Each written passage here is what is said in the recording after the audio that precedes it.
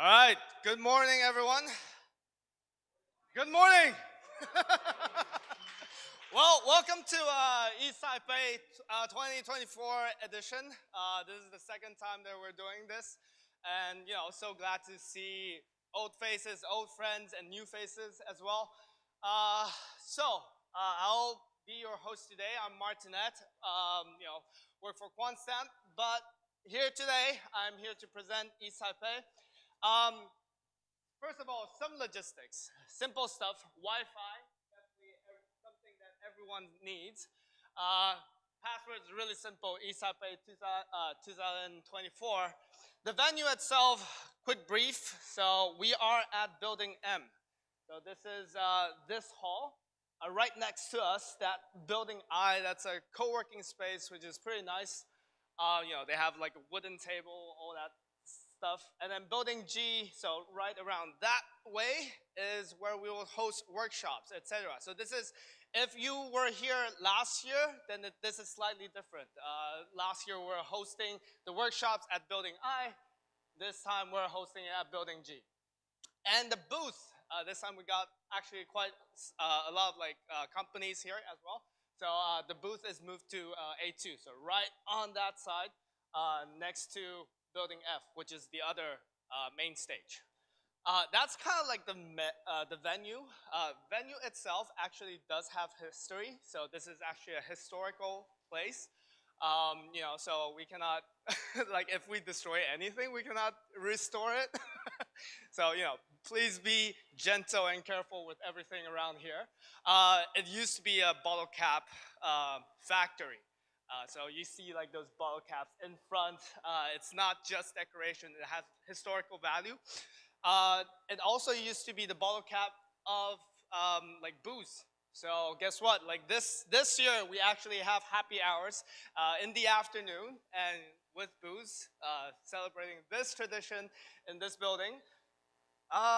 Yeah, cool. So that is roughly about the venue.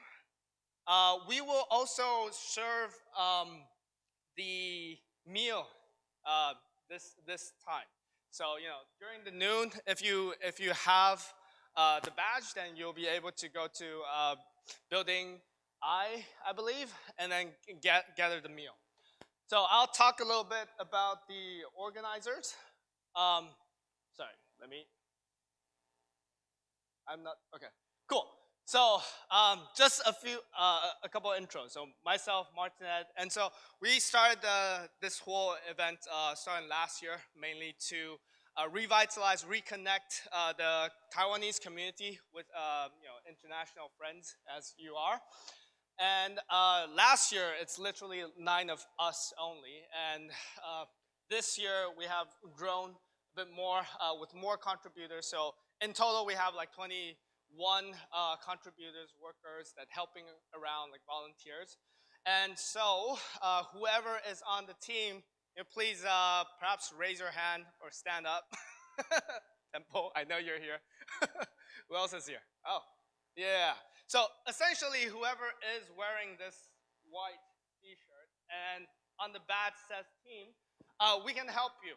We're on the core organizer team, and if you have any questions, just come. We do have a booth as well. So, go to the booth area and find us if you have any questions, and mint the PO app. We have the PO app link there. Cool. That's that. Now for the stats, quick stats for this year. Roughly the same as last year, actually. So we have around 700 attendees, 40 speeches, 4 panels, 6 workshops, 300 hackers-ish, around 70K prize pool. So, roughly the same as last year, and I'm proudly so, because we were pretty technical, and this year I'm actually very, very excited. If we dive really into the theme, so this is a question that I've been asking like myself last night actually. What is the theme of ETH Taipei of this year? We see L1s, L2, ZK, right? On kind of like the main. Of course, this year we're honored to have Vitalik here with us. and he'll be giving a keynote. He'll be participating in depth with 2 panels, the Ethereum L1 research and development and the future of L2. And on the ZK, if you look at the whole agenda, it's actually full of zero knowledge, as tradition goes. Last year we're also a lot of ZK stuff. Then we have security, a whole section of security, DeFi, restaking, autonomous world. We got 2 speakers who are, the pioneers in that field. And then in general, like we also have cryptography and privacy. People doing fully homomorphic encryption, people exploring a trusted execution environment and these kind of stuff. Overall, I think, so when I'm looking at this, it's something that really resonates with me and with the whole core team is that we're actually not different topic. We're actually together building Ethereum, the future of Ethereum. Right? We're talking about where Ethereum should go, like the vertical tree, and then like what are the advances, technical advances that we should be doing. The future of L2s, right? The vision of superchain from Optimism. The new chains like Zircon and Metis coming up, and then like how they're approaching the space, right? So these are like the future that we're talking about. And then if you dive into security DeFi, it's also all about the future, right? The security, we're talking about account abstraction. We're talking about now we have more and more complex systems, and how do we prevent all these things? Restaking, obviously a hot topic right now. Autonomous world, something researchy along the line. And so all these things, we are building the future of Ethereum together. And as you can probably tell, this is a very chill vibe in the conference. So, and everyone here is actually like builders, developers mostly. And so just feel free to chill, chat with everyone, like people around you. This is a place to make friends. And we're just here to build some stuff together. All right. With that, we couldn't have built all this conference and all these things without our sponsors. So I'm gonna go over them.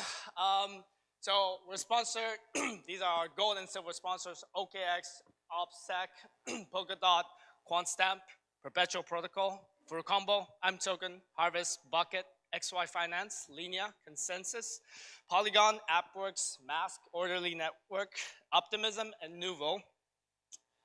And our bronze sponsors. Sorry, I'm gonna rush, gotta wrap through this. Mint Club Zircon, Digi Go Card from Taiwan, term structure, Aura, 10 Protocol, Dyson Finance, PSC, Zoma Protocol, Circle, Scroll, Alio, Orochi, Thundercore, T-House, BTSC, Space Mesh, IoTex, Metis, Lita, Massey, Toby, Morpheus Lab, and Morph. So, thanks all the sponsors. And yeah, hopefully everyone will have fun today. So here is the final slide for the opening. So, feel free to see the agenda here. It's essentially on the website. So go to ethtaipei.org, then go to agenda, then you'll see the full agenda there. With that, we are going to start with opening talk from Aria, from Nuvo. So please welcome her.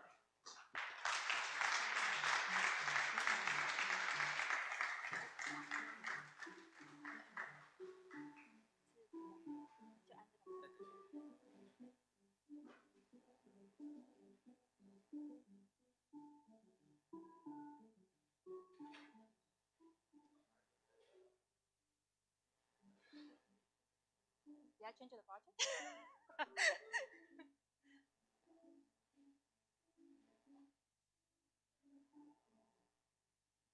Okay. Good morning, everyone. I know you are not here for me, but please just bear with me for 5 minutes. I'm here to introduce Nuvo. Numio is a cutting-edge platform designed to support tomorrow's project success and foster community engagement. We are a layer 2 solution for startups and communities to interact and grow together. So Numio builds upon two fundamental pieces. The inscriptions is a launchpad for new projects and tokens. Numio Sphere is a platform for events, growth, and user engagement.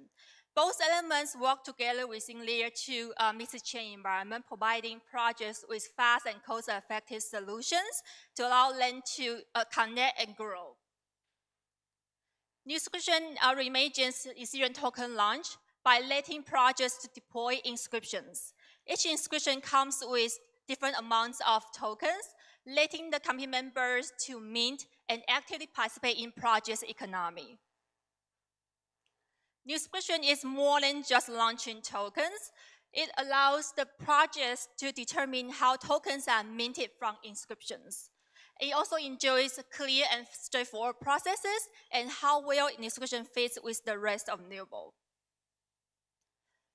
Central to the inscription is our indexer. It enhances the interactions with EVM and computer blockchains with active event listening and data indexing. And through its operations, it supports the project to enjoy a better Ethereum experience and project performance. We are so happy about the launch of NewDex. So it's a revolutionary trading platform designed to continue with the decentralization flexibility with the order book system. It facilitates trades, make sure it's secure, dependable, and make sure that the project tokens will be able to get a good market presence. So our ecosystem is designed to nurture projects from the ground up, from initial token creation and inscriptions, to the community engagement and token minting, to expansion over to new DEX for trading, and when the trading value increases enough, they can further expand to other DeFi projects for unlimited growth. So we also have another platform called Numio Sphere. It's here to foster engagement and community growth. Through utilizing tools such as Numio Badge and Event App, we support the projects to be able to grow and interact with their community members and helping them to be able to recognize the contribution from members and connections are made. Our ecosystem is designed to nurture projects from inception to the expansion. With incorporating Numio Sphere's features throughout the entire ecosystem, we support projects every step of the way. So here is a recent success story from Jago. They are a social protocol that's powered by ERC-404. They recently launched and allowed people to mint their inscriptions on inscriptions. Within 15 minutes, they finished 100% minting, and on the same day, their market cap increased to 1.1 million.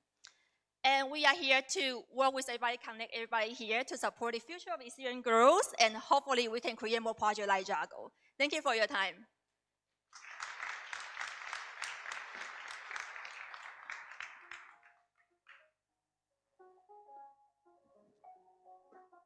All right. Well, thank you. Thank you, Numio. Some people might be wondering what this outfit is about. So let me explain about this first. This is a very traditional meme-ish outfit in Taiwan. So if you see this, you typically see it in election. Like I always say, like Dong Suan, like right here. They also often appear at the temple, like local temple. You have these people, like they're very interconnected with the local like temple community.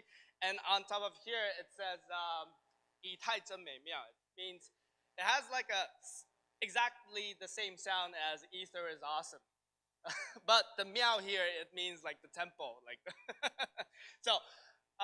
Well, with this being covered, a couple things. So apologies for people standing. I know we're packed. We also have the building F, and we're also doing live streaming there. So if you want like a seat, then you can go there and to have a seat. But without further ado, I think let's welcome Vitalik onto the stage.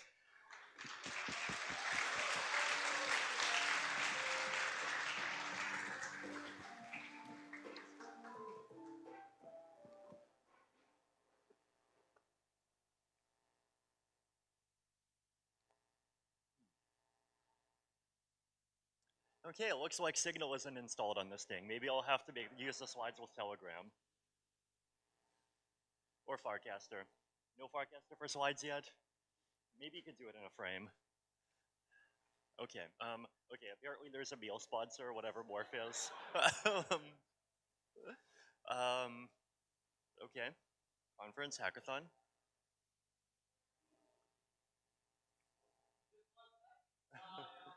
Yeah.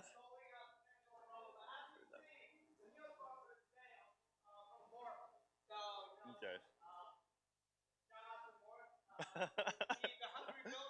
Okay. Okay.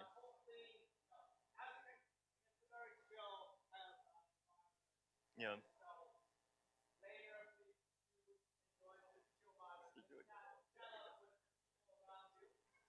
Mm-hmm. Yeah.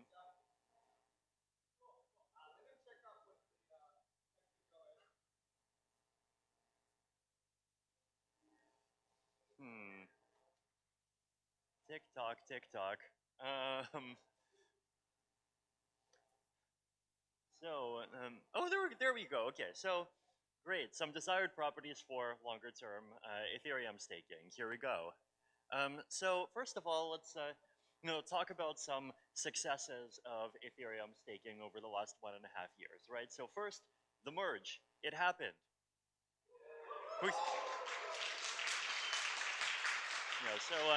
So who here remembers when the merge was never going to happen? Okay. So glad to hear you all believed the whole time. That's really amazing.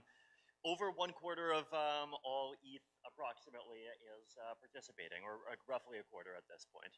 So I think it's like, yeah, we're like basically about 900 something thousand validators at this point. 1.5 years of stable operation. The closest instability that we've had is we had an hour-long period of blocks not finalizing. But even when the blocks were not finalizing, blocks were still being created, the chain was still progressing, the chain basically had exactly the same properties in terms of safety and fidelity that it did a year before when we were still on proof of work. So actually, from a user's point of perspective, Ethereum has been extremely smooth since the merge. So I think big success from a technical perspective, and just all of the amazing execution and consensus client teams that have worked hard to make this happen. Really big shout out to them. So a lot of success on the technical side. So what are the challenges with Ethereum proof of stake design? I think the main challenge that people are worried about right now is centralization risks, right? And in the roadmap diagram that I put out a few months ago, there's a section called the Scourge, which is basically about centralization and economic risks that Ethereum has to solve long term as the developers and researchers in the Ethereum ecosystem see them. And basically, I had centralization risks in 2 categories. One of them is specific to this concept of MEV, which it could stand for minor extractable value. Now it stands for money extracted by validators. But like the basic idea is that it's revenue that you can get by being a validator that is dependent on you running sophisticated algorithms as opposed to just like you running software out of the box, right? So particularly things like reordering transactions, being able to sneak in your own transactions at the very beginning of a block, potentially, like arbitrage, all of the on-chain exchanges, collect bounties for liquidations, collect bounties for fraud proofs, whatever, there's a long list. But the point is that there's like this collection of things where opportunities to collect money by being the proposer of the next block and having that special rights to choose basically the first few transactions. And it requires sophisticated software and algorithms that are being constantly updated, possibly even private information, to properly take advantage of those opportunities. This is a centralization risk. For the last few years, there has been this big MEV movement that has been organized around the basically different versions of the theme of proposer-builder separation. So basically the idea that the actor that is formally responsible for proposing a block. So whichever validator gets chosen for that slot can be separated from the actor that is responsible for doing all the sophisticated optimization stuff. And you basically allow one to outsource to the other by creating an on-chain open market, right? And so the idea is basically you split the market up into these two parts, where one part is responsible for doing the sophisticated stuff, the other market is not responsible for doing any of the sophisticated stuff, and then you just have like an open market between the two, so that one group can just contract out to the other, and from the proposer's perspective, the optimal algorithm for them to run continues to be simple. It's just take the highest bid. Now, this is, I think, only partially successful so far. So we have seen, I mean, first of all, centralization in block builders. We've also seen centralization in relays, which are these intermediary actors that work between proposers and builders and ensure that neither of them is cheating the other. Also, another failure is just the fact that these trusted intermediaries as relays need to exist, right? So as a proposer, you have to choose a list of trusted relays. So that choosing already means that you have to have some level of sophistication that's not just following the protocol rules. So this is also a problem. Now, these are all MEV-related issues, right? Staking in general, so staking pools in general are a centralization vector, and liquid staking tokens are also in particular a centralization vector. It is important to not over-catastrophize these issues, right? Because, I mean, first of all, like on this chart here, Lido is 30.6%, but Lido is not a monolithic company. There are, I think, about 31 validators internally that they're switching that they're dividing stake between, and it is an on-chain DAO, but at the same time, it does have a governance token, and so, like, in terms of how you evaluate this, it's like somewhere in between 1 actor and 31 actors, depending on how, what your personal views of the thing are, right? But that's already a problem, right? Because, the point of the whole trustlessness concept is that we should not have to kind of look in the internals of big actors and figure out if they're good guys or not, but, even still, right? And then another thing to keep in mind, of course, is that proof of work was not better, right? So back in the dark old proof of work era, the chart basically looked like this or even worse than this, right? Actually, this chart is a bit misleading. Like, basically, this gray should really be all the way over here, and it probably should be in, like, some kind of dotted color, right? Because, like, that gray, it's unidentified, right? So who here is staking with the unidentified corporation? Okay, good. I am too, right? So, who here has met the CEO of the unidentified corporation? See, unidentified, it's the new anonymous. We are all unidentified. So, the basically, the top two here, 30.6%, then 14.1%, then smaller ones. Back in the proof of work era, basically, the top two already added up to like about 48%, and then top three added up to about 60%. So, it was not better. But even still, right, this is a problem. And, also, liquid staking tokens are increasingly a challenge because there is demand for people to stake and then at the same time use their staked ETH in other applications. And there's risks associated with that. So let's talk about some of those risks, right? So there is, first of all, the risk of relay and builder censorship, right? So relays can censor, builders can also censor. Then there is the risk of 51% attacks. If some actor gets 51% of all stake, then they can revert transactions, and they can also censor individual transactions in a much more robust way, right? If you're relying on, like, or if all that's happening is relays and builders are censoring in their capacity as proposers, it's like actually not that bad, right? Because even if 90% of them censor, you just, like, as a transaction sender, you just have to wait 10 slots instead of 1, and you get included by someone who's not censoring you. But if there is a 51% attack, then they can actually reorg away anyone who is trying to include your transactions, and so this gets very bad, and this basically requires a community-wide fork to fix. Risk of milder forms of coercion, right? So you might ask, well, is it the whole point of proof of stake economics that attacking is expensive, right? If you revert, you get slashed. If you stake, then the community can do a soft fork, and that only contains the non-censoring actors, and you get inactivity leaked. Attacking costs millions of ETH, and so shouldn't we just be not worrying? And I think a big part of the answer why is basically these milder forms of coercion, right? If you imagine one dominant actor that controls 73% of Ethereum staking, then they could do things like push for or push against protocol changes. They could potentially do soft forms of censorship, right? Like you could imagine them just deniably delaying transactions that that are not approved by them by 1, 2, or 3 slots, and then maybe it never gets serious enough for the community to feel comfortable coordinating a fork, but even still, they end up just concentrating the market in favor of some proprietary solution more and more. All kinds of bad things could happen. Rent seeking. So if some specific version of staked ETH becomes the dominant Ethereum-wide protocol asset instead of ETH, then that asset gets the liquidity network effects, and that asset gets some level of lock-in, and whatever the token holder's ownership structure, whatever of that asset is, that's basically rent that's being extracted out of the Ethereum ecosystem.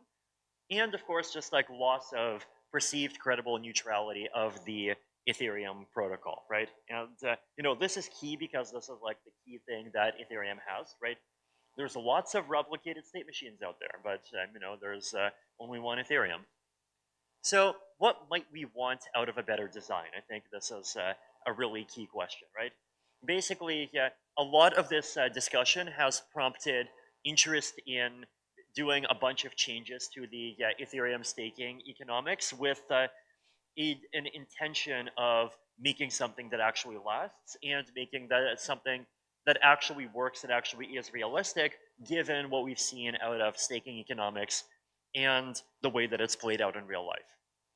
So MEV-related issues, right? So one thing that we can do is we can maximally constrain the actors that have stronger centralizing tendencies, right?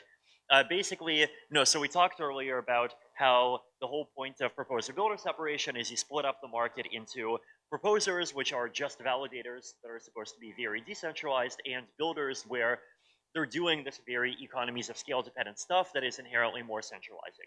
But as we've seen, there's lots of centralization in the builder space. There's an increasing number of builders that are censoring transactions. Some relays are as well. And this is a problem, right? So one thing that I think Ethereum researchers, I think both in the Ethereum Foundation team and outside of it, are increasingly rallying around is this concept of inclusion lists, right? Which are basically lists of transactions that get chosen by the proposer of a block. So the proposer, meaning just a regular Ethereum staker, choosing them directly, and choosing them using a very naive algorithm that is basically just look at the mempool and identify things that pay fees. And include them in a structure where the next block or some very near future block is actually required to include those transactions, right? So the mindset in inclusion list theory 3 years ago was basically that inclusion lists are this extra thing that's there to provide censorship resistance in emergencies, right? They were called CR lists 3 years ago, right? The idea was that they're this extra emergency functionality where just in case builders start doing bad stuff, people have this extra channel, and it's fine if that extra channel is inconvenient. It's fine if that extra channel is 5 times more expensive. It's fine if that channel requires you to pay a bunch of L1 gas even for L2 things. And the point is just to kind of protect people from being completely screwed in these exceptional situations. I think one thing that could be really interesting to look at is to basically have this big mindset shift in how we approach inclusion lists, right? Which is, instead of thinking of an inclusion list as being a censorship resistance appendage, we think of an inclusion list as being the block, right? An inclusion list is a block. You're basically including a whole bunch of transactions. And the part that the builder is responsible for is just the prefix. So they get to include some transactions at the fronts to collect some MEV, plus the state root. they have to compute a state root, and then plus aggregation functions, right? So that includes, potentially computing a ZK Stark of the block. It includes potentially ERC4337 related aggregations, combining together signatures. It might include combining together proofs of different layer 2s. It's like a whole bunch of these cryptographic operations that are expensive to do, but once one actor does them, they're easy to verify, right? So basically, the builder is just responsible for the prefix and all the heavy stuff, and choosing transactions, which basically just means choosing what goes in the block, can be done by the proposer, right?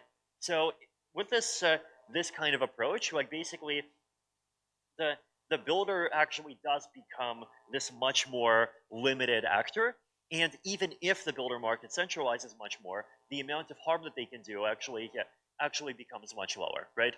So this is one possible approach, right? Basically keep making inclusion lists more and more powerful, and really fight to make sure that if a block gets in an inclusion list, or if a transaction gets an inclusion list, it actually gets executed within the next 1 or 2 slots, maximally within the next 1 slot. Finally, execution tickets. So execution tickets are the latest idea in proposer-builder separation. The basic idea here is that instead of just auctioning off the right to choose the block contents to a builder and making that auction in real time, you do an auction ahead of time, and you auction off just the entire right to create the slot. So what happens if you do this, right? If you do this, then basically what you end up simplifying a lot of the mechanism around PBS. You end up simplifying a lot of the auction mechanics. You end up simplifying a lot of the timing games, and centralization risk. And you're basically saying, even if it turns out to be unavoidable that this functionality of being the last actor that actually chooses complex stuff and includes complex stuff is unavoidable, that's fine. You just have a different kind of proposer, accept that this different kind of proposer will be sophisticated actors, and you auction it off. So, and then at the same time, you would basically have, you would have 2 kinds of slots, right? You'd have execution slots, which do this, and you'd have consensus slots that are responsible for including consensus operations, and those continue to be decentralized. So this is one category of solutions, right? Now, let's talk about the other thing. Let's talk about staking. So why are there not more solo stakers today? This is a bunch of, a couple of Farcaster polls that I took a couple of weeks ago. I actually want to repeat these polls here. So the big question is, what is currently stopping you from solo staking? So who currently is a solo staker? Okay, if you are not a solo staker, who here is not solo staking because the technical requirements of maintaining a node are just too high and too complicated? For whom is that their primary reason? For whom is who here is not solo staking because they don't have the 32 ETH? Okay, who here is not solo staking because they really care about being able to take their ETH out instantly instead of waiting a couple of days? Okay, who here is not solo staking because they're just afraid of putting their private keys on a hot box where it might be stolen more easily? Okay, who here is not solo staking because they want to deposit their ETH and use it in other DeFi protocols?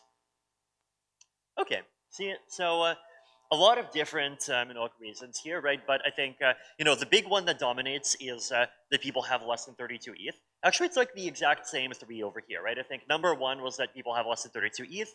Number 2 is that running a validator node is too high, and then number 3 is, in this case, number 3. In that case, it was number 2. Is basically that you want liquidity here, right? So basically, we fundamentally have to approach some of these issues head on, right? So first of all, let's talk about the 32 ETH thing, right? The 32 ETH thing was originally a compromise between avoiding 2 kinds of centralization. One kind of centralization is avoiding centralization from having too many signatures on chain, right? If you have too many signatures in every slot on chain, then blocks become super big, and you're gonna need a crazy data server just to run a node. The other kind of centralization to avoid is centralization that consists of solo staking requirements being too high, right? Like being, say, 5,000 ETH instead of 32. Now, a big unspoken assumption here is that every participant needs to make one signature that in every single round of consensus, right?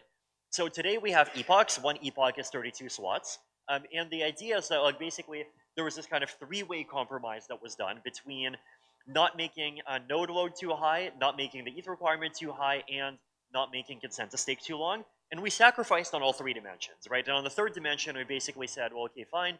We're going to have slots. We're going to have epochs. An epoch is 32 slots.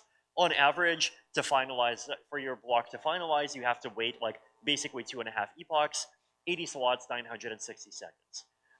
Who here has ever cared about waiting for 960 seconds for a block to be finalized before accepting a transaction? Who here has ever seen someone else care about that regarding their transaction? Okay, so some, right? But like realistically, not too many. And I think the reason is just like, practically speaking, like 15 minutes just is quite a long time, right? And so my view actually is that there's basically two kinds of finality durations that make any sense at all. One of them is less than 10 seconds, like basically being competitive with credit card tap to pay. And then the other one is like 6 hours. And the reason why 6 hours is okay is because then what your finality level is also able to cover the possibility of bugs, because 6 hours is a long enough time for core developers to step in and make a big stink.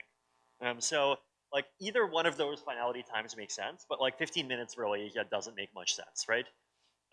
There's like even lots of exchanges that just like wait, like 10 confirmations or whatever, right? So here's the mentality, right? So I've been for a long time pushing for single slot finality, right? Like basically just pushing the equilibrium towards saying, okay, fine, we're gonna actually finalize every 6 seconds, right, or 12 seconds. But in order for that to happen, we have to move away from this idea that every single participant needs to sign in every single slot, right? Like that just is a requirement that we have to give up on. Now, why is that requirement in there? Because we want to have this requirement that if a block gets reverted, then a huge number of people can be slashed, right? And so the challenge is, well, maybe we can achieve that goal in other ways. So in addition to this, other problems, even if solo staking becomes maximally easy, so ETH requirements go down and tech requirements go down to the lowest possible because we have Merkle trees and because we have ZK snarks, even still, lots of people are not going to stake. LSTs, they solve demand for this like reusable liquidity goal that a lot of people have. Also, another thing is that like we're already relying on like social pressure and virtue and things other than economic incentives to solve our problems even as they exist today, right? So, we've done a lot of yelling at people to not all jump into Lido. We've done a lot of yelling at people to use different clients. We've done, there's a lot of people voluntarily doing those things because it's good for the security of the network, but it's like, it's not healthy to over-index on those things, right? And at the same time, it's also something where, to the extent that those things are unavoidable, it's better to kind of rely on them explicitly and like be very clear that like this is where you're relying on them and this is where you're not, as opposed to having this obfuscated thing where you claim to rely on incentives, but like actually, you're totally not, and you need to do these extra things on top. So some challenges. So one solution that has been proposed is making liquidity reusable by capping penalties, right? Maximum penalty if you get slashed, 1/8. Basically, the idea here is that if penalties are capped to 1/8, then 7/8 of all stake is reusable, and you can use it in like RAI, for example, right? Like stablecoin protocols, DeFi protocols, whatever else. And this also allows for the creation of a kind of neutral, universal liquid staking token. So this is interesting, but there's this interesting economic argument, and like I have a post on this, and I think some other people have talked about this as well. Basically, the argument is that like actually, if you do this, then what's going to happen is that the 7/8 portion that is not penalized is just going to get turned into a totally liquid token, and then people are then going to use that token, and then they're going to rehypothecate it and like convert, like basically borrow ETH against it and then stake the ETH again.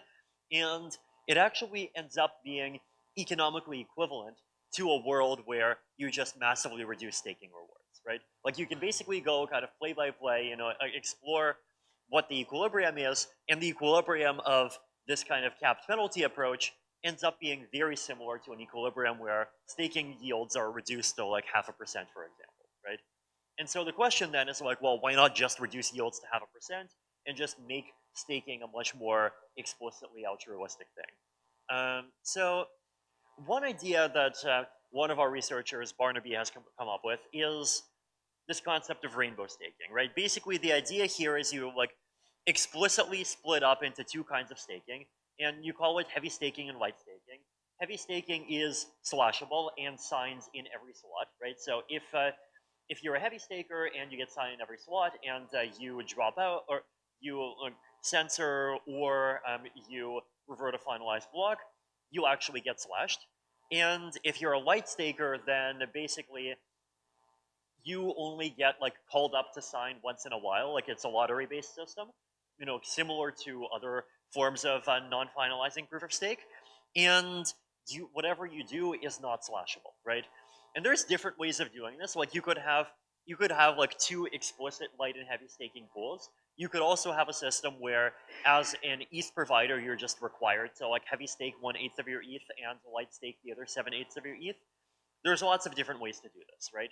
And then the idea is we basically try to kind of explicitly separate out those two and potentially require both heavy stakers and light stakers to sign off on a block in order for the block to get finalized, right? So you try to add the security of both of those approaches together. So this concept of like explicitly introducing unslashable staking, I think, is interesting, right? Because there are a lot of blockchains that do use unslashable staking, and proponents of these blockchains often, you know, say things like, you know, oh, you know, if you don't have slashing, then basically, you know, your staked assets continue to become liquid. Anyone can stake, though, like, there are a lot of financial centralization pressures end up disappearing, and like, actually, you know, what you gain by economic finality might be, you know, they say is less than what you lose by, like, the financial centralization, and that comes with the slashable approach, right? And so the idea here is basically, well, let's like have both, right? Let's like explicitly have a heavy pool and a light pool and require both of them to sign off on a block. So realistically, if you do light if you do light staking, a lot of people are going to delegate, right? And if you delegate, then a big question is, who do you delegate to, right? And is this a responsibility for decentralized pools? Might this be a responsibility for solo stakers? Solo stakers could have public reputations. People could delegate to individual solo stakers. People could even automatically delegate to an M event out of some set of solo stakers. You know, we can do a lot of things like that with cryptography. So this is a set of questions, right? So where to go from here, right? I think, I feel like on the MEV side, the longer term future feels like it's a lot clearer than the future on the staking side, but it's, you know, I think it's good that we already have a clear picture of one half of the problem, but I think here we really need to move toward having a clear picture on the second half of the problem. And to me, the biggest questions here are not really technical, they're even more philosophical, right? So there are short-term discussions, like there have been discussions on ETH Research and other forums of like, you know, should we try to do a change in staking rewards in like, you know, Petra or whatever fork soon to try to prevent, you know, excessive staking, to try to prevent stake fees from going up to 100 million or whatever, right? And like that's a discussion, people submit pros and cons, but like anything we do like that is fundamentally short term, right? Long term, the key question is basically, like there are clearly people who have ETH, who have lots of ETH, and who are lazy, and who want returns. What is the approach for them to participate? What is the intended strategy that we tell them that like this is how you are supposed to be a good Ethereum? And if we don't give a realistic answer, then they're just gonna like dump all their money into a centralized thing, right? And so I think the big philosophical question is basically, you know, like what is the intended answer, right? Like what is the strategy that we intend people who are in this category to take in order to participate in the Ethereum staking ecosystem? And if we have a good answer to this, then I think it should be possible to build a very secure, like very robust staking economic design around it. But I think like ultimately anything we do is going to be a temporary and short-term thing unless and until we get to the point where like we actually have an answer to this key question that people broadly across the ecosystem are comfortable with, right? So this is the state of Ethereum staking as it is now, and it's an open development area. It's an open research area. A lot of good discussions happening on ETH research. A lot of good discussions happening on various ETH staker forums, and I highly encourage more people across the Ethereum community to become actively involved in this conversation.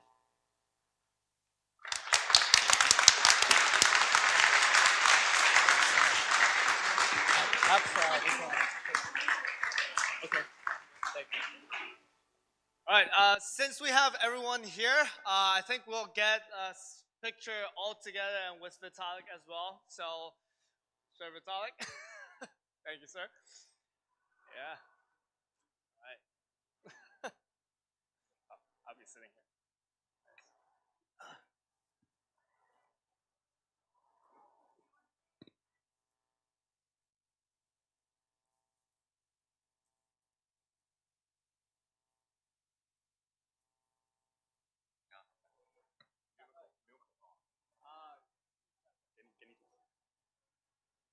All right.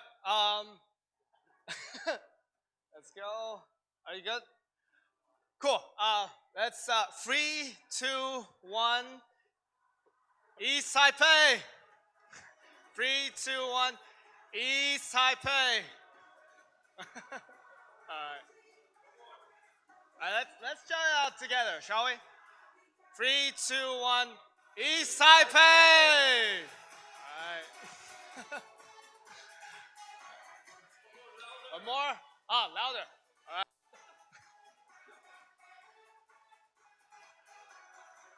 3, 2, 1. ETH Taipei. All right.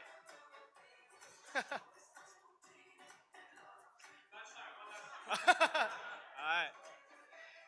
3, 2, 1. ETH Taipei. All right. All right. Thank you guys so much. Thank you. Thank you, sir.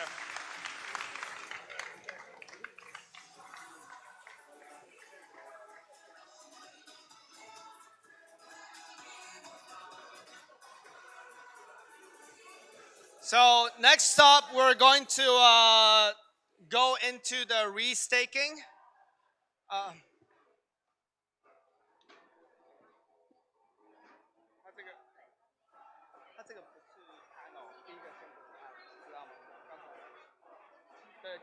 Yeah. All right.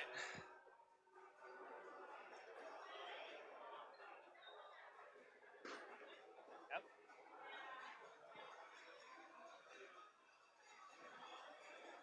So we're gonna start the restaking panel in a few minutes. So we're first gonna start with an introduction with restaking. So just a few minutes. Yeah. We still have 10 minutes. Restaking panel will start at 11 a.m.11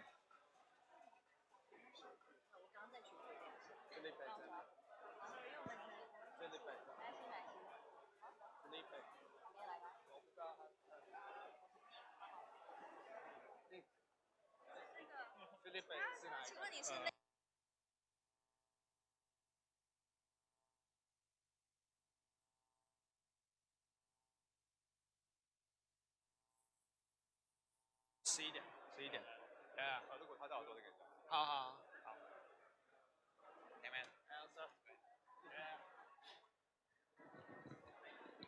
Thank you.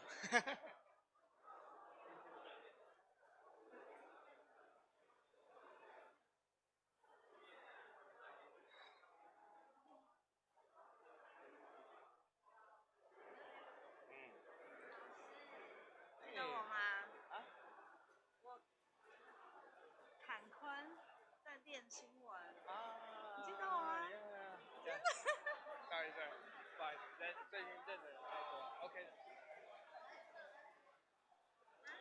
啊？待会好吧？对，我等一下。So we're gonna start the restaking panel in 10 minutes, but in the meantime, so this building is going to be the restaking panel. And on building F, so that's right across on the other side, we have navigating the zero knowledge proof learning curve. And at the same time, I believe in workshop, we have Daniel from Scroll presenting using L2 as a ZK co-processor for mainnet. So we have a lot of stuff going on.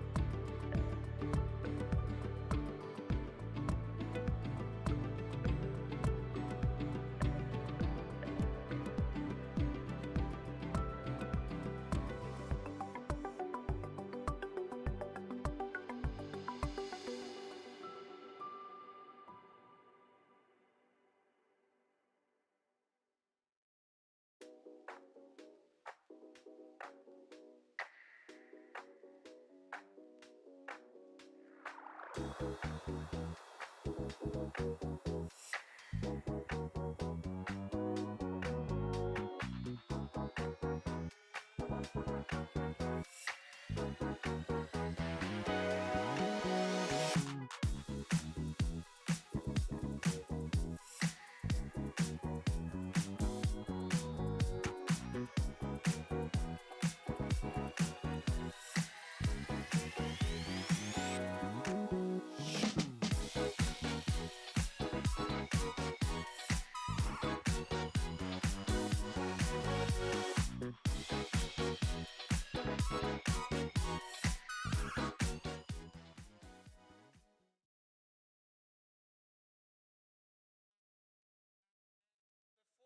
the panel itself, we're gonna have an introduction of restaking because it's a new-ish um, topic.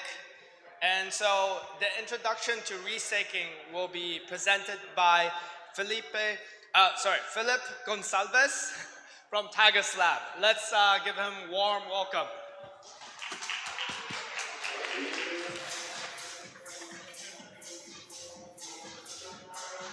Okay.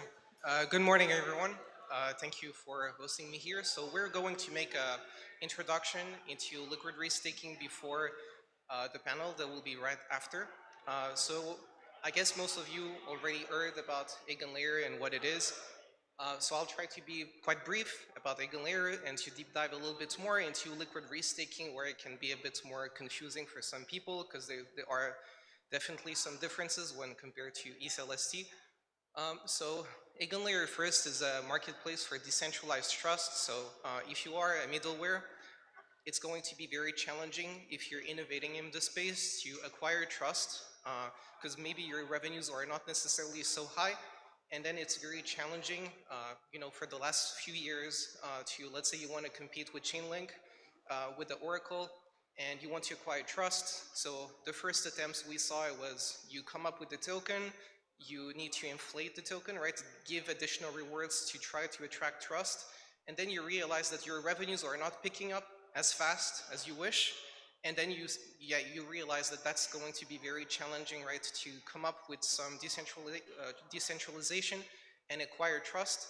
And the main innovation of Eigenlayer, and that's why so many people are excited about that, is you can actually, whatever revenues you have, you can just basically borrow that trust, which is basically restakers of ETH, meaning you just receive additional rewards on top of the ETH reference rate, assuming that ETH reference rate is ETH staking rewards, plus the MEV that became kind of the norm for most of the ETH protocols. So obviously that allows innovation to happen much faster. Anyone that has a new idea can compete with Chainlink and others that are already established middleware players in the space much faster. And yeah, that's really the open innovation that Shriram, the founder of Eigenlayer, was I guess aiming for. So these rewards, basically, they come by actively validation services. So you have now multiple protocols offering these services that we can see right after, a few examples of it. And those ones are going to offer services then to middlewares, layer 2s, and so on. So that's one of the main benefits. Before that, I think it's very relevant to explain how you can restake. So there is mostly two ways to restake. One is what Eigenlayer is calling integration under the hood, and another one is over the top. So under the hood, it means native restaking. So you run a validator node with 32 ETH. You can then create the eigenpod, which means you need to set the withdrawal credentials of your validator node to the eigenpod so that Eigenlayer can slash you if anything happens. And then you need to pick an Eigenlayer node operator. So you can only select one by eigenpod, at least for now. And then you will be eligible to earn additional AVS rewards. But here, the Eigenlayer node operator is the one selecting and opting into the AVSs.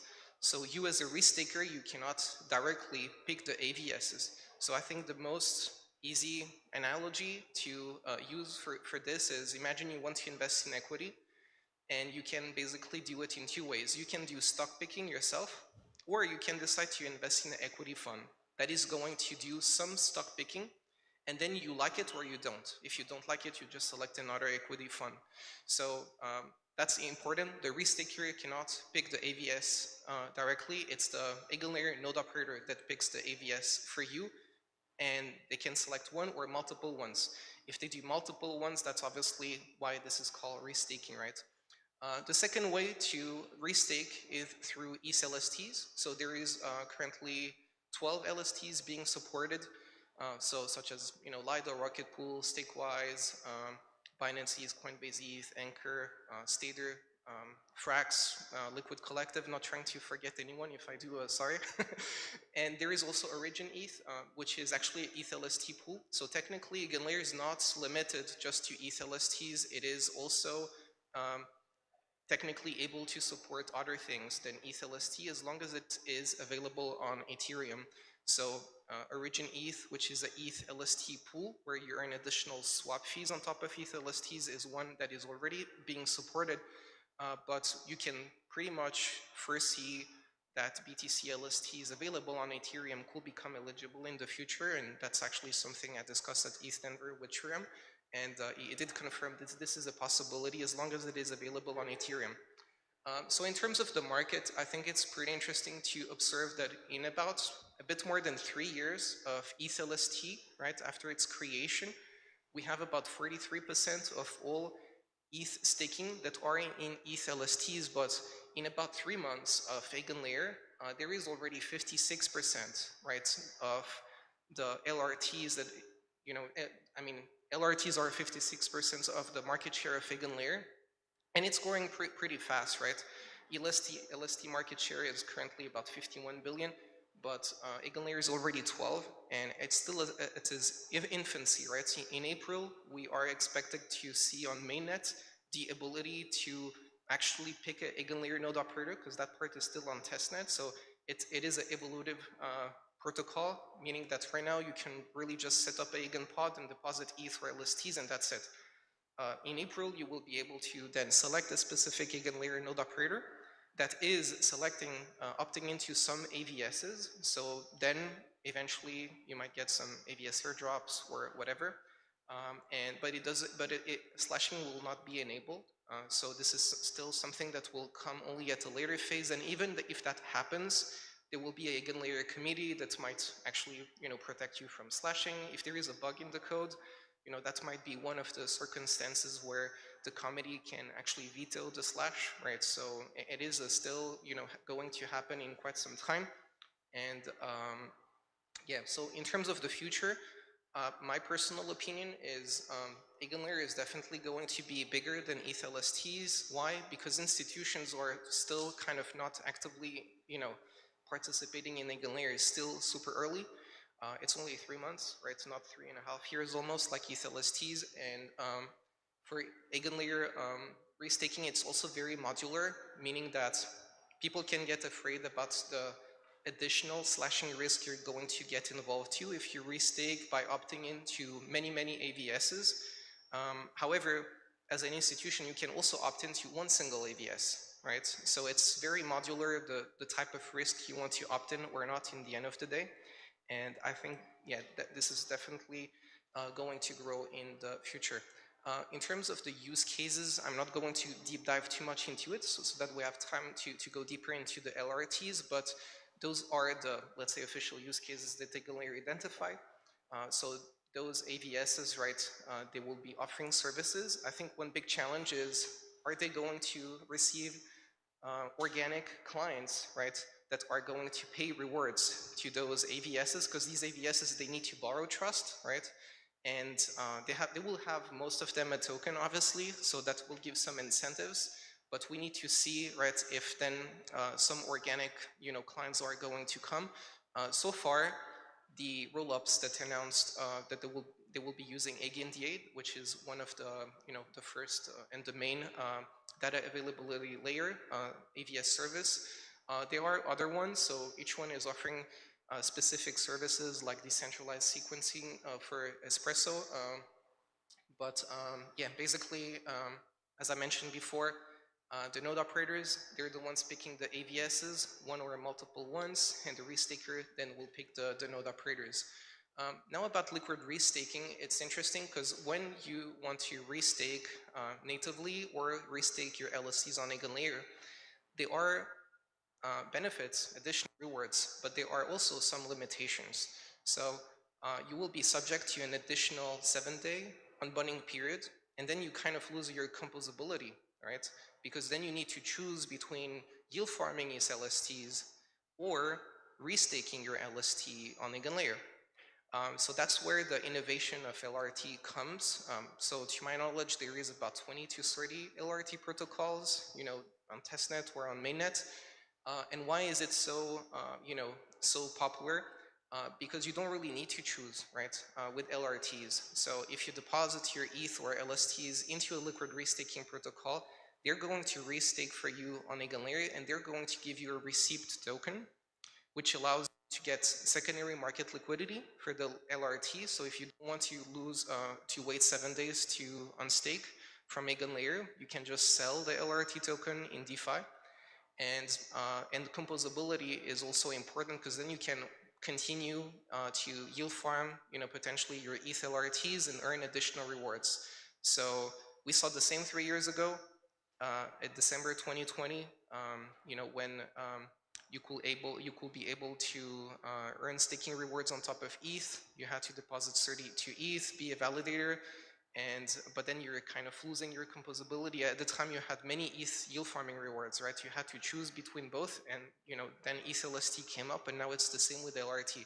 However, there are significant differences as an additional complexity with ETH LRT, and as a protocol, the things that you need to manage. So there is obviously additional slashing risk. So what is the risk mitigation measures that you're going to take as a ETH LRT protocol is pretty relevant.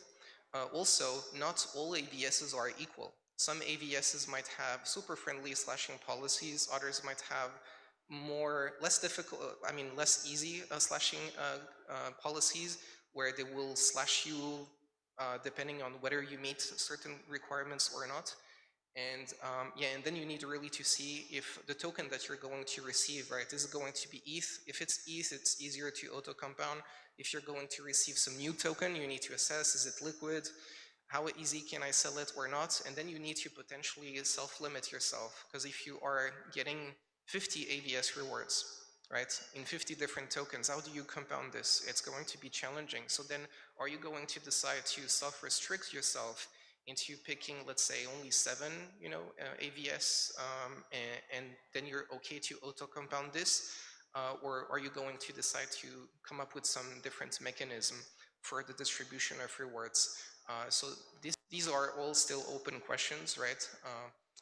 And I don't think any ETH LRT protocol specifically takes some commitment, right, into how they're going to do it, because it depends on EigenLayer also what they're allowing you to do or not.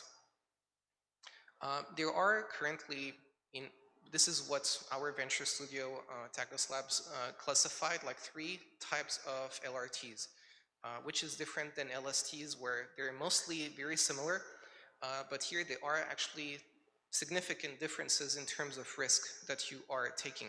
So the first one is native LRTs, so that one will be the same as EtherFi, which is the biggest one so far, or Genesis LRT, for instance. So the native LRT is really, you get the ETH. Fundamentally, you're like an ETH LST protocol. So you need to pick some validators, delegate the validation keys to them. The extra step is that you need to create one or multiple eigenpods to delegate to one or multiple EigenLayer node operators, opting in to one or multiple AVSs, right? So level of transparency here is, I will say, pretty high, because it's really native ETH. You don't face additional counterparty risk, so you're not going to take the risk of Lido, Rocket Pool, or any other LST. The second one is what we call isolated LRT, so that will be like EigenPi or Inception LRT, for example. So those ones tend to be very friendly towards LSTs and very transparent and predictable in the way that they're basically telling you, okay, deposit any of the 12 LSTs on EigenLayer, and I'm going to give you 12 different isolated LRTs depending on what you deposit. So if you deposit STETH, you're just going to get isolated LRT of STETH. So that means you want to continue to trust Lido to get beacon chain rewards and MEV.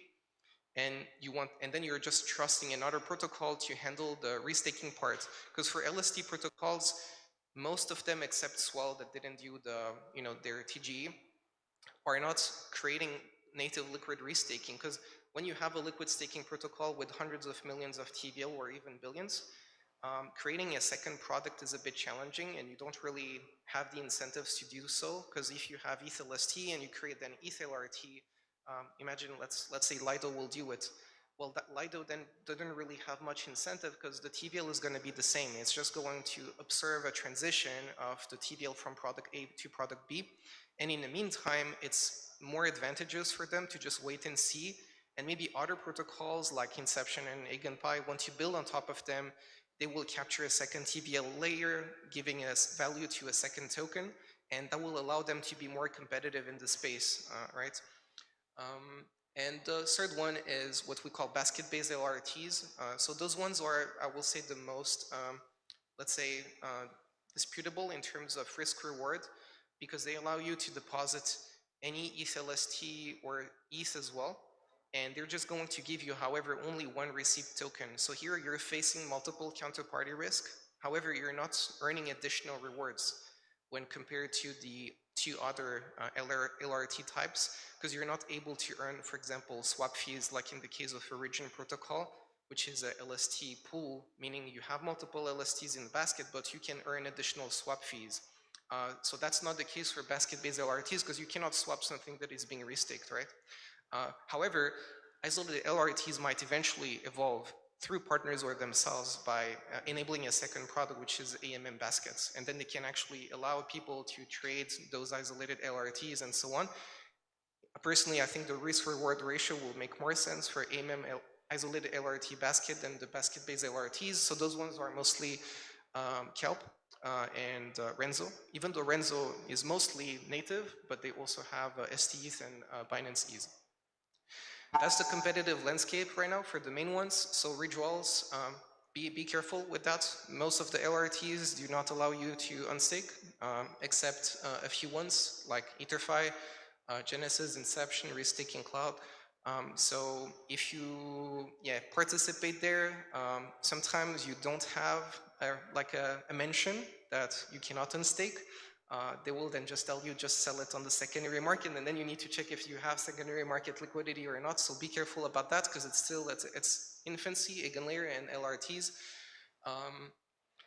And yeah, in terms of the biggest opportunities, I'm just going to highlight one.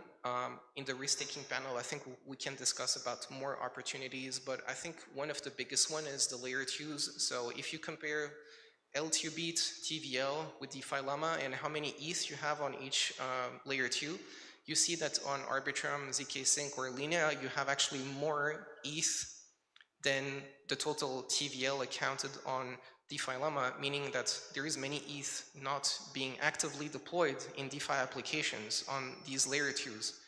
And they're pretty much worried right now about Eigenlayer, because this is definitely something that will likely be very big. And this is putting you into question. Do you want to keep your ETH in Linea, or do you want to put it into Eigenlayer? And those ETH can pretty much, leave those layer 2s very quickly. So they're all very excited about ETH LRT, because it's ETH LRT on a layer 2 is the opportunity to give you exposure to Eigenlayer and the layer 2 of your choice. And obviously then you still have the composability benefits of applying your ETH LRT in DeFi applications on layer 2s as well. So that's it for this introduction about liquid restaking. Hope you appreciated it. About my background, so we're really a venture studio focusing on LRT-Fi, so any protocol doing liquid restaking, we're willing to capture TVL from liquid restaking tokens, so we advise, we co-build to help these protocols basically benefit from this new wave that is restaking. Thank you so much.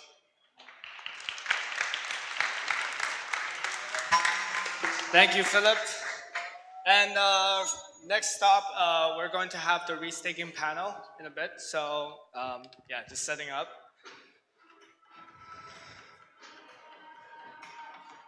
comparison.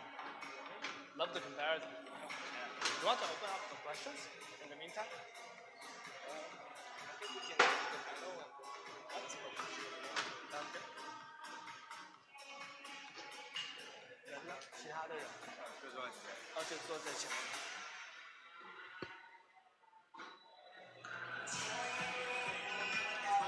All right. Please welcome our panelists. Well, I'll let you guys introduce yourself. So from, let's see, Avis Lair, Vaultcraft, Tigers Labs, and Redstone.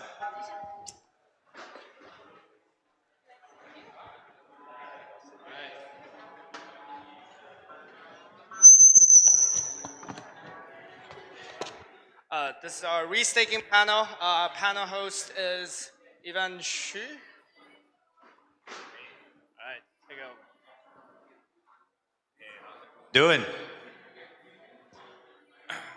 My name is Evan, and I'm going to be the host of today's panel. Welcome, everyone. So for today's panel, we have a distinguished panelists. That's these might be innovators. These guys might be real experts, and we're really going to be focused on not only diving deep into the opportunity in this space, but also address some key challenges that might be arising, as well as just the general future and has like how it's going to be impacting the Ethereum ecosystem. So why don't I start by having our panelists give a quick introduction. You guys can also talk about maybe what protocol you guys are building briefly, and as well as maybe what company you guys are working for. Hello again. So my name is Philip Gonçalves, founder of Tagos Labs, LRT5 Venture Studio. Currently, we're actively building two LRT protocols. One that is native LRT, Genesis LRT. Second one is isolated LRT, Inception. And a CDP protocol as well, which is originally a fork of MakerDAO with the omni-chain savings rate, because it's also important to build DeFi on top of the reference rate of stablecoins. So that one is Davos, and also advising a few other projects, namely one that actually is going to testnet today. It's called the Stroom. It's doing BTC liquid staking on top of Lightning Network.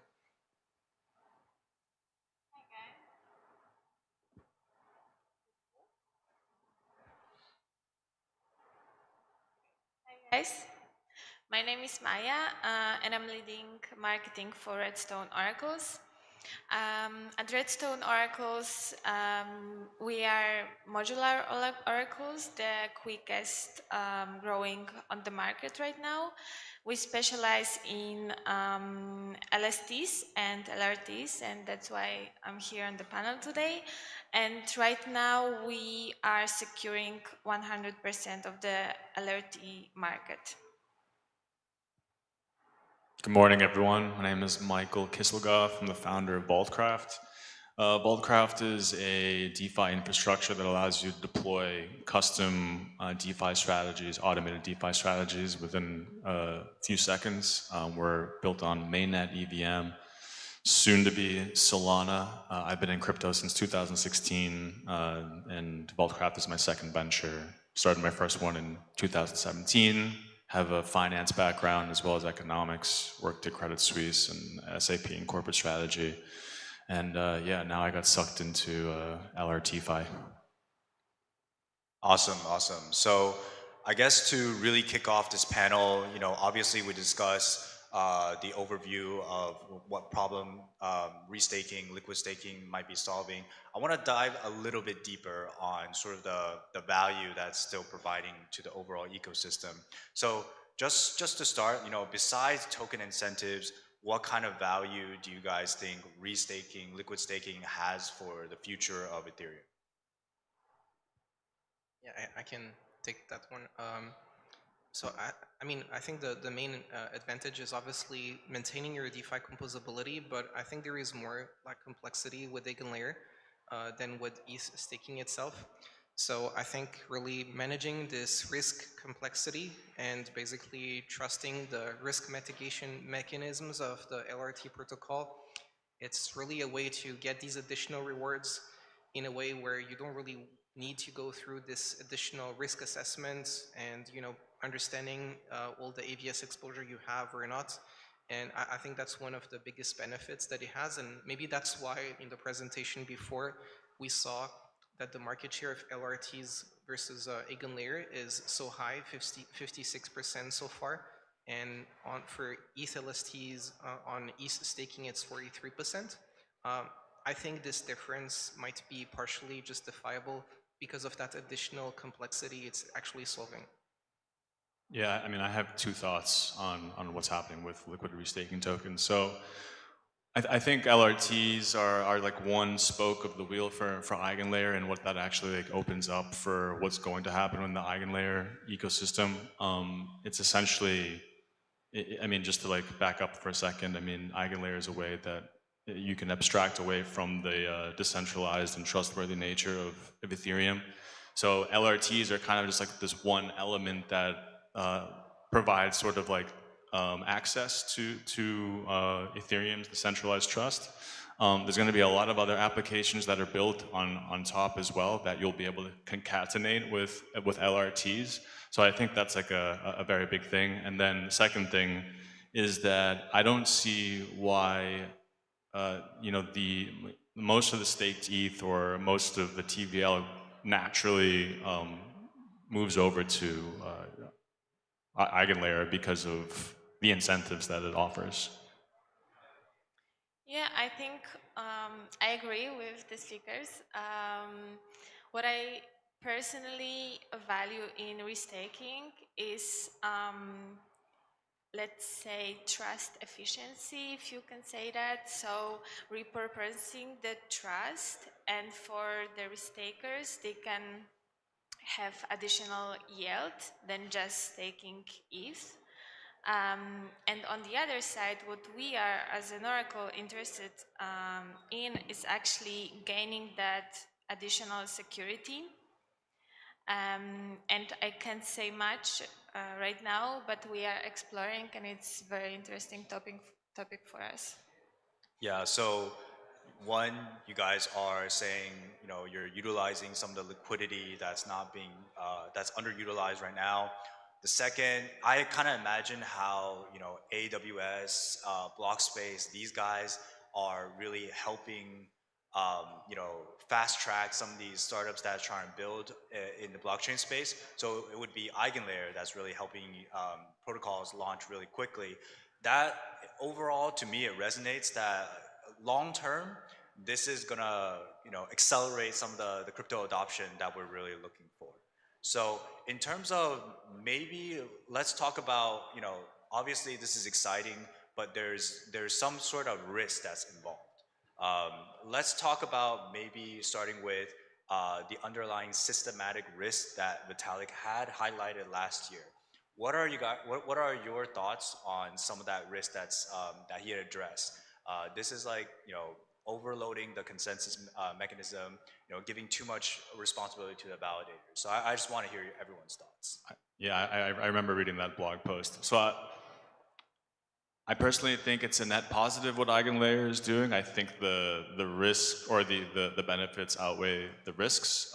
But theoretically speaking, because of what Eigenlayer can do in terms of how many new applications that can be built via Eigenlayer, that definitely lends itself to providing more congestion to the network and having sort of a negative impact. But I mean, I don't think really anyone knows how exactly this is going to play out in a few years from now, since this is like super early.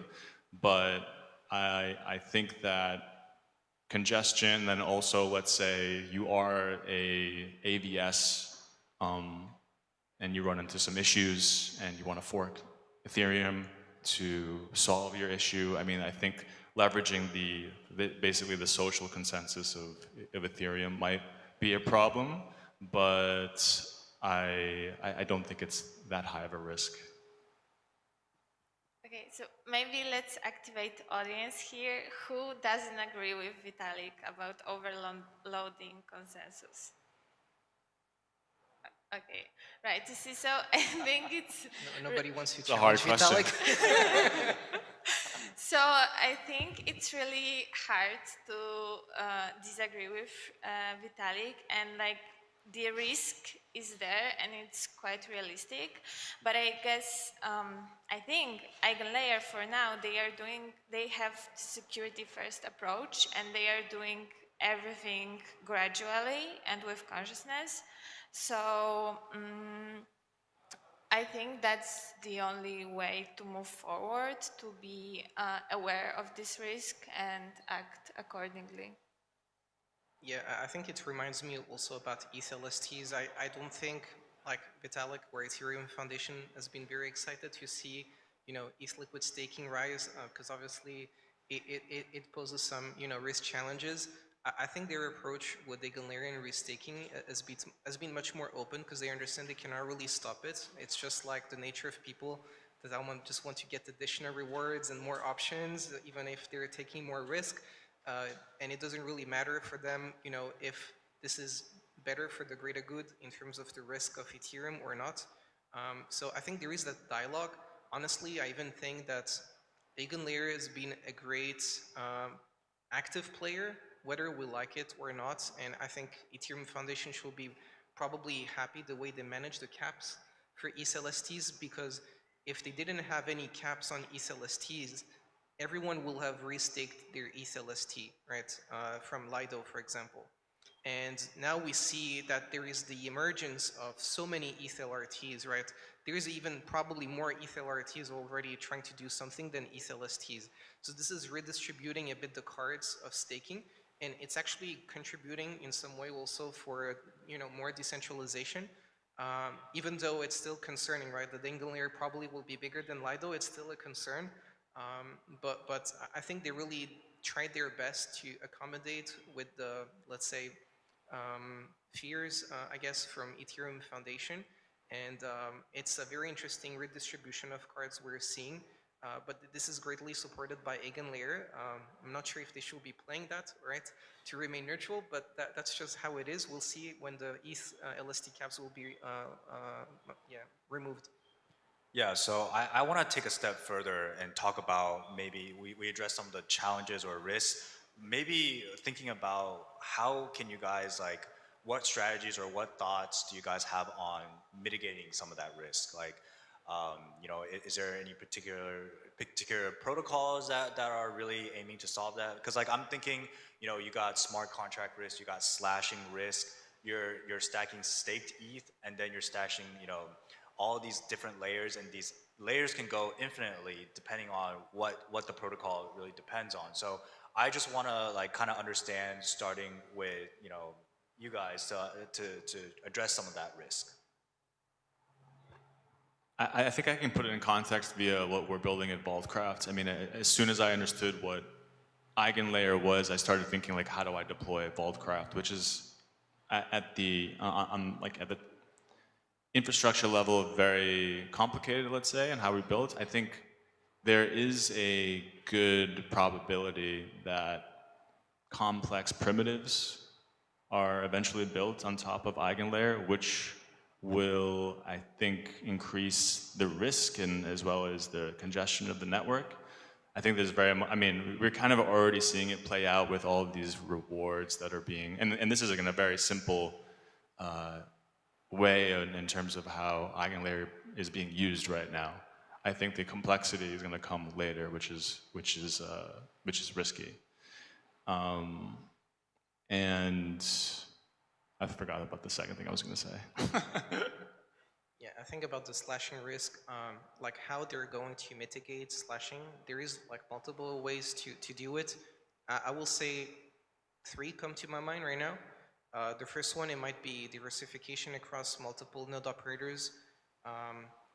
So for that one, some LRT protocols, they are running nodes themselves or plan to do so, because that gives them a bit more power, right? Oh, I have 3 billion TVL, and you talk with an AVS and you're like, hey, how much security you want, right? So those off-chain conversations are honestly already happening.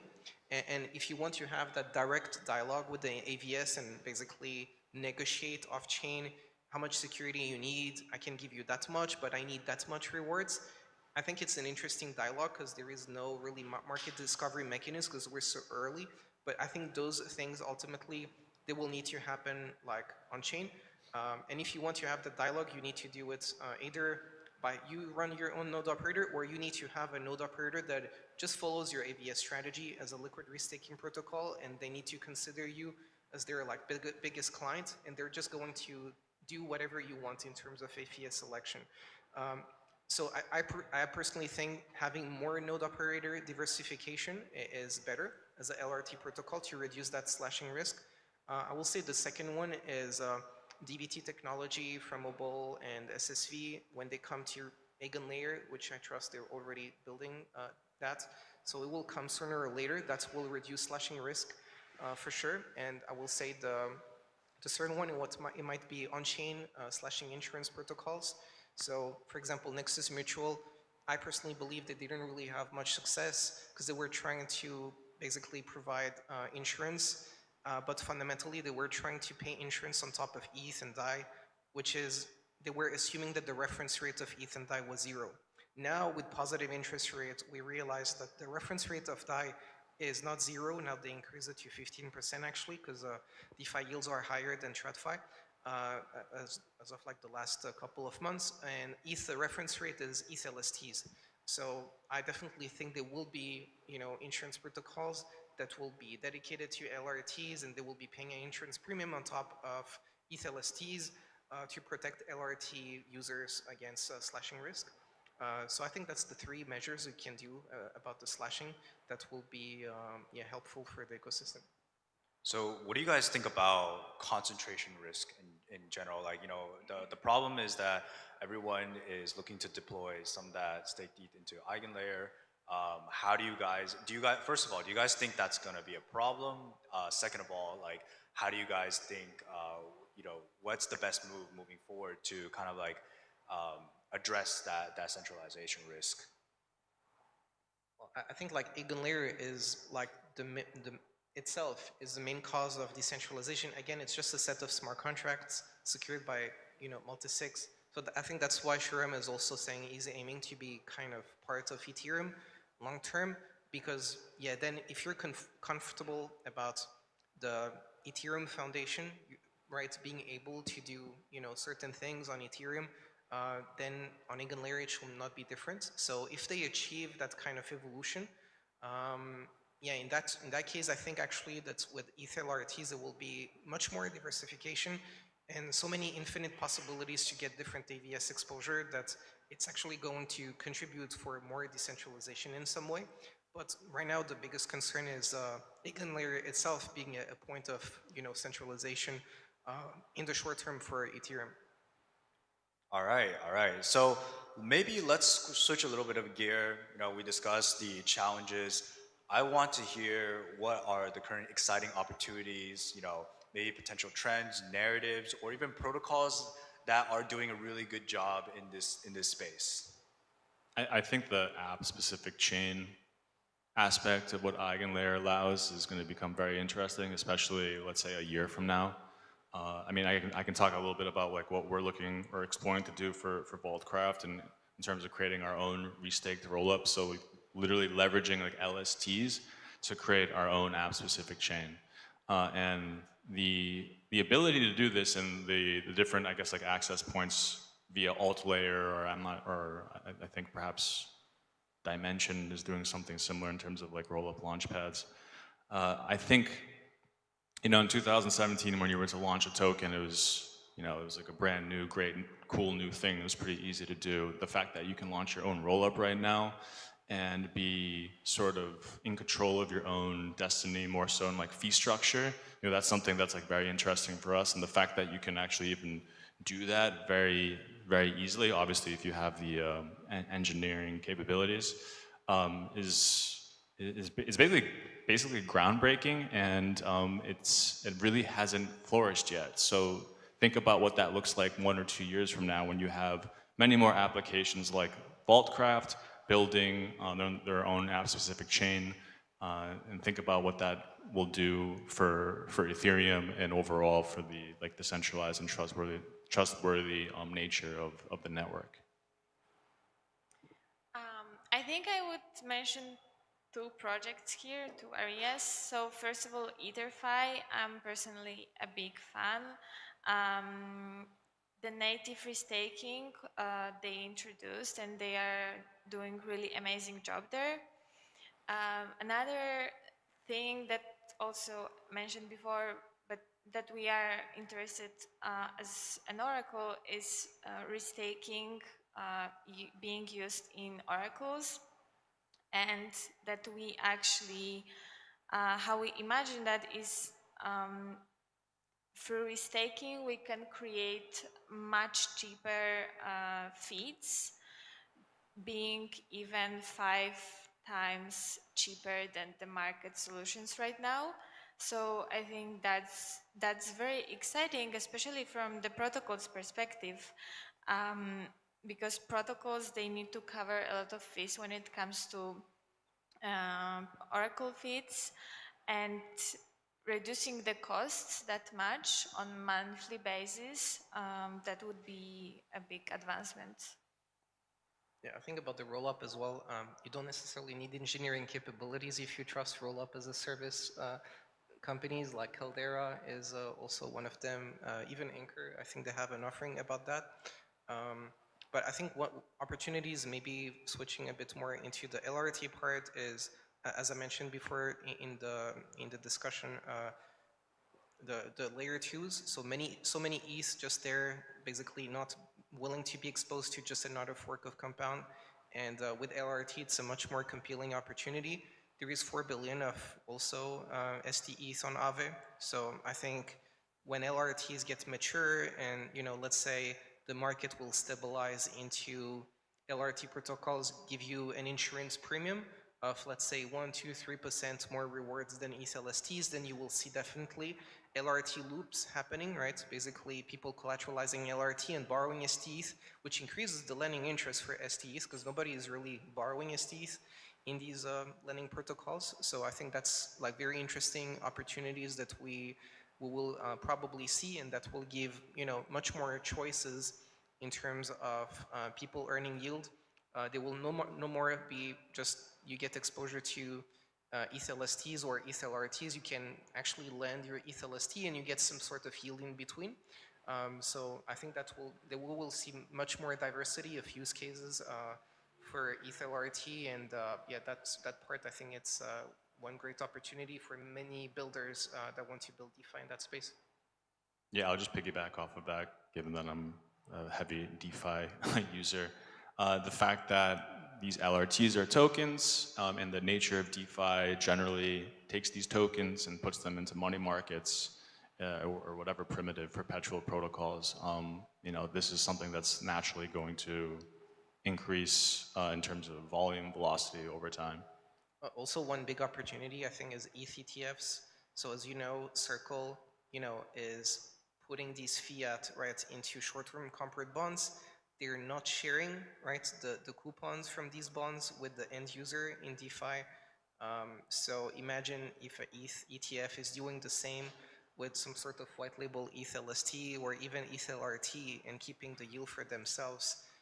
The opportunity is just too exciting for them not to do it, as long as the regulatory landscape in their jurisdiction allows it to do so. So I think that will be also like another massive opportunity, yeah, in the future. So with more potential institutions trying to come in, I kind of want to talk about how do you guys see this space continue to evolve over the next 5 years? Obviously, 5 years in crypto time is almost like maybe 50 years, but I just want to get a better understanding of like how do you guys think this will continue to evolve? We talked about barriers, obviously, but want to more focus on some of the opportunities.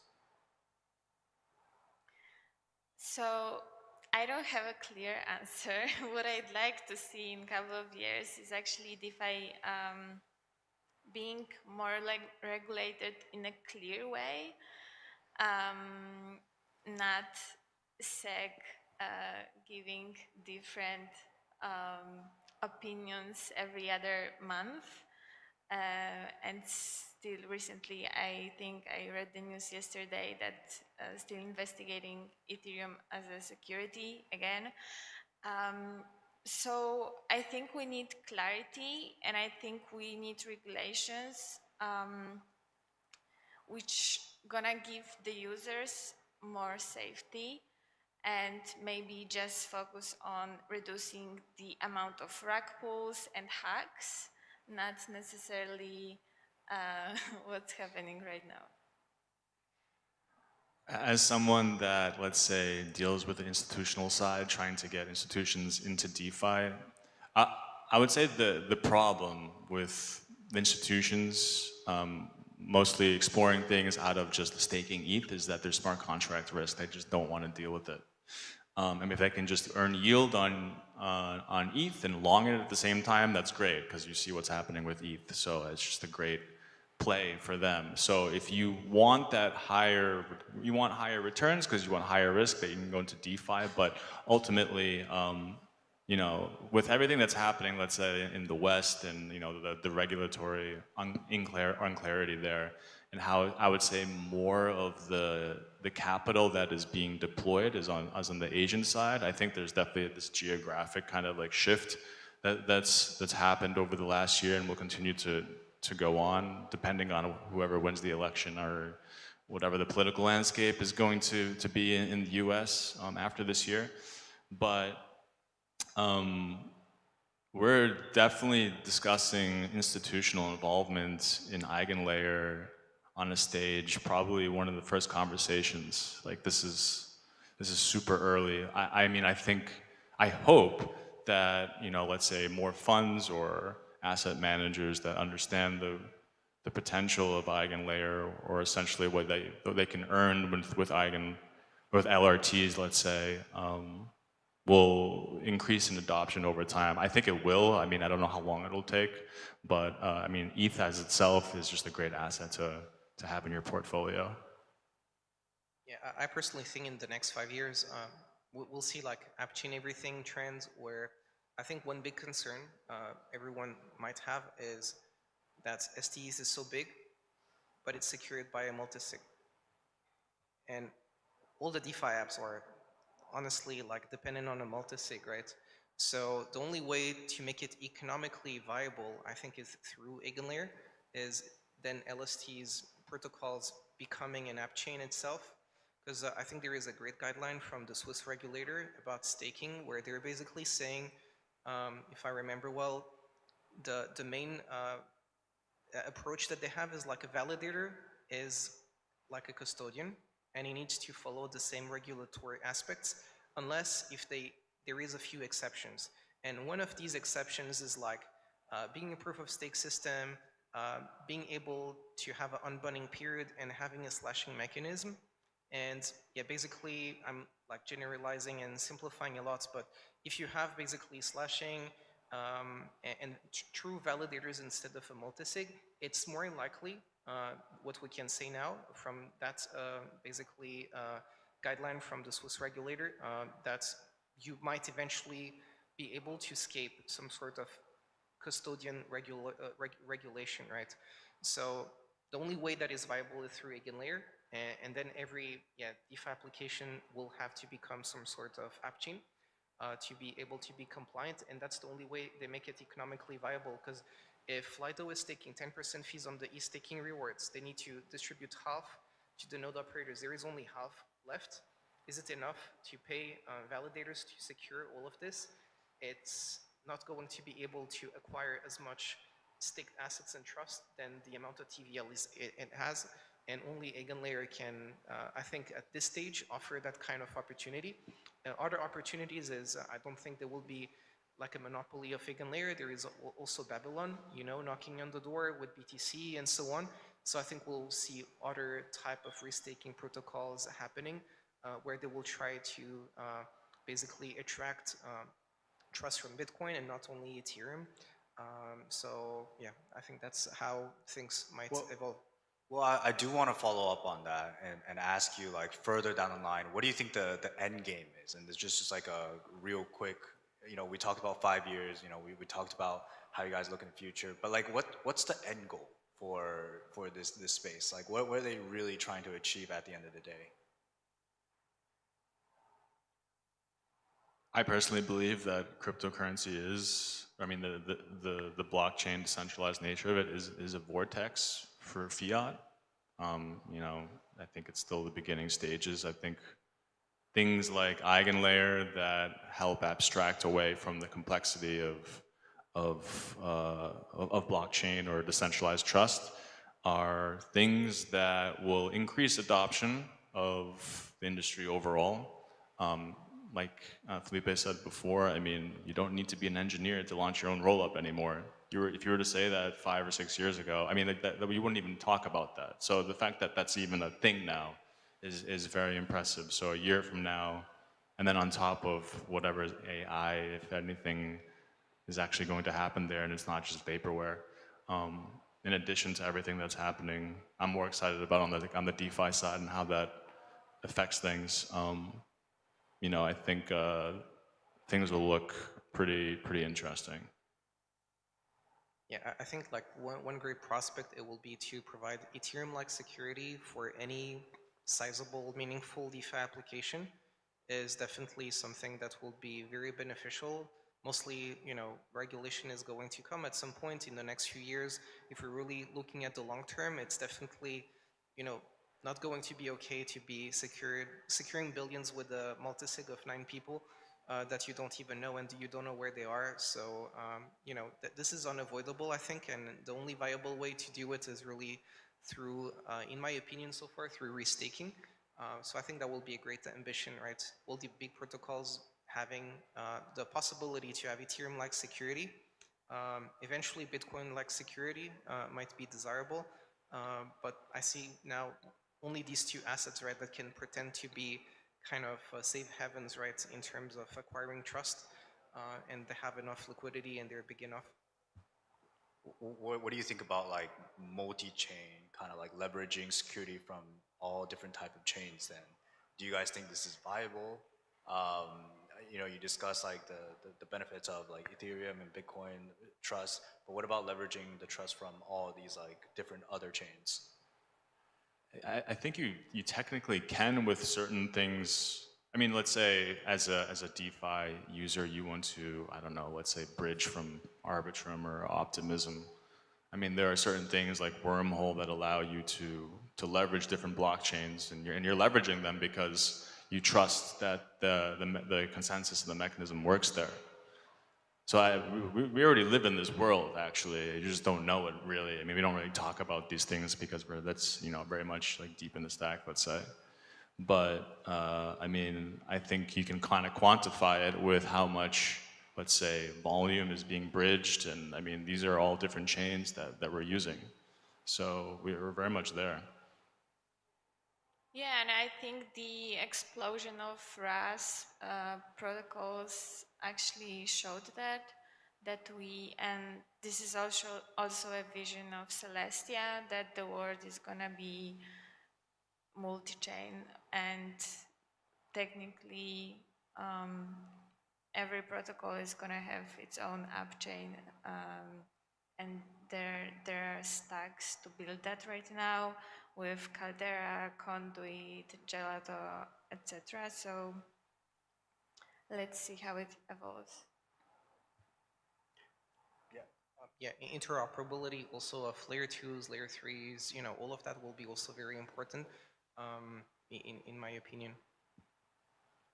And in terms of like, let's say I'm someone that's looking to get into restaking. What are some of the, I guess, what are some of the things that I should be watching out besides the risk? Like, how do I determine where exactly to put my staked ETH or liquid staked ETH? Okay, so when we were talking about risks, I believe there are 3 categories, which is like from the protocol side, the user side, and like external, let's say, regulatory. And I think when you are a user and it's not happening enough, we don't educate ourselves. So as users, I think not everyone knows that there are 3 types of LRTs, that each has a different risk profile, and we're just looking at numbers like the yield, the points, etc. So I think the majority of people should educate themselves more, and attending the panels like that, it's fine, but also reading the docs of each protocol they are gonna use. And that's why we also released an extensive report on staking and restaking, so you can understand each protocol better and the whole mechanism of restaking better. Yeah, I think at this stage it's still so early, Eigenlayer. So basically it's not clear even for the LRT protocols themselves what type of AVS indirect exposure they want to have or not. It's still too early. So the only thing as a user you can do, I think, is really clearly understanding the 3 categories of LRT. I personally think it's maybe better to avoid the basket-based LRT just because you don't really get additional rewards for the additional counterparty risk that you have, unless if they change over time. And yeah, I think that the 2 ones that people should probably focus on is the native one. So if you believe, EtherFi is going to be, the next Lido, and you feel comfortable with that and you like it, I think that's completely fine. And if you want to continue to trust whatever LST you like and just trusting another protocol to do the restaking part on top of the LST of your choice, I think this is the most transparent approach that you can, benefit from. Then I think it's still too early to then discuss and see how effectively the risk mitigation mechanism every protocol will have. It's still a bit too early, in my opinion, to make the judgment. So only be familiar with the LRT type and make your choice if you want to participate in the LRT space. Yeah, I don't have anything to add. All right. So in terms of like how you guys are looking at maybe the market today, the dynamics, do you guys see that there's more ABS than restakers? Like, do you guys see like there's a balance? Is there a balance at all, or is there like an imbalance? Well, I think many people think that we got ahead of ourselves with restaking. I think there is definitely more restaking assets than, there is not even AVS rewards, right? This is all based on points. So, I think on the AVS side and restaking rewards and everything, it still needs to catch up, but that enthusiasm just is an acknowledgement that the market is expecting this to be very big. But I think right now, to be fairly honest, there is a big disproportion of many more restakers than actually, AVSs and protocols planning to consume these AVS services. It's quite easy to restake. I mean, we build vaults for LRT protocols that make it even easier to do so. We have a vault for Calp where you can mint ETHX and then take ETHX to mint RSETH, and you do it all in one click. It's all done through smart contracts. So it's quite easy to restake. An AVS is sort of, if you're building something like hyper specialized, like a decentralized mempool or something like that, I mean, that's not something that you can like sell in one click, right? So it's they're the 2 different things, I would say. Yeah, and I think the caps for restakers actually speak for themselves. Got it, got it. All right, so, obviously I think I wanted to just check in to see if you guys have anything additional to say about, maybe something that we didn't cover just yet. But if not, yeah, let me know. Yeah, I personally think it's going to be very challenging and interesting how the AVS rewards will come. Will it be in native ETH? Will it be many tokens, many different like AVS tokens? How do you auto-compound it? Will LRT protocols aim to auto-compound or they will try to come up with different mechanisms? Because it's very challenging to auto-compound potentially 50 AVS rewards. So I think those are some of the active discussions happening with LRT protocols. And yeah, I think it just depends on maybe two things, like whether EigenLayer will develop something to make it easier to auto-compound. That might influence your decision. Another option, it might be that ABSs, maybe they will just come up with a general consensus where they can attract more trust if they pay in ETH than if they pay in their own token. And maybe there will be then a market trend where everyone is going to try to have super friendly slashing policy and just pay in ETH, because that's what allows you to attract probably the biggest amount of ETH restaked assets and the biggest amount of trust at the most capital efficient way. So I think those are questions still, that will be very interesting to see how this evolves eventually.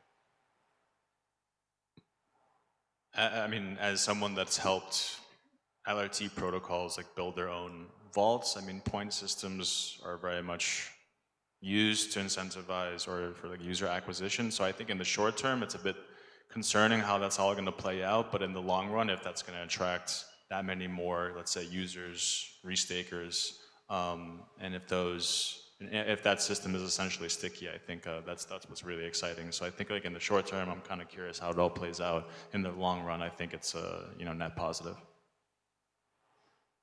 Yeah, I would really like to finish with inviting you to read the report that we prepared. I think it's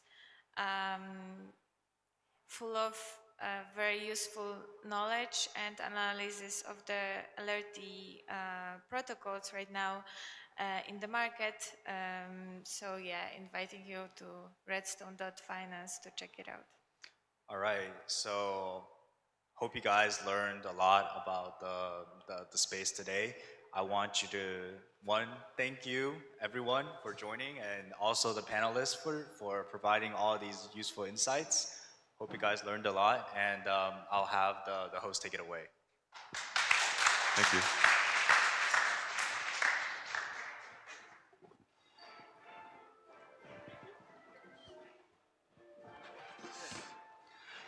All right, thank you for the insightful panel. Yep, just leave it right there, all good. So right now it's about lunchtime, so a couple of logistic things. One, still just a reminder because people were asking about Wi-Fi. So the password is ETH Taipei 2024 with ETH and T being capitalized. And since we're on this topic, a shout out to ClickClack. So this is our network provider. They kind of like power our event, whole Wi-Fi from the conference to hackathon. They also happen to help businesses grow. They have been awesome. So we have used them like last year as well. So they got your back. Definitely check it out if you guys are interested. Now, last thing is we do provide meals, and it is outside of Building G. So right over there, just walk over, and you can just as long as you have your badge, you can just get one meal. So feel free and go. And yeah, have a great one. Thanks. See you in the afternoon.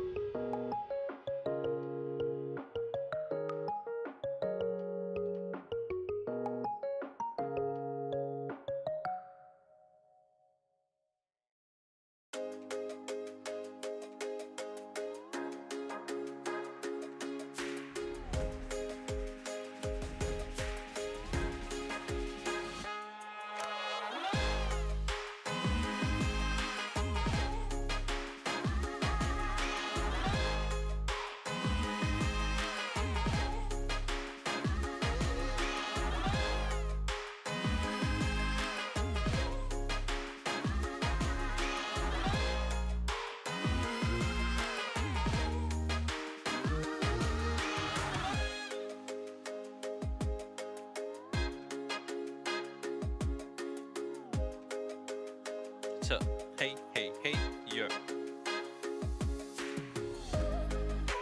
测，测试，测，测。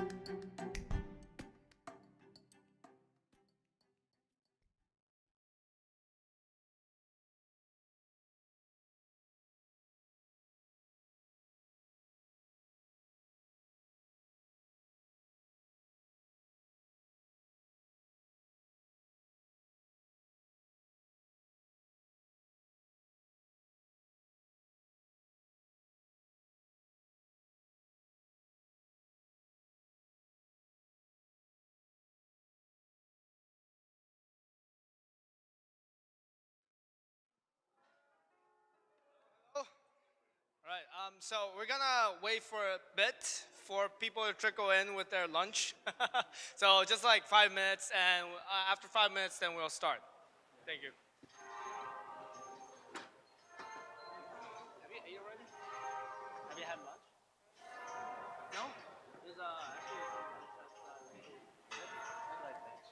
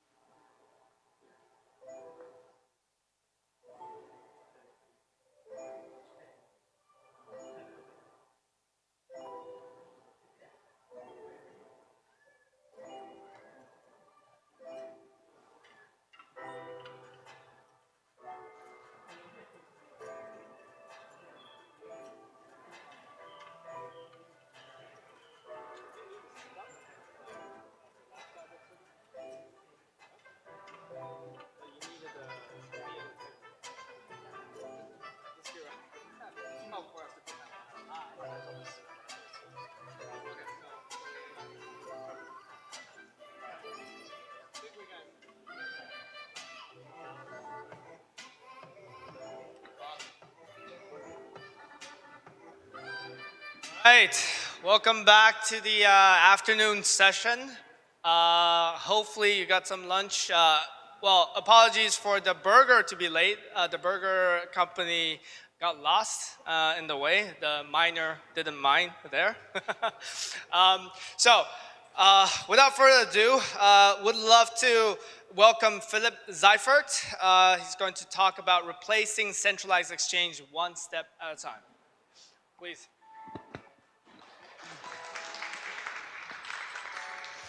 Thank you very much. I hope everybody had a great lunch. And my name is Philip. I'm working with Gnosis, and I'm going to talk about payments. And you might be curious, why payments, right? Big topic. payments were actually the title of the Bitcoin white paper, right? What Bitcoin was setting out to do was actually peer-to-peer payments. And I don't think we are there yet. If you ask Bitcoiners, they would probably give you an answer that Bitcoin is for payments. If not, you can use Lightning, but it's not really there yet.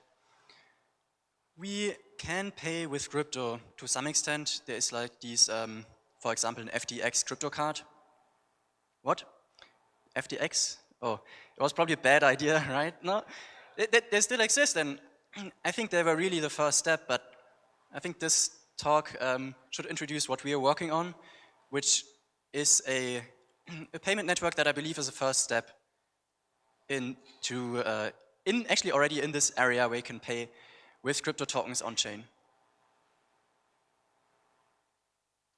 But to give you a little bit of background, I guess we'll take a minute and see where Gnosis started. I think most of you here or listening, they are probably aware of Gnosis Safe, now Safe, which started born out of this prediction market project, the first project of Gnosis, which ended up spinning out of Gnosis, right? Its own project, now securing like over 100 billion worth of tokens, similar to CowSwap, which also spun out of Gnosis, right? A lot of different projects are still within Gnosis DAO, but the main ones we should talk about are probably Gnosis Chain and Gnosis Pay, which is the Black Infinity. No, but Gnosis Chain, the first one, probably very interesting because it's a sister chain of Ethereum. Fun fact, it's actually the only one that there's, I think, some issues with the display. Or is it just me seeing a black display from time to time? Just now there was a black display. I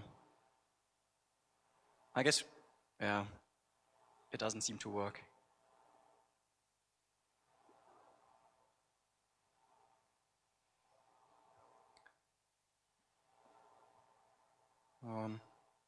I guess I can try again and continue and see if it works. If it keeps on becoming black, we figure something out.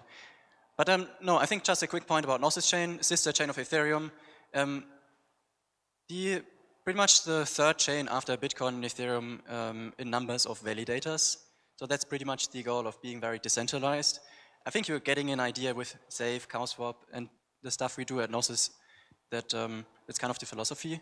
And that's the same philosophy with our payments. And there comes Gnosis Pay. And speaking about payments, what is actually the challenge? Like, why doesn't a peer-to-peer cash payment system actually exist? It keeps getting black, but I'll just continue, right?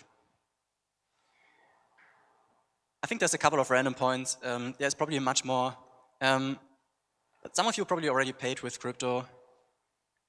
That might be with some FTX card or something similar. But to be honest, like how many of you have paid with crypto on-chain out of your wallet? Like even myself, I remember maybe like 2 or 3 times to some friends, right? And even they would say like, why are you sending me crypto? It's not that easy.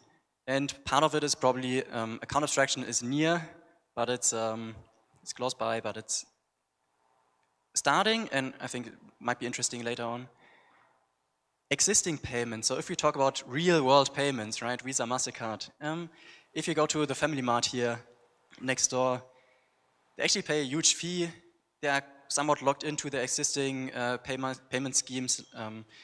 It's not that easy to change for them to accept, I mean, crypto out of your wallet, right? Nobody would expect to be able to pay with Bitcoin going to the Family Mart. And they're kind of looking at demand for sure, right? There probably won't be a lot of people outside of us paying with crypto. So what would we need to do to be able to pay with crypto non-custodially directly at a shop? Well, for now, we talked about the FTX card, right? The similar crypto cards in a custodial way that exists today.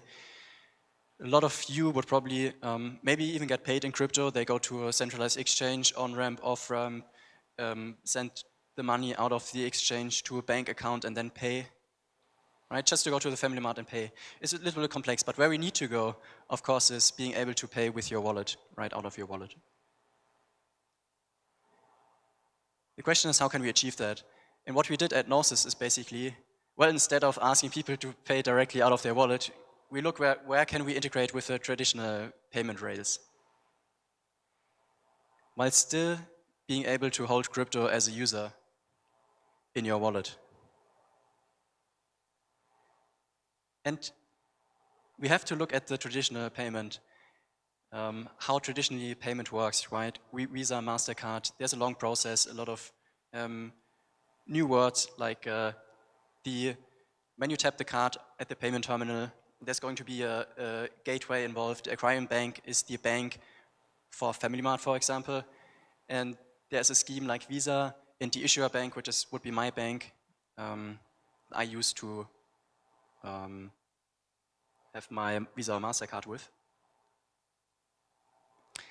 which is an old system which takes a lot of money that you actually pay because the Family Mart or another shop would just pay that, put that 1, 2 to 7% on top of any goods they sell. Now what we do, again, we plug in. And this is probably the most interesting part here. Because at Gnosis Pay, we built the Gnosis card, which is a Visa card, which is a Visa debit card, that actually controls a safe on-chain, on Gnosis chain, in which your stablecoins live. And every time you tap the card, still at an ordinary payment terminal in any shop that supports Visa, your tokens are sent at that very moment out of your safe to the payment processor. And then everything Visa sees and the banks see and the shop actually receives in the end is just traditional fiat, while you still keep control of your funds at any point in time. And that sounds pretty straightforward, but it's actually kind of complex. And before we get how complex it is or what we can get out of this complexity, maybe that means that you control your funds at any moment in time. You can actually set a limit, a daily limit, on-chain on your safe. Everything is on Gnosis chain, and when you pay, you don't pay a gas fee, right? You don't even need to notice. If you give the card to your parents to pay with at Family Mart, they don't need to know it's actually crypto. They don't need to ask weird questions. And because it's on safe with Gelato, the tokens are sent out of your safe. And at the same time, you can on-ramp with 0 fees, we are getting to this, on and off-ramp from your card directly, or you bridge to Gnosis chain. For example, with Li-Fi. In the end, Gnosis card is our first product, right, to get to this bigger vision of peer-to-peer payments. With Gnosis Pay being this open network, and people actually already building on it. Aside from people paying with it, we had a hackathon where people built solutions on that safe that lives on Gnosis chain. Again, it's just a safe working with Gelato. There's 2 modules, safe modules attached to it that allow you, for example, to set a daily limit, again on chain. So I can build stuff on top of it. I imagine people will build like a reward program to send pour-ups to people that spend a lot of money with their credit card, right?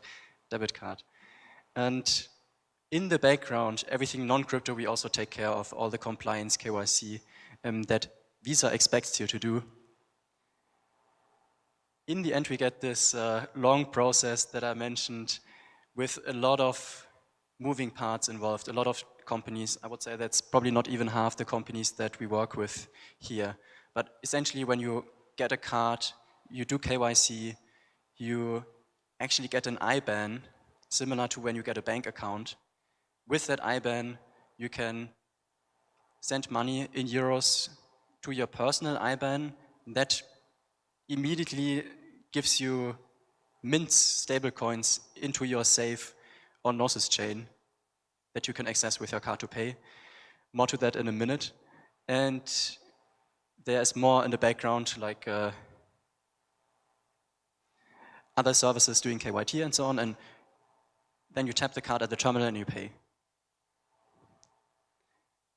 That's the card. And now to the on-off ramp, maybe just a minute because it seems very interesting that we're working with Monerium, and then we built a tool. It's basically a web app with an integration of Li-Fi fork bridge that lets you choose how to on-ramp to your card. Again, the card is on-chain. You can on-ramp to that euro token that you use to pay for now with Monerium or pretty much anyway. So you can use any bridge to Gnosis chain. And you can also use Monerium. When you do KYC for the Gnosis Pay card, you do also KYC for Monerium, which is this regulated company in the EU that issues a stablecoin, very similar to other like legit stablecoin providers. They have a British pound and a euro stablecoin, and they have like the specific feature that when you sign up, they give you a personal IBAN. Again, that means you can send euros, and when you send euros to your personal IBAN, or somebody pays you into your personal IBAN, that automatically mints euro tokens on chain into your safe. For 0 fee, you get 10 euros in, 10 euro tokens out. That also means you can do fun stuff. Everything being on chain and non-custodial means you can do stuff like Mark did here, which is getting a monthly salary in, or which is getting money from or getting tokens, any kind of token, from validation, from proof of stake validation, onto your card. Off-ramping works in a similar way where this small video shows you how you would in URamp, which we actually just published like 3 days ago, connect to Monerium, choose an amount of token you want to move from your wallet or from Gnosis chain in general, or from your Gnosis Pay account to your bank account, so the other way around. And it's just 2 transactions. One is on-chain, and the next one is to your bank from Monerium. So you end up first with a euro token, stablecoin, and then you end up with euros in your bank account. And that's real time.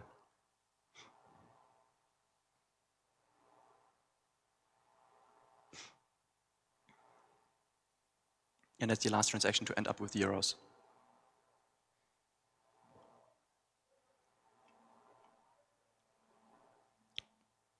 This is Gnosis Pay. This is pretty much the first product. The Gnosis Pay card. And a lot of people have been sending us images of them paying for a croissant, or some people gambling, as if that's not possible on-chain. But yeah, it's loading. We only published the first Gnosis cards a couple of weeks ago. So people are slowly starting to receive their cards. They are available in the EU, Switzerland, and the UK for now. But they're slowly starting to actually pay for stuff, which makes Satoshi happy. And we're also talking to wallets and other crypto companies. So if you're interested, you can have your custom Gnosis Pay card. And then to summarize, there's a lot of moving parts. And I think that's kind of the reason why it took so long. You had a lot of these crypto cards like FTX card. But to actually get there, to have a card where you store your tokens on-chain, and every time you pay, you actually pay in with tokens in a real shop, and nobody looks weirdly at you. That took a lot of time and a lot of people coming together in different companies. And I think we're proud that we achieved this. If you have any questions, I'm around, and there's also our website. I think we also have some time to take questions from the crowd, so please go ahead. Any questions?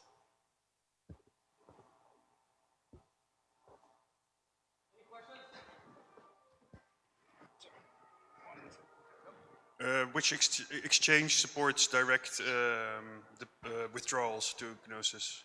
Because I tried to do this whole thing, but I had to buy Gnosis on MEXC because it's banned in Europe, right? Binance and few exchanges. I had to send it to Ethereum. Then from Ethereum, I had to bridge to Gnosis. Now I had to buy XDAI, I think, and then send that to Gnosis. It was quite a tough process, I would say. Yep. So that's, I think, first good feedback right now. There's like 2 or 3 ways how to get started with your Gnosis card, right? How to charge it up. And I think we did a bad job of putting that on the website and explaining what the best way is. So people are like, I'm on Coinbase, and then what do I do? But like a good way is just from an exchange, and then after that, like to like ETH or something else, and then bridge. And bridge swaps just use Li-Fi, for example, or Bungee. Now we have this website just for this purpose, but we just published it 3 days ago, so that's now for you. Another way, of course, is Monerium, right, which is also on the Euroimp website, which means you can, if you have a European bank account or British pound, you can just mint within like seconds. We saw it on a video.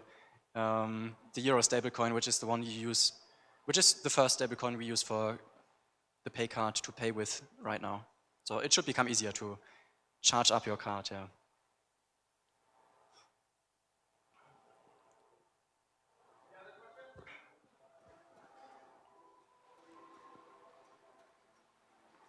If not, then yeah, thank you, Philip.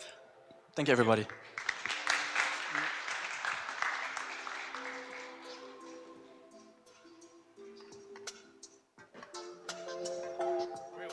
Thank you, sir. Sorry about the technicalities, but yeah.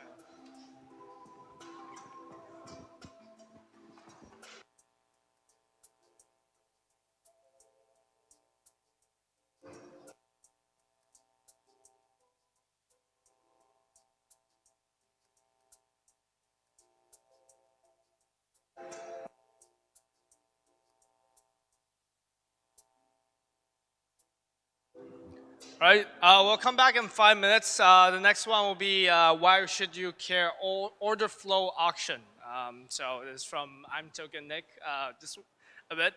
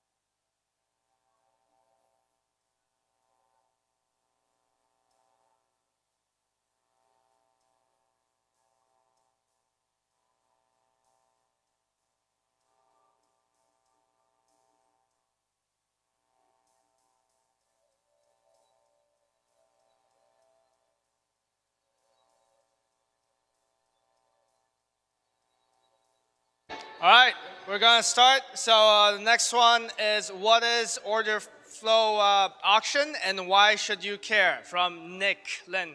I'm Token. Please give it up for Nick.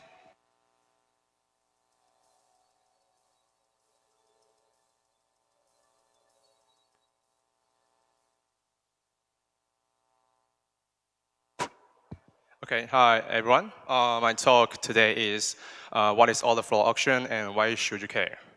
Okay, let's begin. A little about me. I'm Nick Lin. I work at Token Labs. We work on DEX, DeFi, Layer 2 research, and we're also working on account abstraction and also NEV subs. Okay, here is a slide for today if anyone is interested. I'll pause for 5 seconds.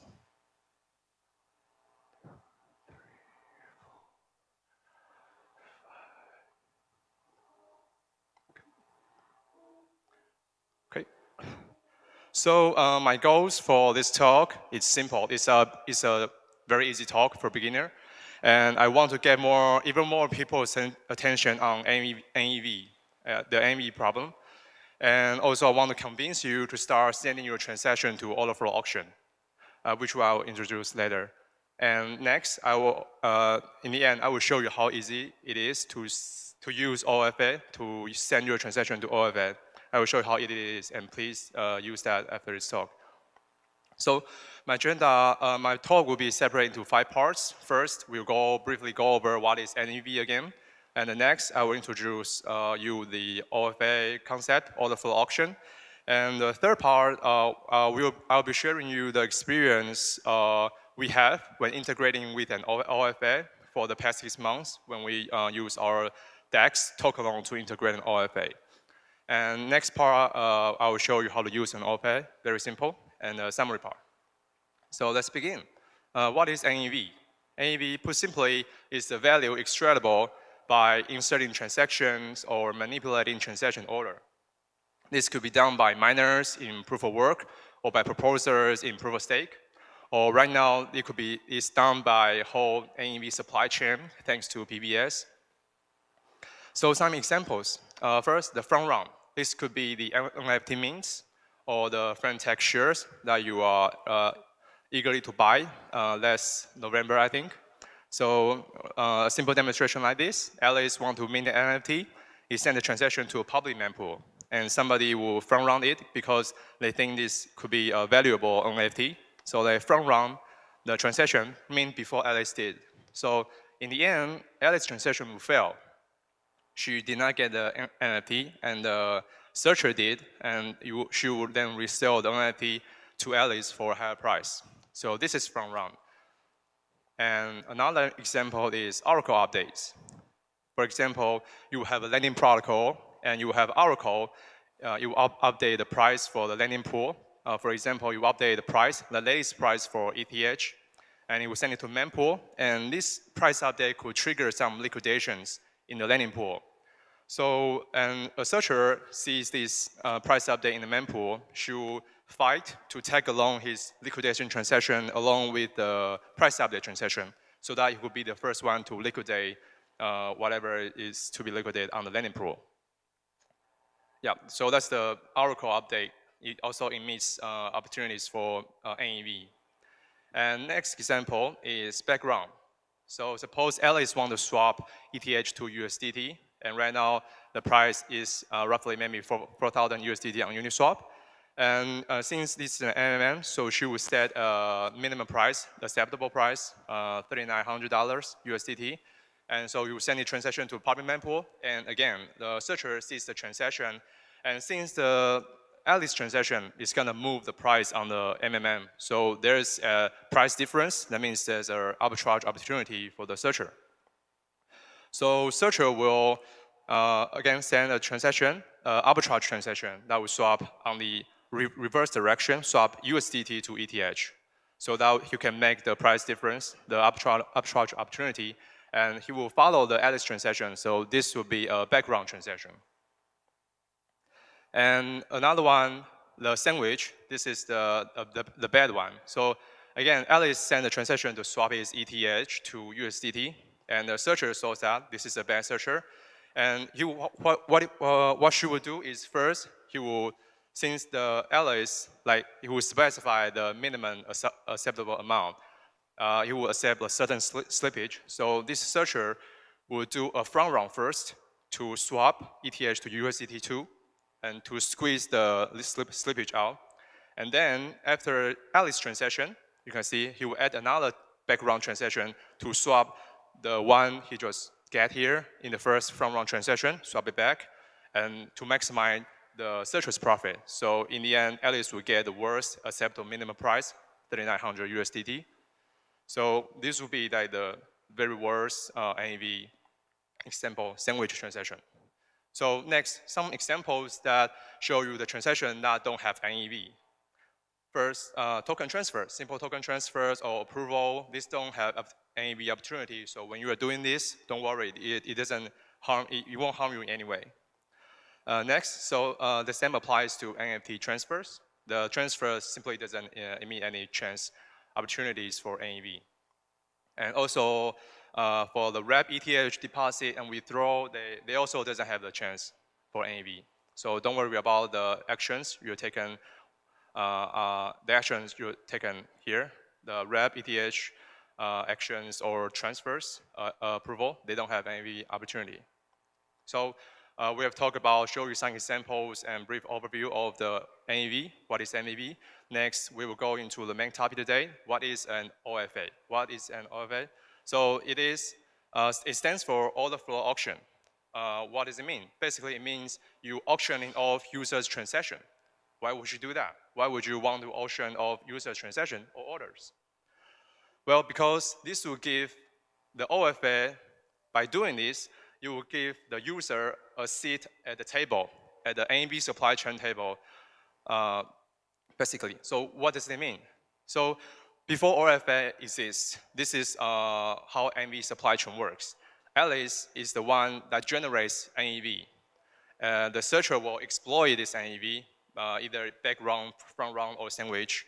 It will extract the many values, and it will share with the builder, ask the builders to include my bundle, because I want to extract this money. And the same will go to builder. Builder will ask the validator, will pay you some share, and please include my block. So the whole NAV supply chain will exploit Alice NAV and share the profit among them. So this is before NAV. Alice is the one that generates NAV, but he's the one that gets bullied, gets exploited. So after OFA, Alice now have a chance to argue for what she deserves. In OFA, Alice will send a transaction to this OFA service, where OFA service will like auctioning off Alice transaction, and the searchers, if the searchers find this transaction to be profitable, to have NAV opportunity, he will bid on this transaction. And so once he successfully bid the transaction and extract the transaction, he will again also share the profit with the participants in the NAV supply chain. But now they will also have to share the profit with Alice because they have to bid for the transaction. So Alice now can, with the use of OFA, she can now profit from her own transaction. So basically, OFA use the NAV supply chain to users' advantage. For example, we can do, OFA can do transaction reverse protection. Though this feature, reverse protection, actually exists far before OFA even exists. It exists like the Flashbot Protect service, maybe like 3 years ago, or even in the proof of work age, there's a Taichi network that offers this kind of protection. But so this feature is not unique to OFA, but with OFA you can do it very simply. You can offer a reverse protection. So Alice, suppose she want to mint an NFT, and maybe she will be her transaction will fail because maybe he didn't provide enough priority tip. So her transaction will getting slower and fail. So with OFA, if you send a transaction to OFA and OFA to the builder will not include her transaction if her transaction is gonna fail, because a failed transaction pay less tip.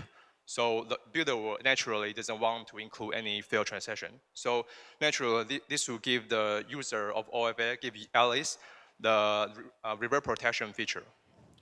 And also, on top of reverse protection, you get NAV protection, because OFA can ask anyone who wants to bid on this transaction, you have to follow certain rules. Rule number 1, you cannot front run the user's transaction, or you cannot sandwich it. This is the rules. You have to follow the rules, and then we will give you the transaction if you do.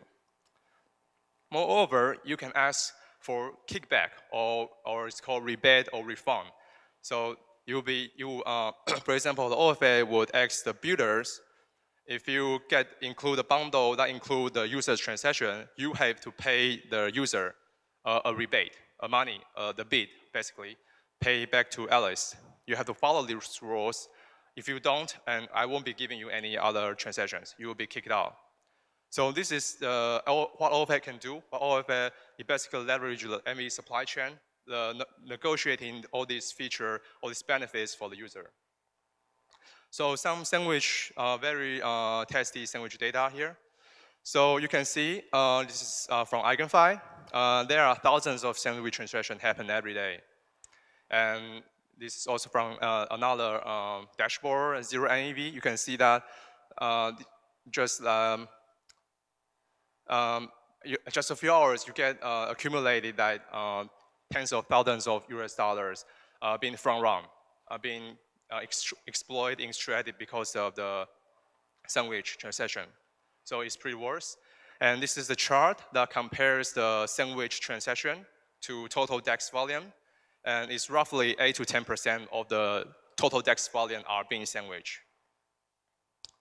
And among the sandwich transaction, among the DEX that has transaction get sandwiched, Uniswap is a Taiwan.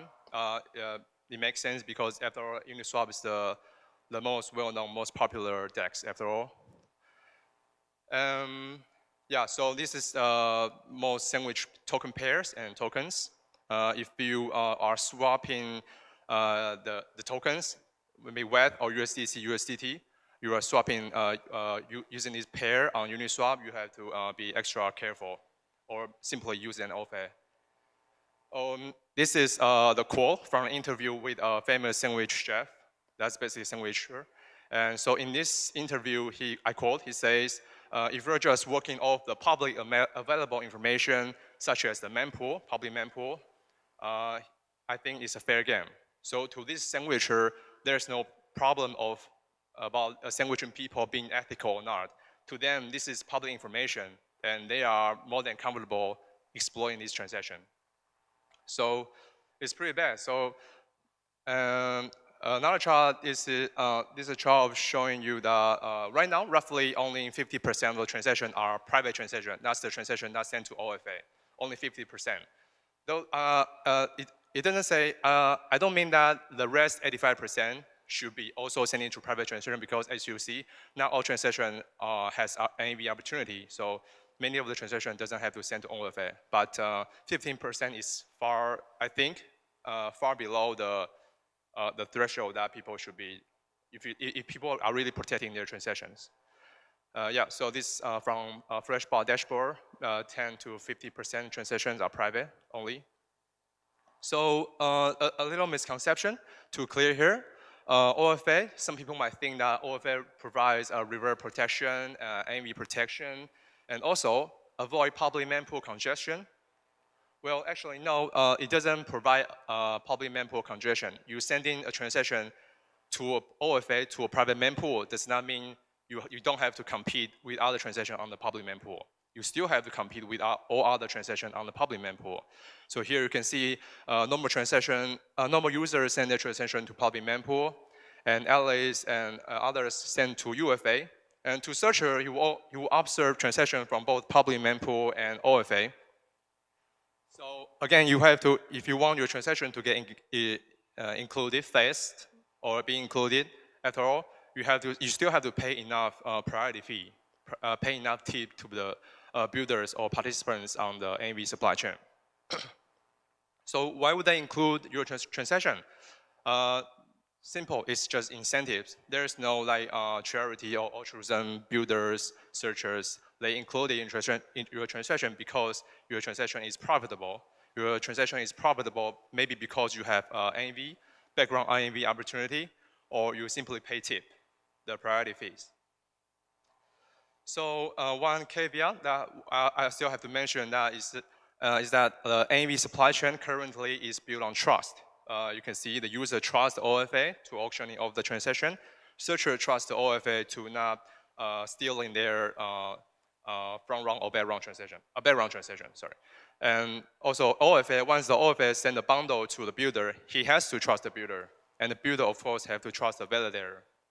So the supply chain is built entirely on trust right now. So can we do better? Yes, but how? With privacy. Though at the moment, the privacy requires like advanced cryptography, so we don't, there's still a long way to go. So yeah, I just briefly mentioned the supply chain is currently built on trust, so don't expect the transaction supply chain to work like 100% fine. There are still could happen some accidents. Okay, so some examples of OFA.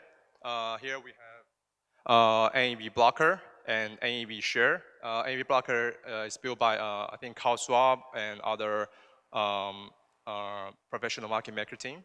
And NAV share is built by Flashbot. And also beyond the OFA features that I mentioned, NAV share also provides, they are also working on a feature called programmable privacy, where in programmable privacy, user can decide which part of the transaction to reveal to searchers. So for example, Alice sent his transaction to NAV share, and you will specify that I only want to share, I only want to reveal the contract I'm interacting with and the function I'm calling to the searcher. So your transaction will look something like this, and this would means that the transaction is, the information of the transaction is sealed or blocked. The searcher cannot see them. And in the bottom, Bob will specify that I'm fine with revealing my contract, the contract I'm interacting with, the function I'm calling, or even the events that emitted, like, for example, these events on Uniswap, where the events will indicate like, what token you're swapping and how much amount you swapped. This information could be really helpful for the searchers to do background.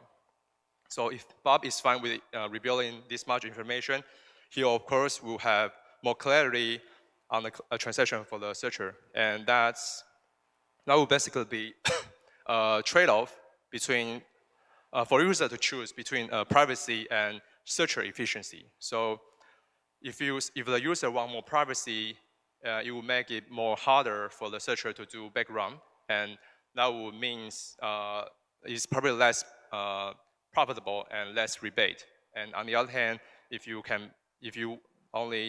want less privacy, then of course it will mean if I have a higher opportunity to extract, and that will mean more rebate.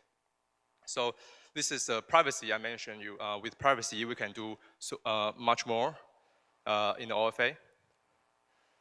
Okay, so next is transaction boost. It's basically an OFA aggregator. Why would we need an OFA aggregator?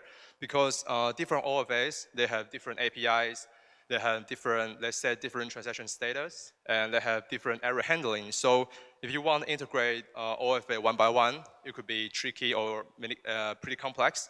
So with an OFA aggregator, you're only interacting with one entity, and you handle the rest interaction with OFA for you. So it will make your transaction, make your integration much easier.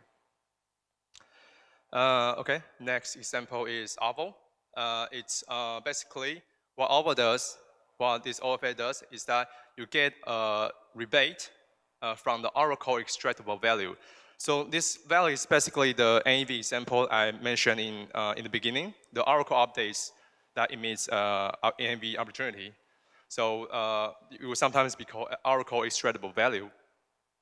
So with Avo, the price Oracle will now, the price update transaction, for example, there's a new price update for ETH. The transaction will first go through OFA, and OFA will announce to the searchers that here's a new ETH price Oracle update. And so it will probably affect lending pool A, lending pool B, and searchers can then start calculating like how much he can profit if he follow this price update and do liquidations, and they will bid on this transaction too. So with OFA, now lending protocol get to share the profit from the Oracle updates. Before OFA, all this NAV or all this OEV goes to the searchers only. With Avo or OFA, now the lending protocol can also benefit from it. So next, my last example is also protocol that's become NEV aware and then to integrating NEV ideas that start utilizing NEV for their own good. So simply put here, the NEV problem, arbitrageurs can profit from passive liquid providers loss because price change, but the passive liquid providers, their liquidity, the price on the AMM doesn't update. So this price difference, this arbitrage opportunity is lost to the arbitrageurs.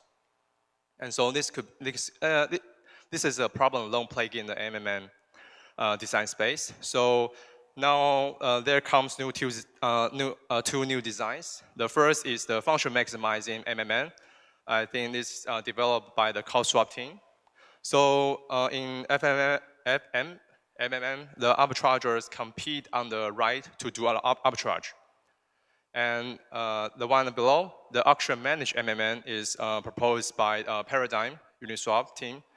And in MMM, it rents the right to manage pool to the highest bidder. So on high level, they work similarly. Actually, it's just like auctioning off the right to do arbitrage or manage the pool. This also include the highest bidder could also do the arbitrage itself, but it can also set the fees. So, but on high level, they work the same. With NEV, now protocol can also benefit from the NEV it generates. Okay, so we have introduced the idea of OFA, give you some examples. Right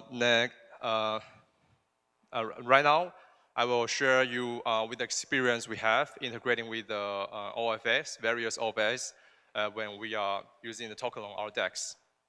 And so here are some challenges of using the OFA. First, we discovered that our private transaction got sandwiched. This normally should not happen. You shouldn't expect it to happen in an OFA. So, and also it's very hard to debug as everyone involved in the NV supply chain also take part in landing a transaction on chain. What I mean is that everyone is suspicious. Even the user herself is suspicious. Why? Because user could import his private key to another wallet, and another wallet could have a different endpoint, so he could accidentally send the transaction to a public mempool. So it's actually not our fault, but it's also hard to debug because you have to figure out exactly, you have to track, essentially you have to track with every participant in this OFA supply chain to see if they are doing things right, and you have to do this one by one. And so it's very difficult to debug. Or maybe they are all innocent. They're not all not at fault. So this is come up to our mind, and we decide to we trust all of the participants in the NV supply chain, trust they are honest, and it could be happen because of accident. Yeah, it's possible because Ethereum proof of stake system right now it can reorg. So for example, here you have your private transaction, shielded, send it to included in the block 101, and everyone can see the transaction because it's included anyway. It's public now. But the 101 transaction, after a few seconds, it got reorged. The block 102 is pointing direct to block 100 because maybe the builder validator that's producing this block didn't see block 101 coming, maybe due to the network issues. So he would essentially reorg the block 101. So now the transaction inside block 101 is public, but it is not included in the blockchain, in the canonical chain anymore. So everyone is free to use the transaction, free to extract the NAV opportunities inside block 101. So of course, then we'll have your transaction, private transaction supposedly to be protected that landed in next block and get exploited, get sandwiched. So yeah, so again, this is not like accusing any participants in the NV supply chain of not being honest, because accident still happens, and maybe most of the time it's not due to the human error. It's just like the nature of the chain. And next problem we run into is that the builder did not give rebate. Sorry, as I mentioned before, the builder, as required by the OFA, it should give rebates to the user. But we discovered that one of the builder did not give rebate to the user, to the beneficiary. And this is discovered when we inspect our rebate history manually. Nobody told us that this happened. We have to discover that only when we look into the rebate history ourselves, like manually inspecting that. So again, all the participants could be at fault. OFA maybe didn't send the transaction, maybe OFA didn't give the rules, or maybe searcher builder could also have fault. Maybe searcher didn't successfully successfully do the background. They could also happen. So again, it's also very difficult to debug. And after some interaction with OFA, the builders, we discovered that the builder had a misconfiguration. And yeah, it's simply that, just a misconfiguration. And so the third problem we run into is that we see that there's no rebate for quite a while. I think it's almost 2 weeks. And so we began to wonder, like, is maybe somebody cheating on us, like doesn't give us the rebate again, or is simply, again, a misconfiguration? So yeah, everyone is all at fault here. It's very hard to debug. Or maybe it's just not enough NAV generated. Your transaction, although it swaps on an DEX and NN, but maybe the profit just outweigh the cost. So nobody wants to do the background. Or maybe there's just no searchers online, or maybe the searchers online just don't have enough liquidity to do the arbitrage. Yeah, it's all possible. And so we tried the open source tools to like retroactively search for background opportunities, like trying to prove that my transaction has a background opportunity, but you fail to include it. That's what initially our attempt to like debugging why this happens. So, but we discovered that this is not actually attributable. As I mentioned, there are many causes to this problem. Searchers not aligned, searchers not having enough liquidity, and you can't really blame them. So, with the 3 examples I gave you, it's clearly showing that currently OFA has a lack of monitoring tools. How do we know our transaction got reordered? How will we get notified if we get reordered? Or are searchers, builders following the OFA rules correctly? Are the OFA searchers competitive enough? What if the OFA I'm choosing does not have enough searchers? That will also decrease the chance that I get a rebate. And so naturally, you will want to have multiple OFS. You have several benefits. Avoid single point of failure, that if the OFA crashes, you will not get your transaction stuck. You have more OFS naturally means more searchers, and you are more likely to get rebate. But it also means that it will be more difficult to debug because you now have more participants in the supply chain. And you also could have conflicting OFA features, like one OFA provides privacy, but the other one don't. So right now, if you're choosing to integrate 2 OFAs, you will have to give up on the privacy feature. Okay, last part, how to use an OFA is pretty simple.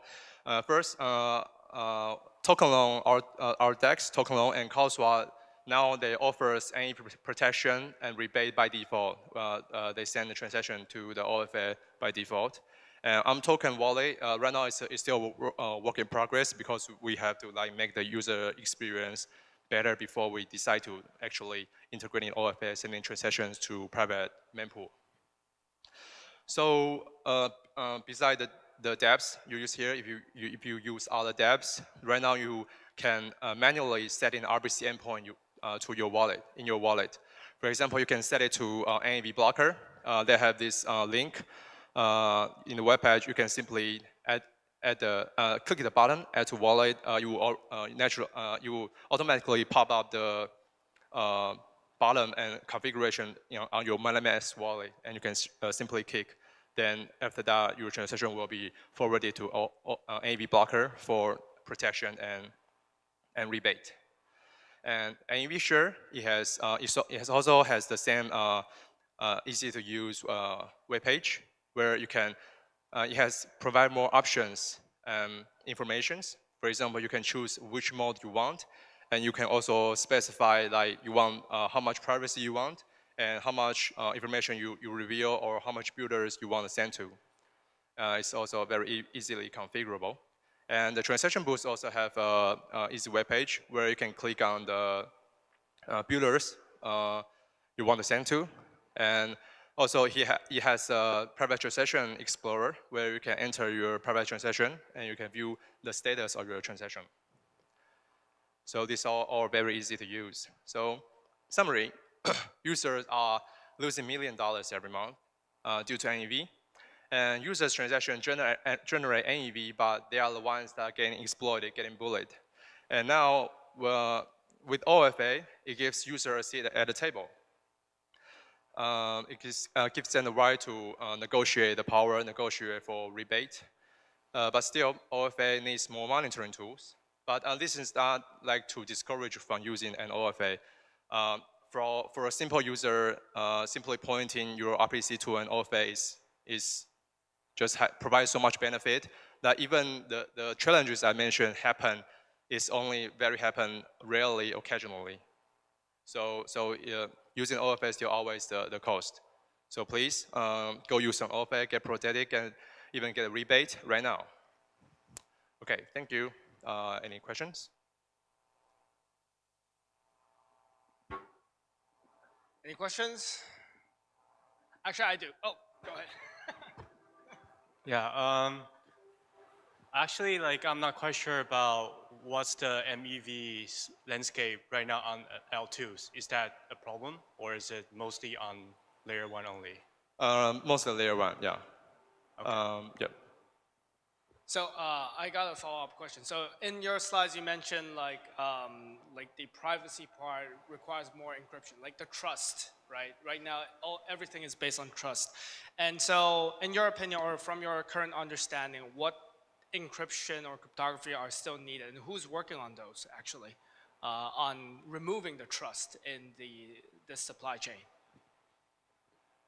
So the one that come to my mind is a shutter network that's providing encrypted mempools. I think they are working with the Gnosis chain to test the feature out. Other than that, I think maybe Flashbot, their new product Swath, is also working on the privacy feature too. Yeah. All right. Thank you, Nick. Thank you.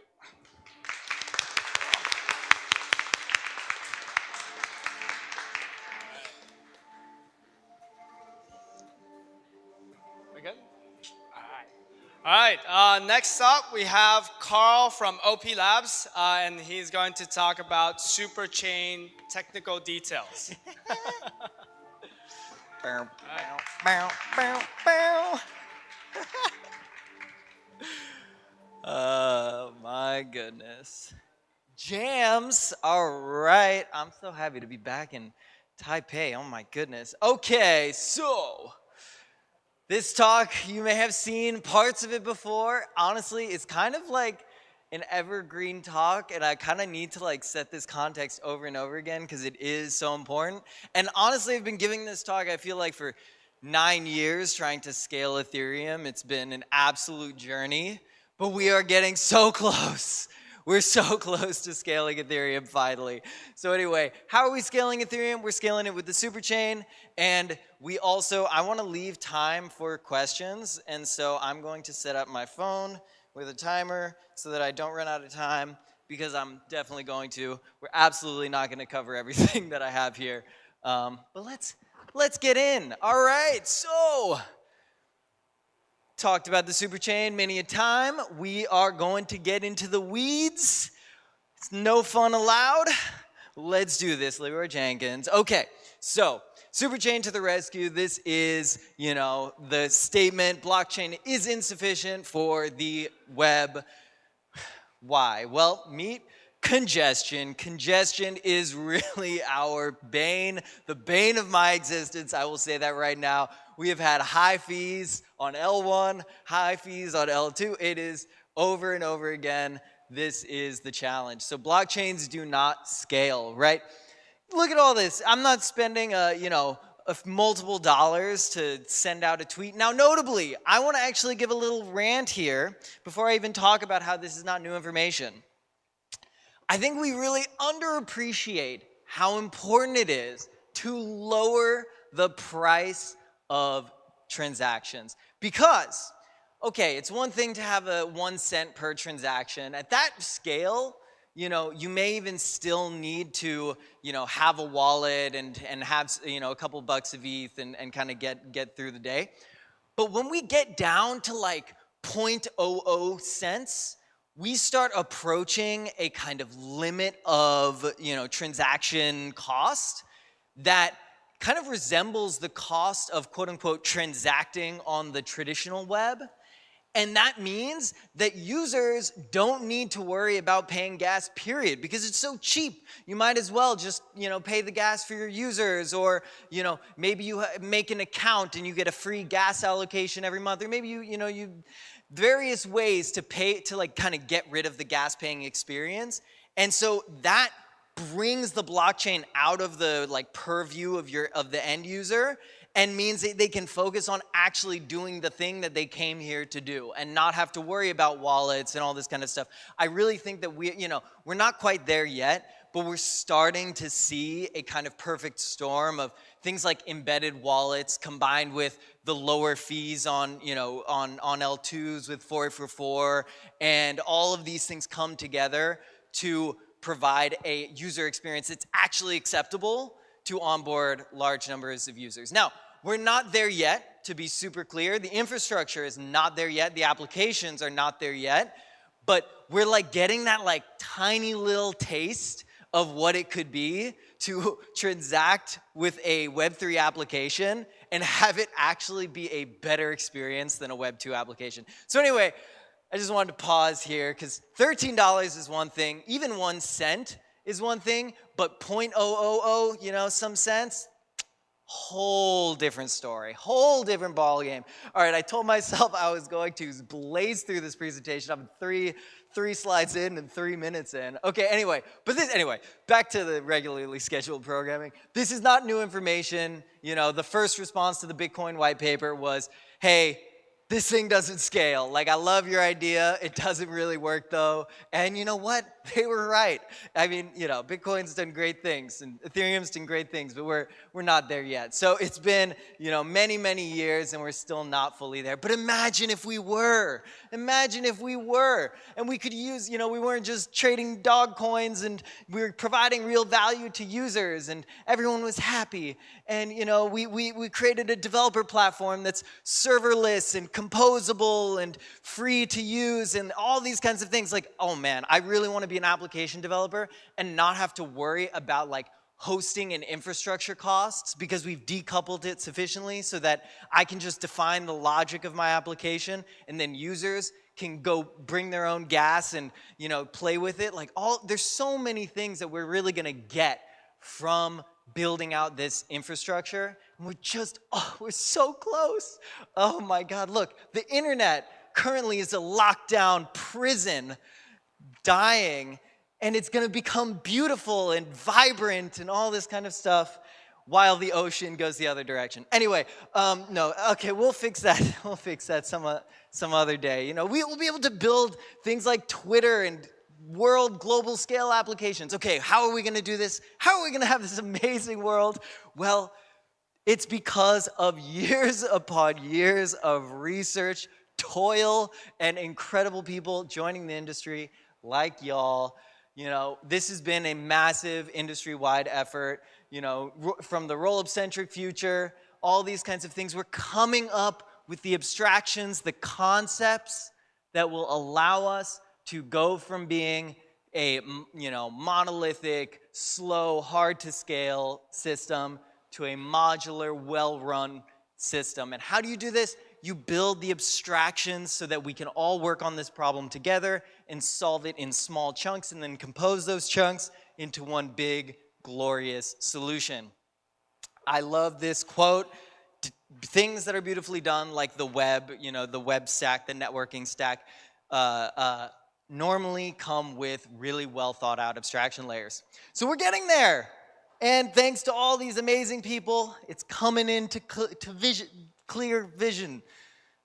Congestion, meet the superchain. Let's go. All right. We're getting there. Anyway, scaling. Okay, so now some fundamentals, just like real quick. What is a superchain, right? Scaling requires more than one chain. Why is that? Well, you got this node, you know, it's fine, things are chugging along, but then you start increasing the block size until the blocks are so big that it causes a black hole and your computer explodes. So you can't just increase the size of the blocks. You need to do more. So you need more than one chain. But the problem is that multi-chain designs are often insufficient as well, because oftentimes they each come with their own security risk, own validator set, or deploying the chains is super expensive, tons of issues. So we need a kind of system where the chains are commoditized, it's trivial to spin up a new one, you don't need to sync all of them at the same time, and that is the superchain. It's not monochain, it's not multi-chain, it's the superchain. All right, so, right, concept, many different chains, shared security model, shared message passing.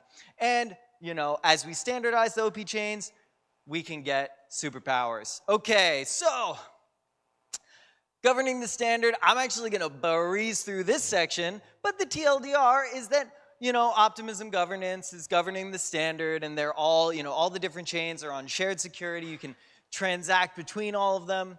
Don't need to worry about where the tokens came from, because you can trust that all of the proofs will have checked out. You know, universal tooling so that I can use my, you know, application frameworks on one chain or many of the chains.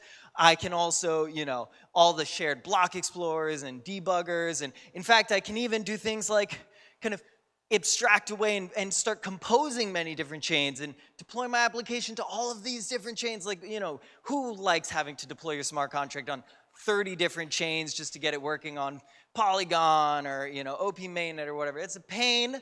I'd much rather have one thing that I can use, and then boom, it's deployed everywhere. So, you know, at least for the standardized chains, we can do this and start building orchestration software for applications, like kind of like the Kubernetes, but it's Supernetes.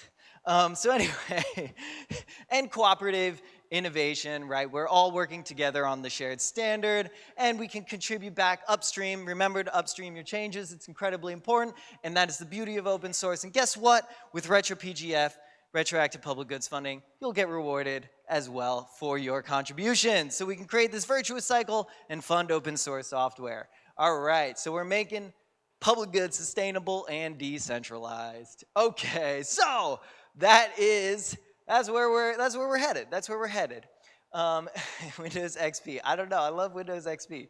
Okay, superchain derivation. So here I'm going to go through two of the concepts because we don't have a lot of time, and I've already burned through a majority of the time that I was planning to take. So the two concepts I'm going to go through today are derivation and cross-chain message passing / interoperability. So these are the two most fundamental, I would say. So derivation. What is derivation? Derivation is the process by which you generate the layer 2 chain from the layer 1 data. What does this mean? This is basically how all the rollups work, and absolutely how all the OP stack rollups work. So we got Ethereum, we derive OP mainnet, or maybe red chain, let's call it red chain. And, you know, Alice wants to send a transaction.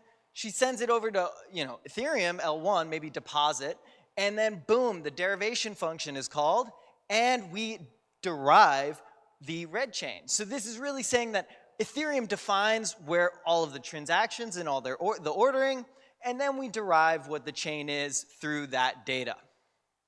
All right, so then, you know, progress along, and Alice, instead of submitting it directly, submits the transaction to a sequencer. Sequencer kind of relays it on her behalf, and boom, the derivation function kicks in again, and now we have got that transaction. So pretty simple, not too bad. Let's just test our intuitions a bit.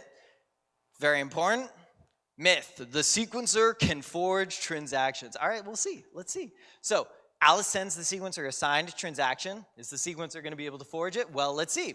So sequencer changes the recipient to themselves. They're like, Alice, you thought you were sending to Bob. Nope, you're sending to me now. All right, so now the transaction has an invalid signature. Okay, so that's why it's red. It's an invalid signature. Now, when I call the derivation function, what happens to that transaction? Well, I check the signature of that transaction.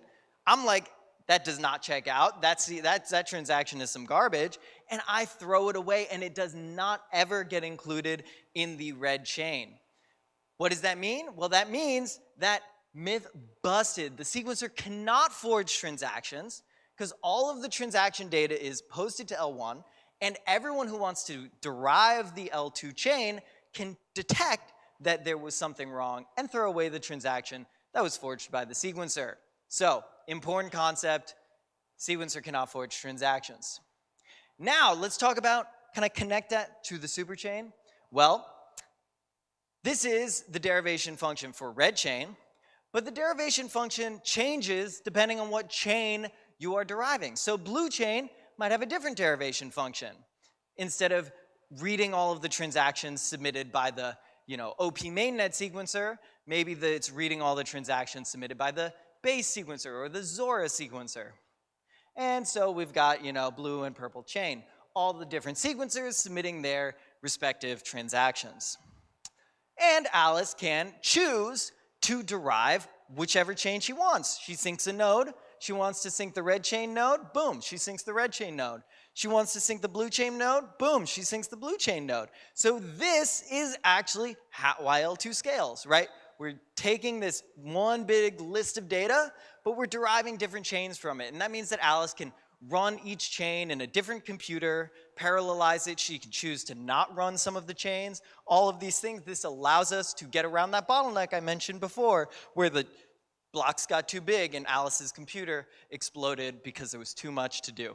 So that's how we kind of get rid of it. But that's like normal, that's status quo. But let's turn it into a superchain. Let's derive infinite chains.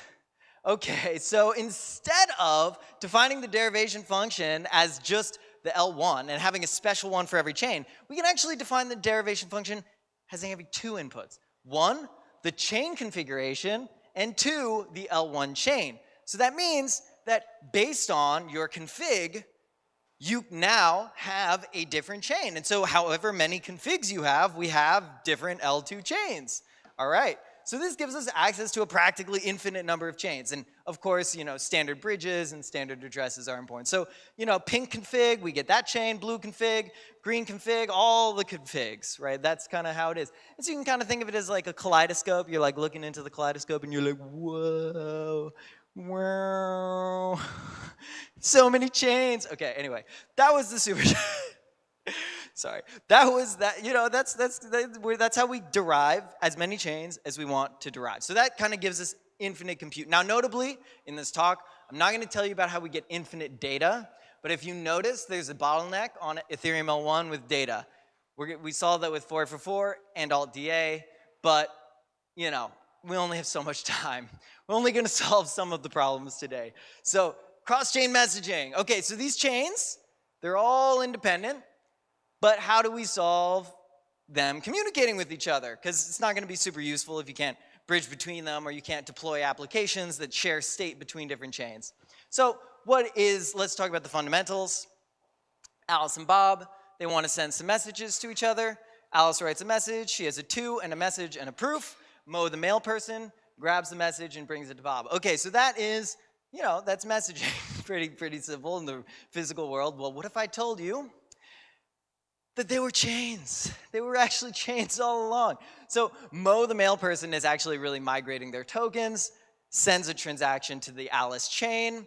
The Alice chain then emits an event, for example, and then Mo takes that event and all of the proof data and ferries that along to the Bob chain. Bob chain verifies the to, message, and proof and executes the transaction. So that is, essentially, that's the core concept of cross-chain messaging. Pretty simple, pretty simple. That's the interoperability stuff, no problem. So, they can talk to each other. Now, it's easy to do the to in the message. That's just information in the message. The proof is really hard. Proof is annoying. Oh my God, we've been working on proofs for years. So, how do we verify the authenticity of a message while preserving decentralization, crypto-economic, security, etc.? Well, let's actually just, go over the fundamental fundamentals around how the proof works. Well, the way the proof works is actually the same as the derivation that I was talking about before. That's why I provided that context, because it is actually very useful context. So we're trying to verify a message of red chain on the blue chain. Now, the blue chain knows the red chain configuration and has access to the Ethereum L1 data. They have the access to the latest block hash, for example. And so the blue chain actually knows how to derive the red chain from all of the data that it has access to locally. So the blue chain can actually run that derivation process that we saw and verify the authenticity of the message. Now, you might notice a problem. If I say that that is the only way that the blue chain can verify the message, then they're going to all the chains are going to fully verify each other. It'll kind of collapse into a single, basically a single mega chain. So this is why proof systems, they take a bunch of data that it takes to verify and basically compress it into a much smaller amount of data, right? ZK proofs turn a linear sized amount of data into a logarithmically sized verification problem. So, different types of proofs, they all serve that similar purpose. All right, so this is a little bit, I'm sorry, it's a good thing. It's some new slides, but there's a bad thing, it's less pretty and less beautiful. So we're gonna change gears into some more work in progress slides, but we can appreciate this very beautiful little gerbils or hamsters. All right, so I'm gonna talk a little bit more in the weeds than before about some of the interop specs, which you can look at. You can look at them today. And in fact, please provide feedback. So okay, here are some core concepts for some of the interop specifications. First, cross-chain reads, we're gonna talk about chain dependencies and the proof system for this thing. So this is essentially how we go from the cross-chain messaging as a high-level concept that I was just talking about into some more, tangible details. Okay, for cross-chain reads, what is the specific, what are we reading? Well, we're reading events. This is events from other chains. We can now read those events. Why events? Well, there are already a lot of tooling that exists around events. Pretty simple.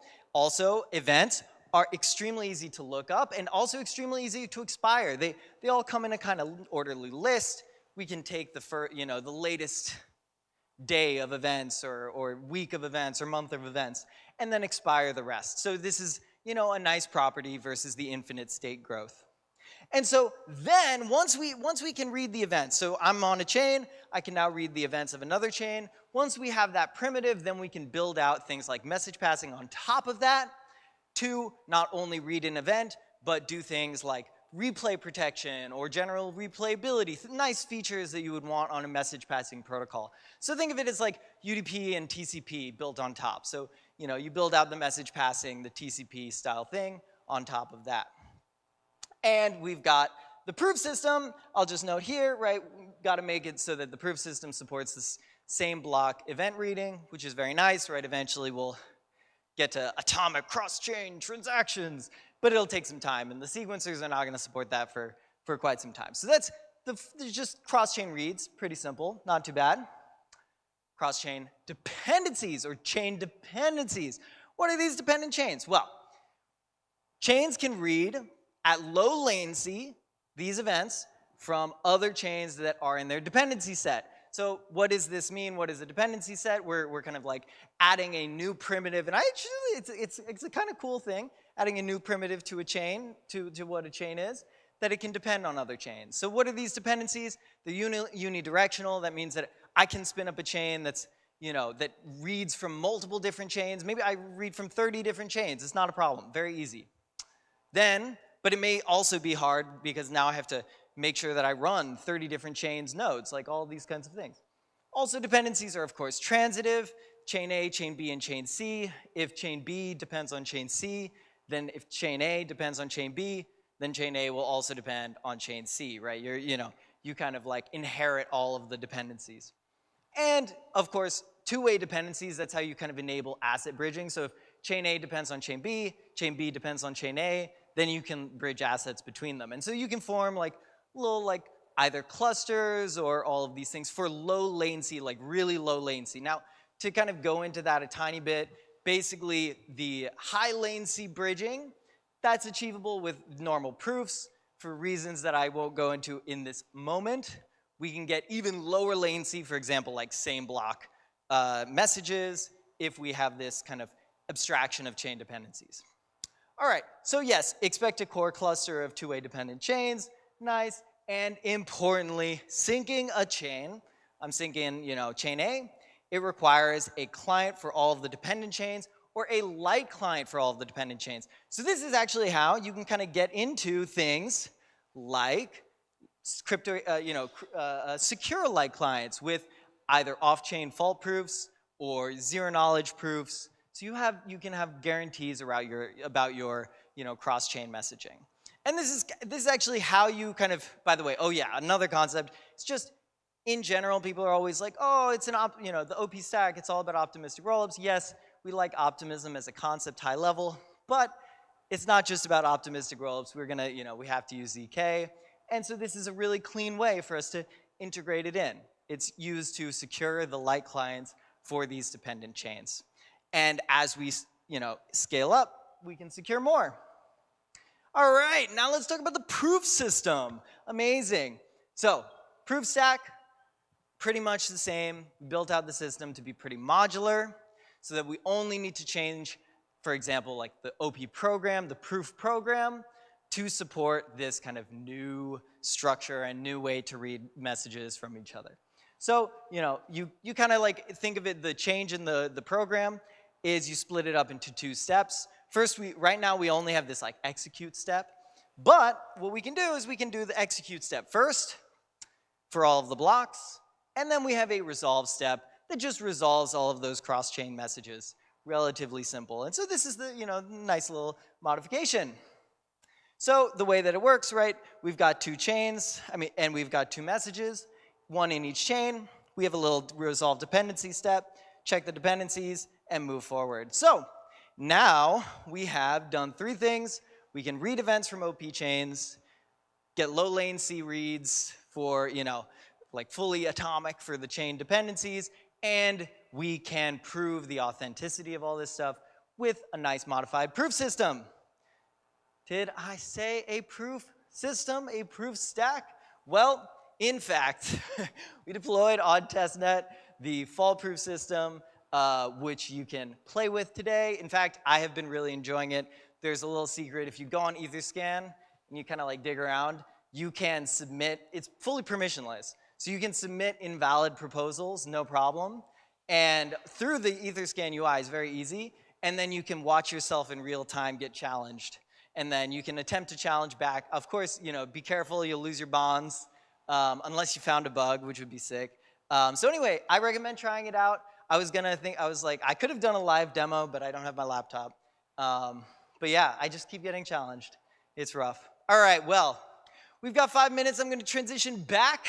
We had a great time with the hamster's very happy. And then now I'll transition back, switching gears back to the presentation. We've got infinite chains. Now we've got chain message passing. And so we're gonna do the rest of this presentation in 1 minute, so I still have a couple minutes for questions. Well, what are we gonna do? The messages are asynchronous, so we introduce decentralized shared sequencing, boom, and now we just get to watch and just feel the atomicity coming up. Oh my gosh, look at that atomicity through shared sequencing and all these things that are synchronized. Okay, and then the last concept is data availability. Remember I mentioned it before. We've got infinite chains. We've got a data bottleneck. What am I gonna do? Well, EIP 444 and Plasma for AltDA, so we can standardize how AltDA gets plugged in, and infinite chains meet infinite data. And there's a catch, of course, AltDA isn't as secure as normal data, but we've got data availability challenges, and yes, there's no fisherman's dilemma problem here, y'all. Don't worry, don't worry. We know our classic Vitalik posts. Rollups, plasmas, pretty chill. So yeah, we've got the full thing. We've got infinite chains. We've got cross-chain messaging. We've got synchronization between them, and infinite data. We got the superchain that's just coming. It's so close. And there's congestion. Pow! We knocked it out. Look at that. We achieved our goals. And to infinity and beyond, you know, we're going to create this beautiful open source ecosystem and summon Ether's Phoenix to fund public goods and coordinate the world around an open source and decentralized internet that benefits human beings, because the impending superintelligence will kill us otherwise. So save the race and scale Ethereum. Thank you very much.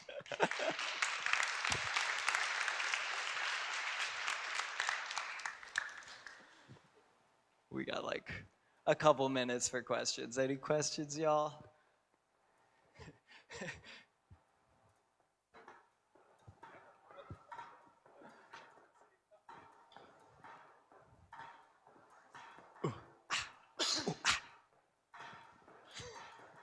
Yep. So the question basically about the finalization time of Optimism chain.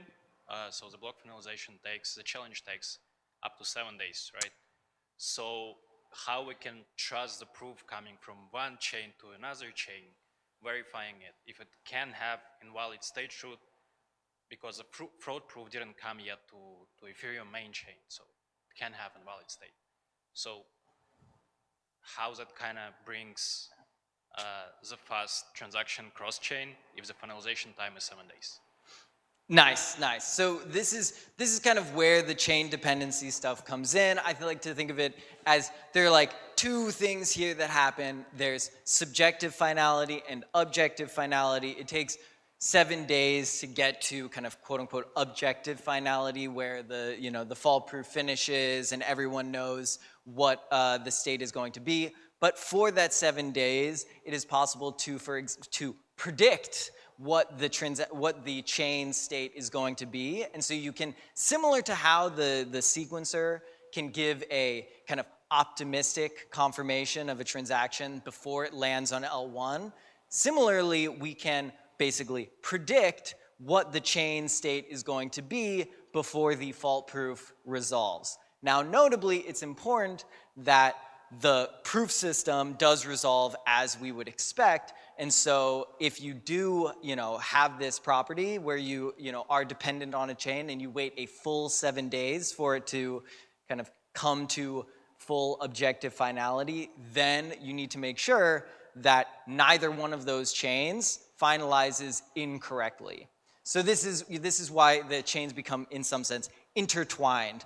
But this is actually more of a sliding scale than we normally think, because we could, for example, have a multi-proof where we have a zero-knowledge proof that we get in low latency, but then a fault proof which we get in high latency, and we've only resolved the zero-knowledge proof to kind of get the low latency message passing, but we haven't had the fault proof resolve. And so there's actually like weird hybrid solutions that I could get into, but it's a great question, and this is like, my best attempt at a 30-second response. Any more questions? Yes.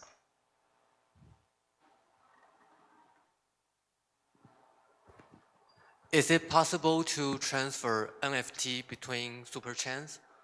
Nice. Yes, with cross-chain messaging, that's absolutely possible. The whole point is that it's really about authenticating secure messages, and those messages can be, for example, I burn an NFT here and please mint it over here. And then on the destination chain, it mints because it verified the burn event. Thank you. We got the questions coming. Let's go. The juices are flowing.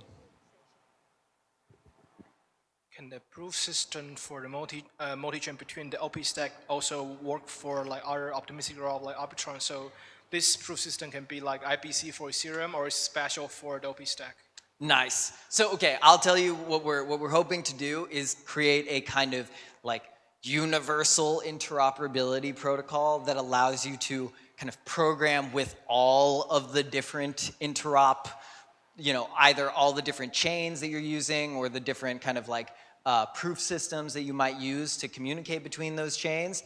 But there are going to be differences in that, like, For example, as an application developer, it's going to be a lot easier to, for example, deploy my application to the same kind of block space versus supporting many different kinds of block space. But it is 100% a goal to like zoom out to a sufficient angle where we can kind of cover all of the different types of chains, types of proof systems, and you know, third-party bridges and all of this kind of stuff. One last question. Okay. You had your hand up first. I want to make sure that we get that question. I'm so sorry. So since the superchain would require like a single agreed upon standardization, like do you think we might see chains previously a part of the superchain that disagree and then fork to create their own standardization versions, and how might that be handled in the future? Nice. So this is also related to the last question around like, does interoperability work for non-homogeneous chains? So there are two things. One, of course, we're going to make sure that migration paths are as painless as possible. There are some fundamental issues with migrating. Like, it's not always going to be easy depending on what change you made. So that is one thing. So going from non-standard to standard, make sure that happens. However, the second thing is if you are, for whatever reason, stuck on a non-standard chain, we can't leave you out. We got to make sure that there's at least some interoperability features that you can benefit from. Now, notably, it may be the case that things like, for example, super low latency message passing don't work in that context, but you get, you know, some level of low latency just a little bit higher. You know, things like that. And of course, we'll have to solve it later on. Cool. Thank you. Thank you for the wonderful presentation, Carl. Let's give it a round.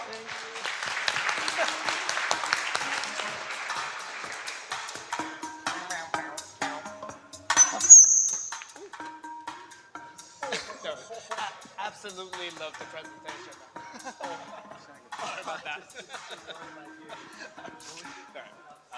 This one is with open, with that. Sure. Yeah. Up is Up on. is open. Yeah, Okay. up is on. Cool. And click. Click. Yeah, click through. Oh, it's on. Yeah. Okay. I got it.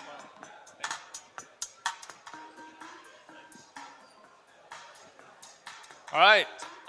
Next stop, we have Martin Durka from Zirkit presenting challenges of building an EVM equivalent ZK rollup on the OP stack. Let's give a round of applause. Thank you very much. All right. As said, my name is Martin. I'm the co-founder and technical lead at Zirkit. It's a great pleasure to be here, great honor to speak right after Carl, because I'll be picking a little bit at his and Optimism Lab's work. This talk is going to be about abusing. It's actually going to be about abusing the shit out of the OP stack to do something that it wasn't meant to really do, and it's to build a zero-knowledge rollup. So we did that. That rollup is called Zirkit. And we usually say that Zirkit is a novel EVM equivalent zero-knowledge rollup that focuses on security and brings more security, AI-powered security, to the sequencing protocol. So today, I want Zirkit to be something different. I want Zirkit to be a zero-knowledge rollup that is built on something unexpected, and that's the OP stack. OP here stands for optimistic, right? So we are actually marrying two technologies that are not really meant to work together, and this talk is about the challenges that this entails, just in case you wanted to do something similar so that you know what you are getting into. So a little bit of recap. We distinguish between two families of rollups, right? We have the optimistic rollups and we have the zero-knowledge rollups. In optimistic rollups, or in both the families of rollups, we have some actor called sequencer. The role of the sequencer is to collect transactions either from the users or from the L1. Then take those transactions, somehow order them into the sequence so that blocks can be formed. So the sequencer essentially forms your layer 2 blockchain. Then we have another actor, that's the state proposer. So state proposer every once in a while takes a look at the state root of the blockchain that is formed, that's your layer 2. It's going to take this state root and it's somehow going to record it onto L1 inside of some kind of a smart contract, right? And then in the case of optimistic rollups, we have another role, that's the challenger in here. And the role of the challenger is to be watching those outputs that the state proposer records on L1.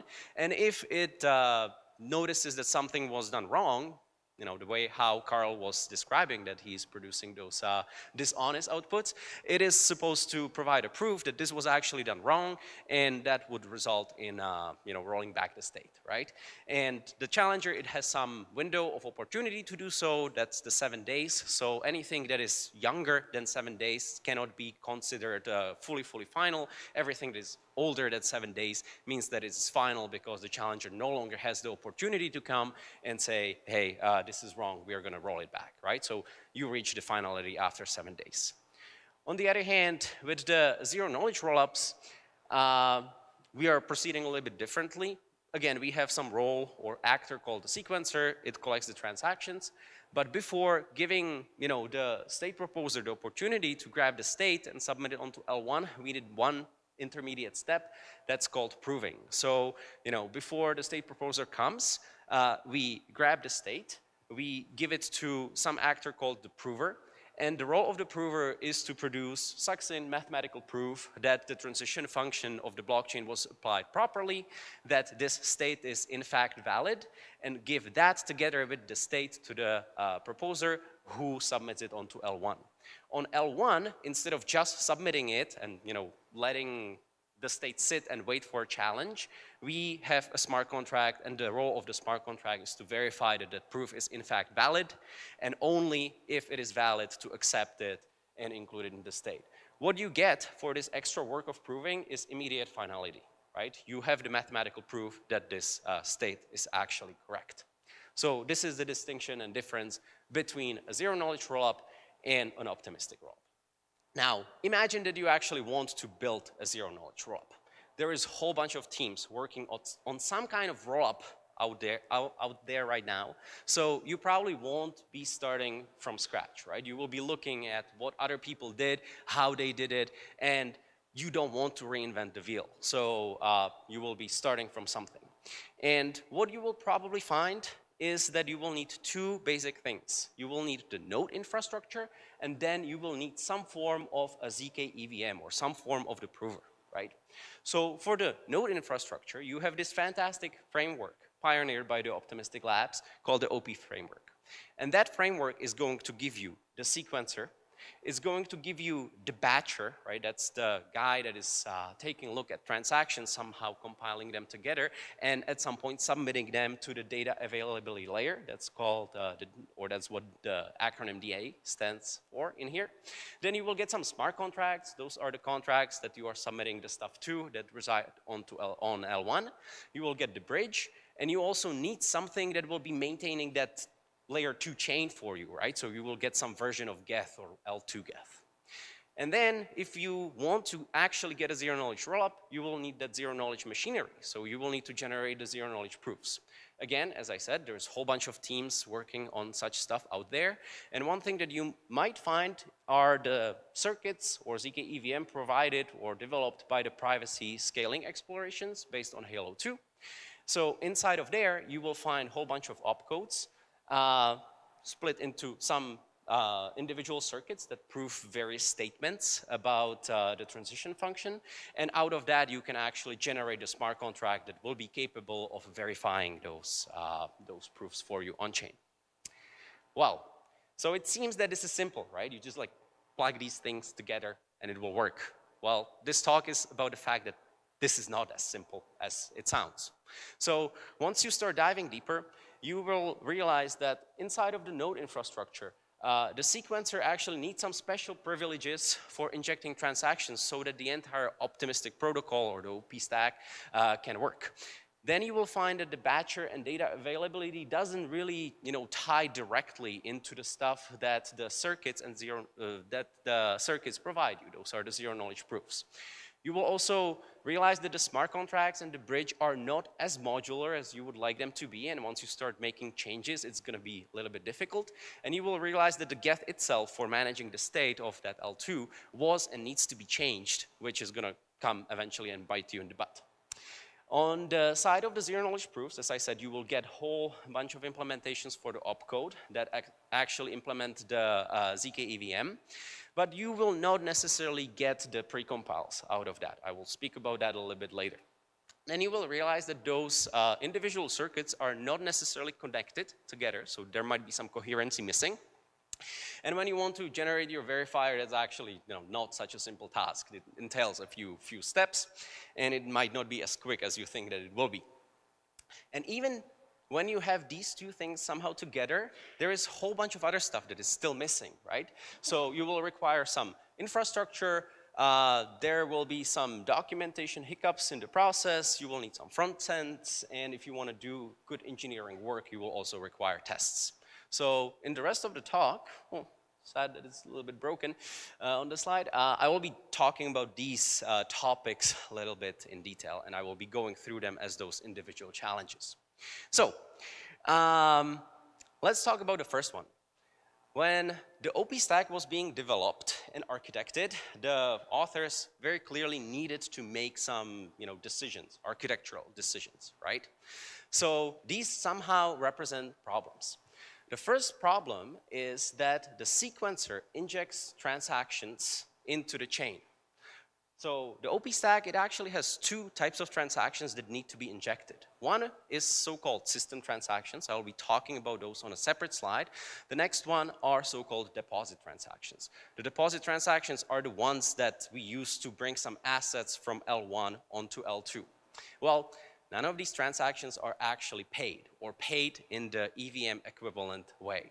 So for system transactions, again, to be covered them a little bit later, the system would need to pay gas, but you are the system, right? Your sequencer is the system. So somehow you're going to make up gas for yourself and pay it immediately back, but hang on. The EVM doesn't just let you make up gas or fund an account with artificial gas. That is an invalid operation, and that is something that the proofs that you're trying to generate should fail on, right? So this is not cool with us. Same thing, we have the deposit transactions. The deposit transactions, they're actually submitted on L1. They bridge those assets. That may be ETH, that may be NFTs, that may be ERC20 tokens. But the point is, they are submitted and paid for on L1. And on L2, that should just happen through the privilege of a sequencer to insert those transactions. Again, they are not paid on L2, so your circuits will need to complain about that, and you will need to change the circuits so that they are not EVM equivalent in this sense. And then you have a whole bunch of services that suddenly, before they were optimistic, right? So they didn't have to worry about any kind of proving, any kind of proofs flying around, any kind of data related to that. Well, now they do. So the batcher needs to know, the proposer needs to know that it's no longer proposing just a state and some transactions, but it also has some zero-knowledge proof with it.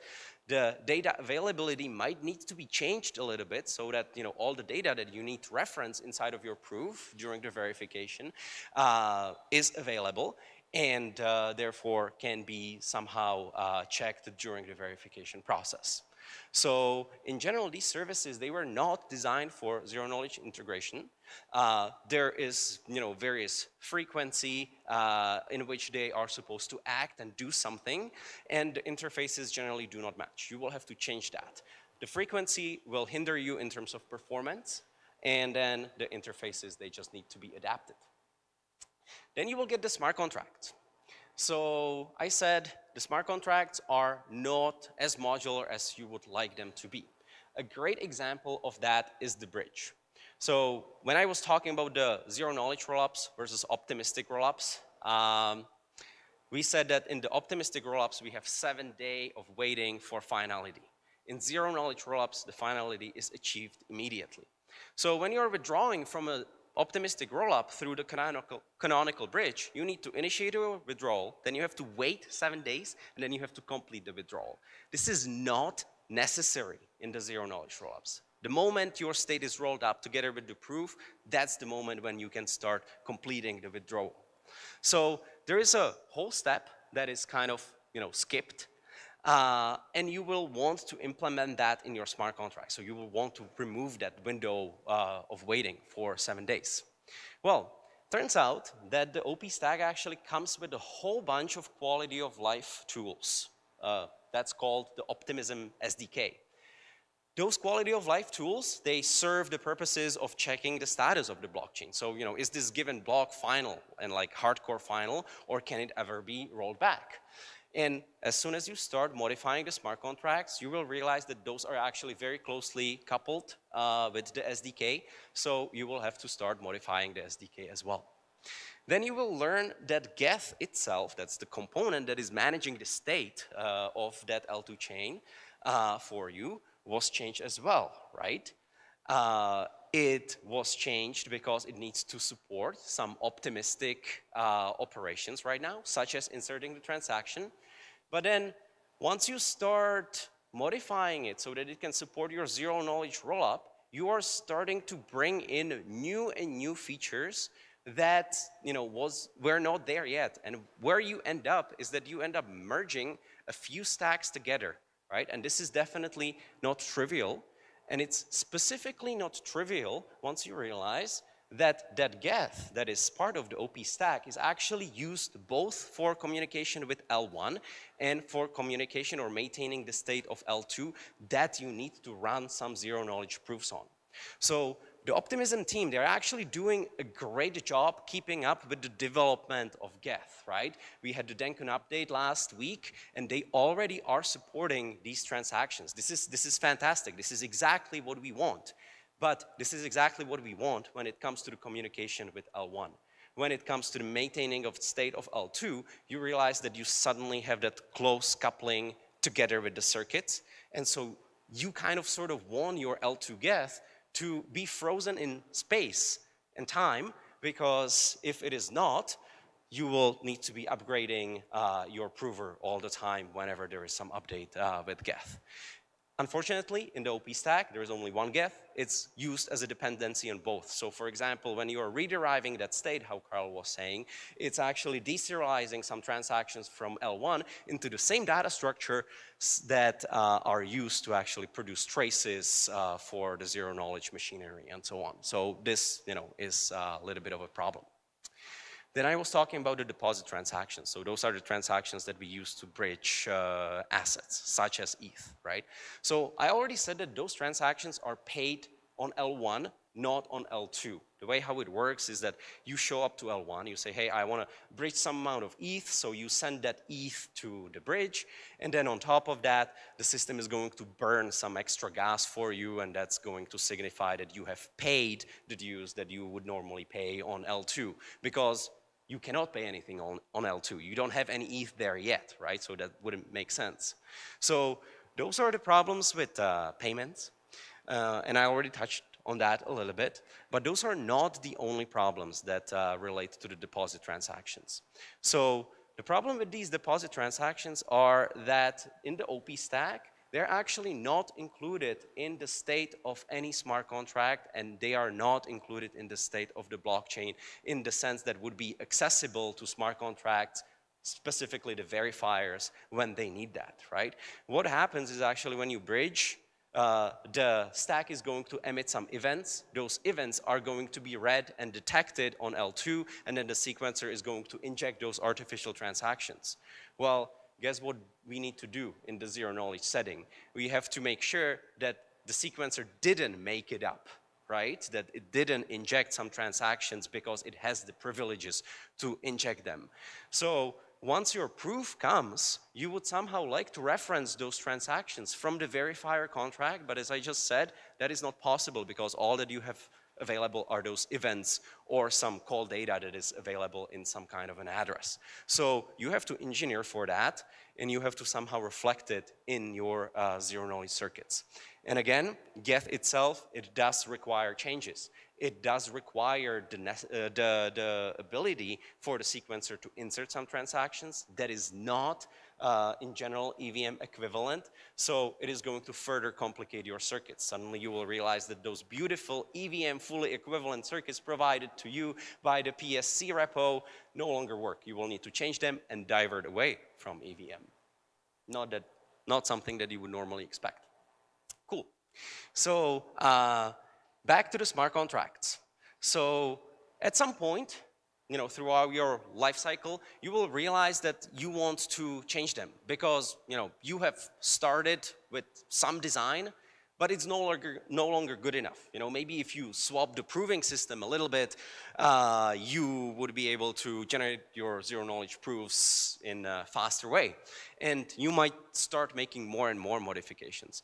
Well, everywhere you touch those smart contracts, you will realize that there is some very close coupling and that there is no single interface that would constitute a zero-knowledge rollup or an optimistic rollup that you would just need to implement and everything would suddenly work, right? So you will find yourself in the struggle of modifying those smart contracts all the time and modifying everything that ties to them, which I already mentioned is, for example, the SDK plus the other services that are part of the rollup itself. Then, if you start with the OP stack as you currently find it in the repo, you will find that it contains some legacy code. The situation here, has definitely improved. The repo has been cleaned up quite a bit. But the point here is, one thing that we all love about the OP stack is that it is battle tested, right? There is mainnet out there. It has been running for some time. We know that this thing actually works. Well, because there is a mainnet out there, and because Optimism also evolved, they went through some migrations of the state, some upgrades, some improvements, and so on. So you will find a lot of code that actually relates to backwards compatibility, which is important for Optimism and rollups, that are upgrading, but it's not necessary for the rollups that are just starting, right? You will probably not going through 2 or 3 upgrades just so that you can start your rollup fresh from zero. You will want to start with the most up-to-date code. Finally, as I said, bridging is not zero-knowledge feature complete. That's not surprising at all. Again, we are abusing the optimistic stack in here and trying to do some zero-knowledge stuff, right? So what you would specifically want to have more with respect to bridging is the ability to make some statements and claims about the amount of ETH that was bridged, right? You will have to somehow prove that the sequencer didn't make up how much ETH should be issued to this, given account on L2. Cool. So system transactions. There's the second type of transaction that is inherently necessary inside of the OP stack. What do? Here up there, you can see what they do. They actually take some values from L1, such as the block number, such as the timestamp, such as the base fee, and so on, and then they record them into a smart contract on L2. This is a design choice that was done by the Optimism team. You could philosophically debate whether this is the best design choice, but definitely this happens. It definitely also happens in every single block of L2. So every single block of L2 will take a look at L1. The block time, the default block time of the OP stack is currently 2 seconds. All the rollups out there do some sort of a similar time, be it 3 seconds, be it 5 seconds, be it 4 seconds, doesn't matter. It certainly moves much faster than these values change because L1 moves slower, right? So you are several times repeatedly recording the same values over and over into a smart contract. On top of that, you're not paying for it, right? I already mentioned that several times. But on top of that, these are transactions. So you actually need to generate some of those zero-knowledge proofs for that. You need to post this data onto your data availability layer, and you need to verify the proofs. So that all increases the operation costs, and eventually it will increase the cost for transaction for the user, right? So you sort of need to engineer against that and consider some alternate designs. Otherwise, this is gonna be a general problem. So here, I'm on slide 15, and so far I haven't told you anything about the challenges that relate to the zero-knowledge proofs. We were just through the node infrastructure, right? So Yes, you will get your ZK EVM through some repository that you might find online, be it maybe the one from the PSC, be it a different one. But what you will learn once you start implementing and marrying things together is that you didn't get everything that you need. You have some opcodes that are implemented, right? You will get a whole bunch of circuits, something like 8 of them, that are ready to prove some individual claims, but that's about it. So the opcodes themselves, they will be implementing the EVM, but EVM is not everything that is currently available on Ethereum. Specifically, what you will not get are the precompiles. So precompiles are some smart contracts that are included on predefined addresses. Ethereum currently has 9 of them, so addresses 1 up until 9.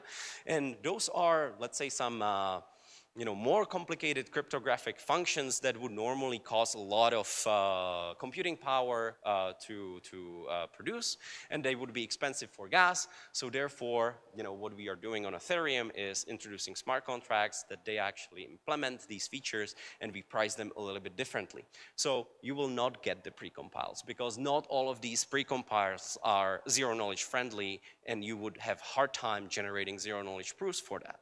So you will have to address it somehow.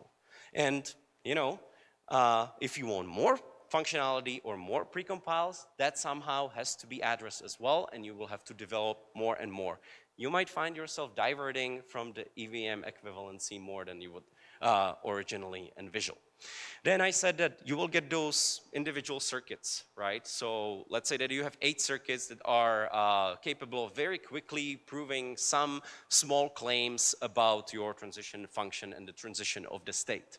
Well, you don't want to be posting all those individual proofs on chain 8 times, right? Every single posting, every single transaction, every single verification is going to cost you gas. So before you do that, you will want to aggregate them somehow, right? So take those 8 proofs and produce a different proof that proves all of them at the same time.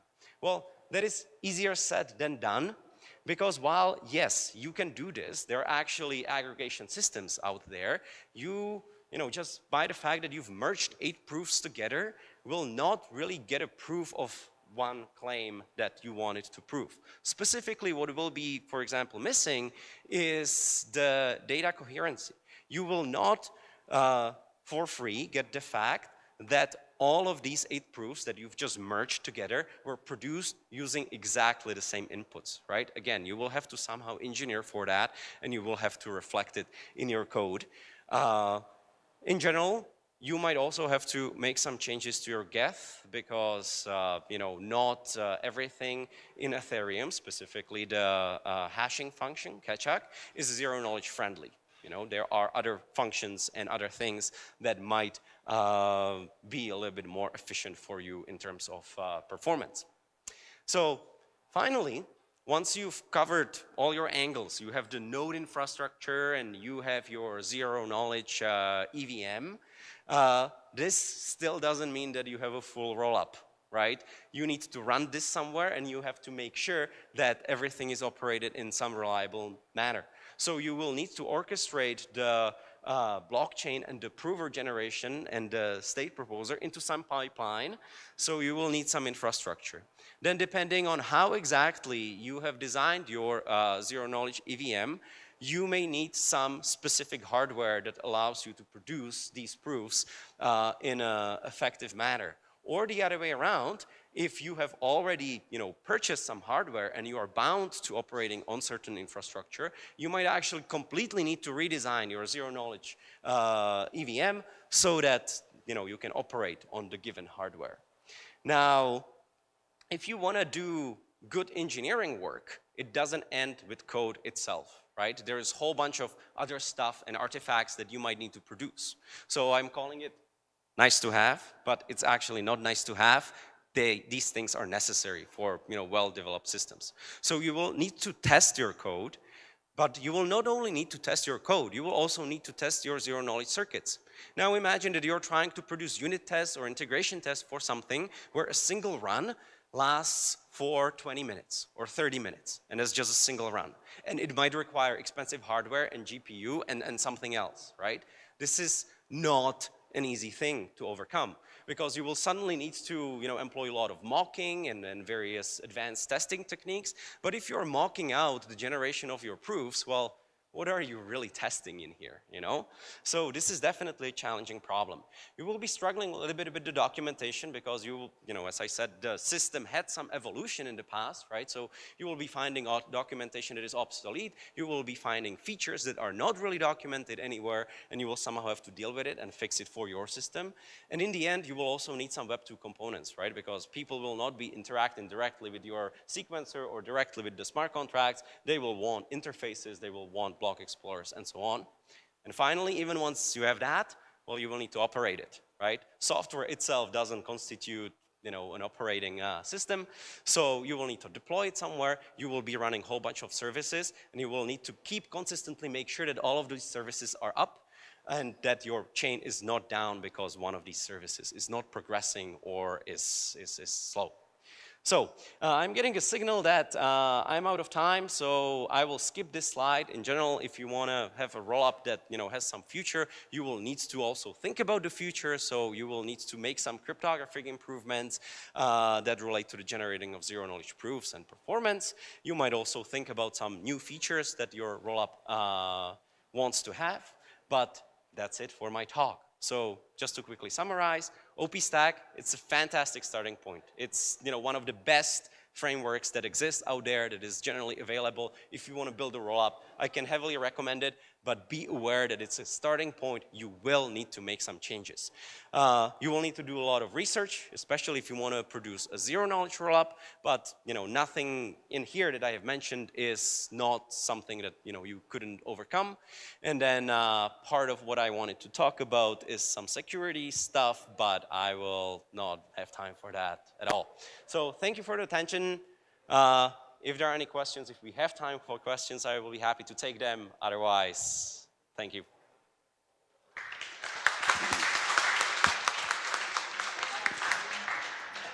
Let's take one question. There's one. Any? There might be none. All right. Sounds good. Thank you. Okay. Thank you.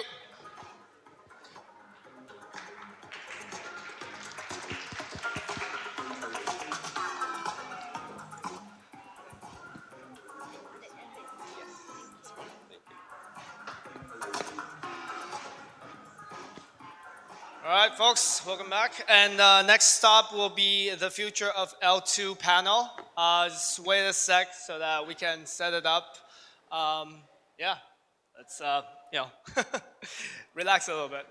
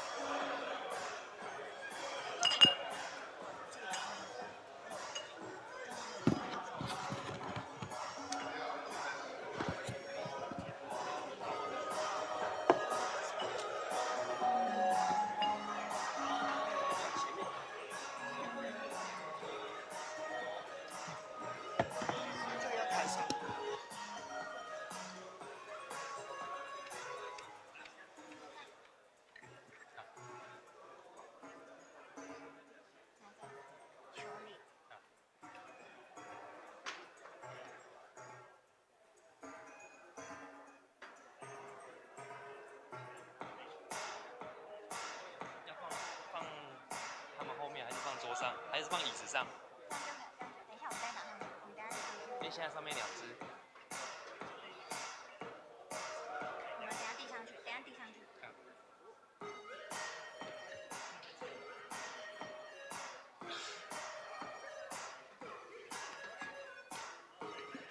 了，我觉得可以放在上面。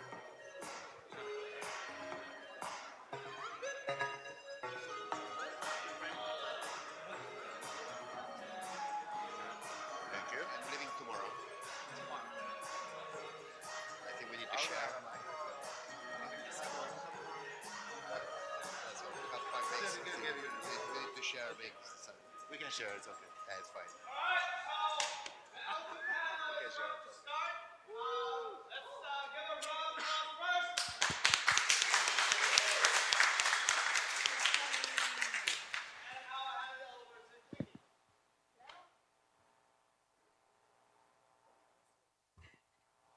Hello, everyone.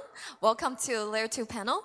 I'm Queenie. I'm Token, one of the earliest Ethereum wallets in the space. So super excited to be here moderating this panel. So first of all, I'd love to invite every panelist to introduce themselves briefly and tell us what the recent progress that excites you the most about your project. Let's start with Vitalik. Vitalik. So, I mean, recent exciting thing that's relevant to L2s, I guess, has to be the Denkun hard fork. So, as of about a week ago, we have the blobs, and this has increased scalability for a bunch of layer 2s, and there's a lot of work in the pipeline to keep increasing that scalability further and making sure that L2s can continue to have very low fees as this ecosystem expands for the next few days or for the next few years. So I think that's amazing. Cool. So from my end, again, same excitement about Denkun update. If you've been following the crypto Twitter, it actually did a lot for a whole bunch of networks that already adopted it. The transaction fees, they actually went really, really down. Specifically for Circuit, next week we'll be launching some builder incentivization program. So that's the next thing that I'm excited about.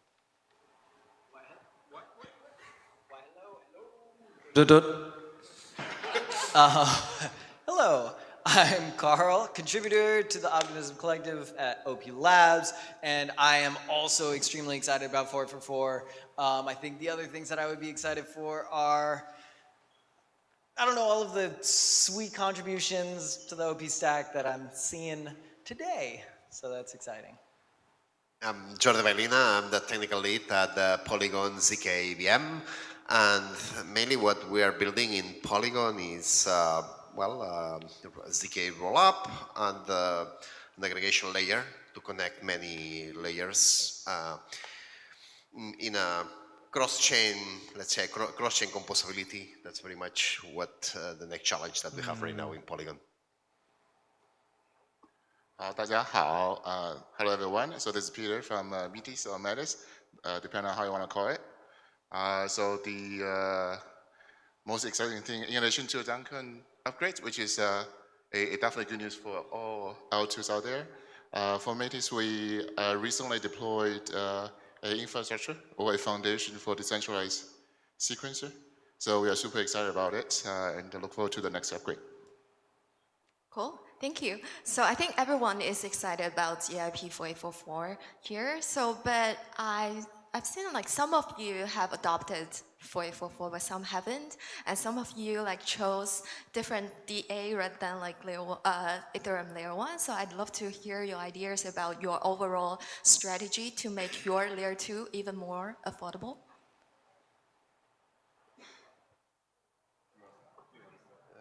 I can start if you want. So 4844 right now gives a reduction of 16x reduction of cost just out of the box, and the network is only, so the blobs are only 10%, so they are using 10% of the capacity. There are some roll-ups still that they need to be included, but I think here there is even a lot of margin to increase the proto-dunk sharding maybe to more blobs in the future, and of course we have full dunk sharding, which should give, a good good thing. So that's cool because one of the problems of scaling was that availability, and looks like at least we are in the right path at this point, and that's why this is really important. This step is a really important. It's a really important one. Yeah, I will plus one that for sure. I do think that the underappreciated part of 4x4 is that it introduces a new type of block space for Ethereum L1, and that just sets us up for progressively improving the protocol and adding more blobs with dank sharding or whatever. So super exciting, and we have been anticipating this for a very long time. Designed the Bedrock system around utilizing 4x4 as efficiently as possible and just posting all of our data directly to blobs. Call it a day. And then kind of to touch on the alternative data availability providers, the way that we think about it is that we want to make sure that people have the option to choose, but then also make sure that we are properly educating folks with the fact that posting your data to L1 is always going to be more secure than posting it to an alternative data availability provider if your bridge is also on on L1. Because you're going to rely on L1 security no matter what, and so you're introducing an extra security property. But for a lot of applications, that's a great thing, and the cost and security trade-off is well worth it. So we want to make sure we support everything, and and scale to infinity. So I will be +2 on that, or maybe +3 on that.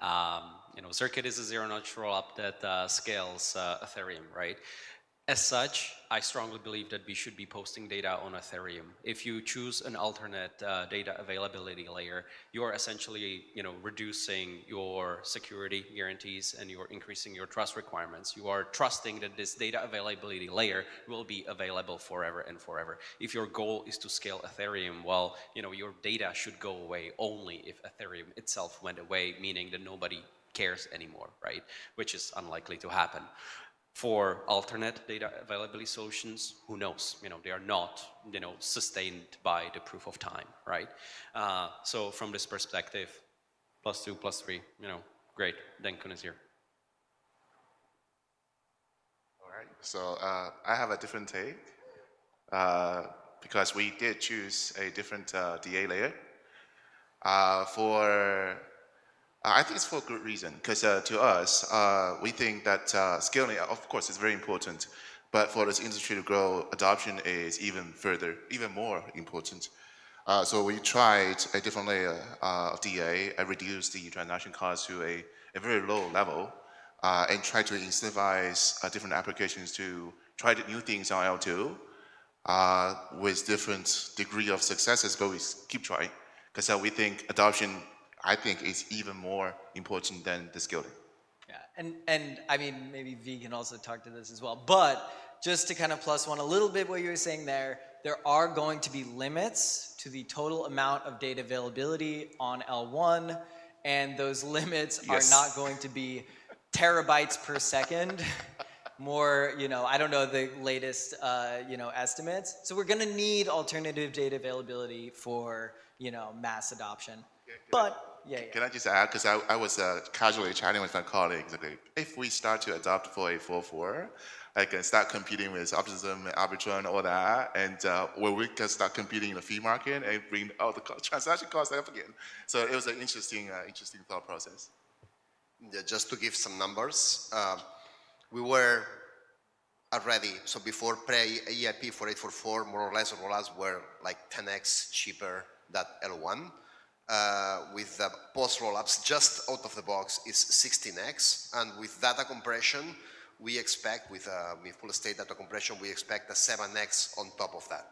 So that's like 3 orders of magnitude, and we are talking here about transactions that the current cost is going to be 1 cent. Of course, here a market, and we need to see applications and so on how this evolves, but this looks really promising until the point that many CDKs, many side chains that they were thinking maybe to use other chains or just using Validiums, they are really considering to just being normal rollups, full security, you just put the data on chain. That's really I think that's the real path. Maybe not all the applications, but I would say that most of them, at least they need to consider really hard to really be a normal rollup and forget about security issues. Agree. So maybe the hybrid option is the best. Yeah, exactly. That's how we converge, yes. Do you have any comments? Yeah, hi. So I'm from Ethereum, which is a layer 2 in denial of Bitcoin, which is the only secure chain because it has proof of work. But yeah, I mean, I think the right way to think about this is basically like, what is the level of security that your application needs? And I think there's like different data availability strategies across the spectrum. So one of the things that I've been a fan of really trying hard to revive recently is Plasma, and like basically the whole class of data availability strategies where data is stored off-chain by default, but is brought on-chain in the event of any kind of dispute or a disagreement. And that's a strategy that can actually, ensure the safety of it's extra armor that you can add to off-chain solutions that can ensure the safety of a very large number of assets. So I think there's a lot of valuable ideas all across the spectrum. And like basically it makes it's all about is your L2 this like heavy L2 for like large monetary transactions and like people's account data and DeFi, or are you running a game? And if you're running a game, like you probably don't need like maximum security for the game necessarily. Yeah, so I think we should all agree that a blob is amazing, right? So in order to have more adoption of blobs, I think there are some discussions about like increasing the gas limit and also increase the call data cost. So are you in favor of such a proposal? Yeah, so the increase the call data cost, I mean, for people who don't know, there's an EIP for this. I forget the exact number, it's in the 7,000s, but one of our researchers, Tony Varstetter, has been doing a lot of excellent research in like figuring out the consequences of this. The basic idea is to put a cost floor on transactions, which is about likely to be either 48 or 68 per non-zero byte. And the idea of this is that for transactions that have data and that have a large amount of execution, they would go over the floor already, and so almost all applications would not be affected, but a limited number of applications that use a large amount of call data and only call data would see increases in costs. And the goal of this is basically that like core developers are worried about increasing the gas limit or increasing the block count because the theoretical maximum size of a block is pretty large. It's post-compression about 1.8 megabytes. And what this EIP does is it basically decreases that size to the point where it's somewhere between 500 and 750 kilobytes without increasing the cost of almost any application. The only thing that really gets affected are like there's Starks that might go up in cost by about 40%, and then there's like potentially Merkle branch verification that might go up a bit, right? But even for Starks, like this would get more compensated for many times over, because if you can bound the execution cost, or if you can bound the execution block size, that opens room to increase the maximum count of blobs that can go into a block, which then decreases the cost of inside a block. So that's one of the approaches that we're looking at for short-term scalability, and that would make it much safer to both increase the blob counts target and also potentially increase the amount of execution gas in a block as well, which is definitely something that there's ongoing discussion over whether that's a good idea to do so. Sounds exciting. Any comments? Yeah, I have one. I think that this approach, it's actually really important. I think that we are right now, or pre-4844, we were using call data for something that call data was not meant for, right? Again, I love doing that. Yes, Carl. So once now we have blobs, well, let's use those blobs, and this repricing, it in some sense is a deterrent for using the call data for the right purpose, right? Which is good. There is one technical thing that I think is important to mention, is that blobs are fixed sites, and they also have they have field elements which have a byte that is difficult to use. I mean, you need to use bit a bit and things. And that means that maybe for application, so if you have an application that's data intensive, you probably already have an incentive and you already go there. But if you are using part of that, maybe paying the full blob is not the best idea. So I would be a little bit more prudent before increasing the price of the call data. Yeah, that makes sense. Maybe blob aggregation, anyway.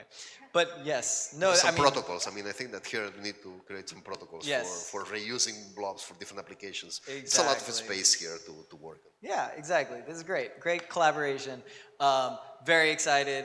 We need more blobs. Give me all the blobs.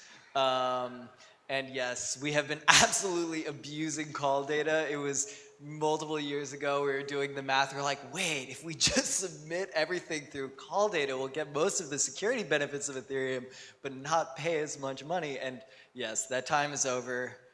It's time to use the real thing, the real deal. Use some blobs. Nice. We should be confident that we will have much, much lower fee on Layer 2s in the near future. So yeah.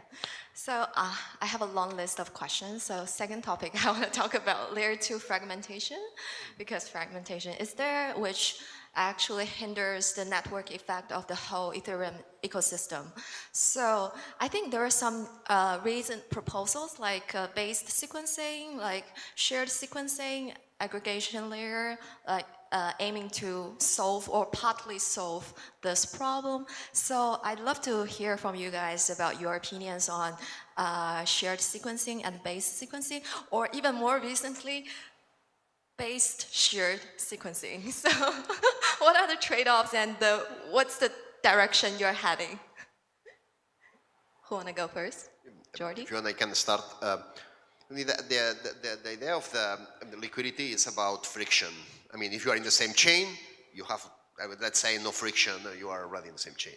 If you are in the same aggregation layer or in the same constellation, you will have a bit of friction, but probably you are going to be fast. If you want to cross, the cross-constellation communication, you probably need to go through layer 1. And I mean, layer 1 is not the fastest network. I mean, the finality time there is like two epochs. It takes some time if you want to be sick, but you can do it. I mean, it's maybe about minutes we are talking. And there is even another, is like cross L1, and here is a lot of work in the bridging in pack-to-pack, so it's like probably it's going to be even higher friction for this. All this is starting. I mean, all this is very much powered by the ZK technologies. This is what's enabling, and we will see what's this friction at the end of the systems. Yeah, and by the way, definitely shout out to Polygon for being very inclusive and having, including all of the different chains. And I strongly agree, we do need to include them. The one thing that I think maybe, to also mention is having a kind of like universal way to address all of the different chains. I really like the idea of being able to send and receive information from and to all of these chains. Of course, proofs are a very important part of that, but also having a kind of, thankfully we have chain ID infrastructure, but it would be nice to like build more tools that kind of like abstract away the underlying systems that you're working on, and you can now address all of the different chains and build applications that kind of bridge multiple ecosystems. So we'll slowly get there, but to set expectations, I think it's going to be a brutal at least 6 to 12 months in terms of fragmentation. But we will get there. We will get there. So I might have a little bit different opinion here, to be a little bit controversial. So look where we started. We started with single non-fragmented chain, and then we loved competing. As technologists, as innovators, we love doing that, and we broke it and we fragmented it. So let's now create a super chain, shared sequencing, whatever we want to call it. Yeah, this is going to exist for a little bit, and then we're going to break it again because somebody else is going to come and say, hey, I have a better super chain. I have some innovation that I want to put out there, so let me start competing. So, unfortunately, the world is not black and white, right? It's always going to be some sort of a sine wave. Sometimes we will be closer to, having homogeneous environments. Sometimes we will be fragmented. I think that this general problem is a problem, but I think that it needs to be, addressed from the interoperability and cross-chain communication perspective. Yeah, I think from my view, like shared sequencing is like honestly bottom priority as far as improving cross-chain interoperability is concerned. I think, I mean, to name a few higher priorities, one is just like getting to the point where we have more and better cross-chain wallets, like just like wallets that more like make the cross-chain interface look much more natural. And like I've been using Rabby, and Rabby does like a great UX on that front, and I know other wallets are improving the UX on that side as well.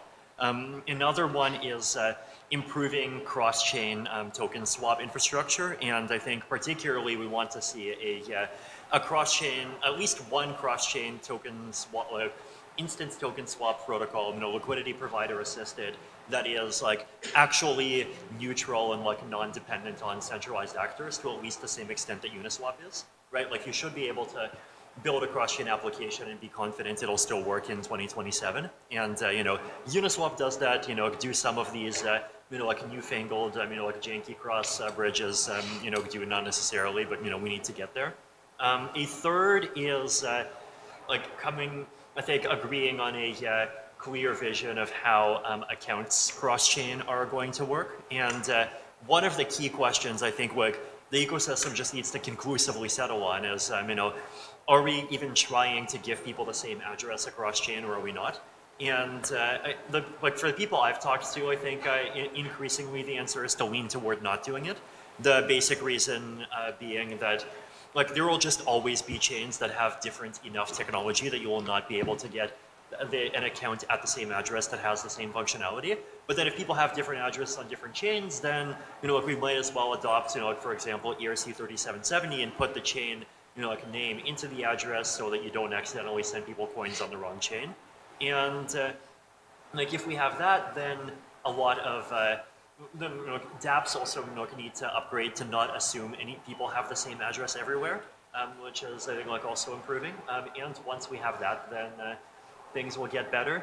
Another example of just like forms of interoperability that are easier than we think, right, is like a lot of people want, like chain abstraction, like cross-chain operations, but like 90% of the time people want something simple, right? So like, for example, use case I had. I am on like, mainnet and Optimism and Arbitrum, and I needed to send someone coins. They were accepting coins on Base. I should be able to send them coins on Base with a single transaction. Right now, that requires 2 transactions. Step 1, the bridge. Step 2, like sending over the coins. Well, realistically, the bridge should just include as a like mandatory option which address you're sending to. And then if you do that, then you're supporting cross-chain accounts that have different addresses on different chains, and you're also supporting sends to other people. So now you can already send someone coins to an address on a different chain. And this is something that doesn't even require a separate app. This is something that should be integrated in basic wallets, right? Then going further, in the context of smart contract accounts, key changes, key recoveries, account upgrading, like do you do that by sending a message on every L2 simultaneously, or do we do the key store rollup thing, or do we first do the second and then explore, or the first and explore moving to the second over time? And that's something that a lot of people wants to do, right?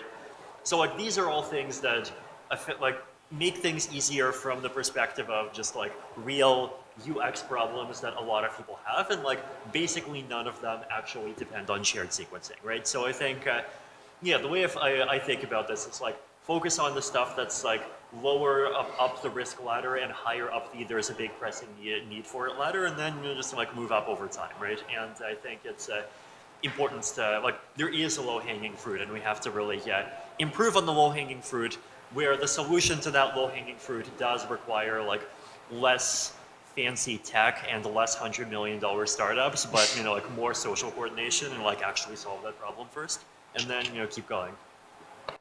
I think that this is a really good take. When I look at these problems, I always look at them from the perspective of my grandma. The synonym of my grandma is a lazy user, right? For me, as a lazy user or my grandma, the goal is to use some blockchain application, be it whatever, Uniswap and such, right? But the goal for the lazy user is to not worry about whether this Uniswap is residing on that chain or that chain or that chain, and how the funds float over, right? the lazy user wants to have funds on blockchain and use this funds on blockchain with the respective application and be abstracted away from everything that happens under the hood. So all the bridging, everything else. And I do think that even though right now there are a lot of problems, we are entering a kind of new paradigm or a paradigm shift of this kind of chain abstraction and higher level way of interacting with multiple different chains. And so even though while the user experience is kind of bad, it will be brutal. However, it is also an amazing opportunity for incremental progress across the stack, so that there's tons of things that we can do right now to improve this experience, unify the experience across multiple chains, and we'll wake up in a little bit of time with all of this development progress, and our grandmothers will finally be on chain. No, you're supposed to put inside an MPC so that the private. Wait, we're not talking about mind uploading. No, do you want a part of my grandmother? No, yeah. I don't want to go on chain unless I'm in an MPC, I'm kind of down. Anyway. Yeah, we're talking about grandmothers, but I remember the day, remember the day that my grandmother started using teletext. I don't know if you know, but it's an ugly interface, probably the worst thing on that, just because he wanted to see the lottery, the need. But and he learned to do all these buttons. I don't even know how that works. And they learned to go to the number, the page, and jump and navigate, and was my grandmother. The need, here is, we are thinking, but the need, and this is very much for early adoption, but the need is more stronger than the easiness. If you need something, you are gonna get it. So are you saying that the key to getting my grandma on chain is tell her about DeFi I tell you that if my grandma has a need for if your grandma knows, they will go. If your grandma knows she can make $100 a day on blockchain, she'll learn it. Oh, God. You cannot imagine what grandmas can do. All right, you're right. I've been bearish grandmas. I need to change. All right, I'm not a grandmother, but I'm also, lazy. Yeah, by the way, Rabbi is amazing, but Token is also working on it. Okay, so. Yeah. Let me know when you have a wallet that has just immediately has the same account on a mobile and the desktop and supports smart contracts and recovery and all that stuff. I think even Rabbi has not gotten to desktop and mobile support yet, or they have both, but not linked. But no, this is the reason why this is actually important is because especially they're in the context of a lot of these apps trying to appeal to mainstream users, including Farcaster and including a bunch of them. Some of them are starting to do key signing and key management in the application, which is a bit bad because the more that happens, the less the wallet can actually protect the user's security. But a lot of the time, the reason why they're doing it is because it's a standard expected property of every application that it works on desktop and mobile and you have the same account and the same content. But the only way to not require individual applications to all do that themselves is for wallets to be the thing that is where the user is and is able to do the authentication piece everywhere. So the closer we get to that, also the better. Nice, we're on it. Yeah, just going back to the shared sequencers, I want to express that I'm a little bit skeptical on the shared sequencers. Synchronous things in general, they are hard to work, and when there is two parties that they can do a lot of things to do, it's a good thing to have. I agree. I think it's a good thing, but I would prioritize first asynchronous calls, for example, or asynchronous messaging system. I think this is the first. I think it's an easier step. I remember Vitalik at the 2015 or 2016 talking about asynchronous calls in some calls. I think maybe it's time to recover all those slides and start working on this on that part. I don't know what you think about that. I definitely agree. It's much easier to build a synchronous system on top of an asynchronous compute layer. But we'll have it. It's just one thing after another, right? Shared sequencing, full synchrony, it's gonna come. just takes more work. How about Polygon's aggregation layer just work together with superchain? Like you guys can, the two ecosystem can talk to each other first. Oh, yeah. I mean, here is via layer 1 for sure. Here, for example, one of the things that we are start working, I mean, we have a lot of work to do, and this is something in the queue at least, but it's what we call massive bridging, massive deposits and massive exits. So the idea is that you can, between rollups with a single, maybe it's one transaction every block or every 10 blocks, whatever, it's just doing all the consolidation between two rollups, or even can be a smart contract with many rollups, can be too. And so here, at the end, the idea is having a special chain where you can, it's a kind of a proxy chain. You can send everything there, and then you can do a massive exit to another chain, and the same way for importing. So there are interesting things to do for this cross-chain, cross-constellation or cross-aggregation layer protocols. But we are very early stage, I would say. Yeah? Totally. And I think here's something, we might say, oh, they should work together, they should, collaborate. We are working together and we are collaborating, and that is the beauty of open source. Polygon has been pushing forward the ZK space for years, making tons of advancements, which we have benefited from, ZK proving the OP stack and, various other things. There's a huge amount of cross-pollination in the industry. And so, we don't need flashy headlines necessarily to collaborate and be a part of a, broader thing. And important, I think that having many aggregation layers in Ethereum, at least at the current stage, is very important to learn from each other. If there is only one aggregation layer, you can do things wrong. You don't have any competition, but it's competition in the good way. It's like you need to, passing messages. We need to do with a Merkle tree, we need to do with SDK, we can do it optimistically. There are many ways to do different things. So having different teams working in different, in different approach, this is a way to speed up a lot the improvement. And I don't know, in 5 years, 10 years, well, we will see what we have there. But let's think for the next 5 years. Yes. Okay, sounds good. Any other comments on this topic? Yeah, they're sitting beside each other. They're each working on some way of aggregating the fragmentation, right? And they're going to compete. So this is what I'm talking about. It's always going to be fragmented, more or less, but it's going to be fragmented. But we can build we can get the low-hanging fruits, right? Yeah, but for example, in the rollups can be essentially very different. They can have different base tokens. Some of them they can have centralized sequencers, decentralized sequencers. Some of them they have different data availability strategies.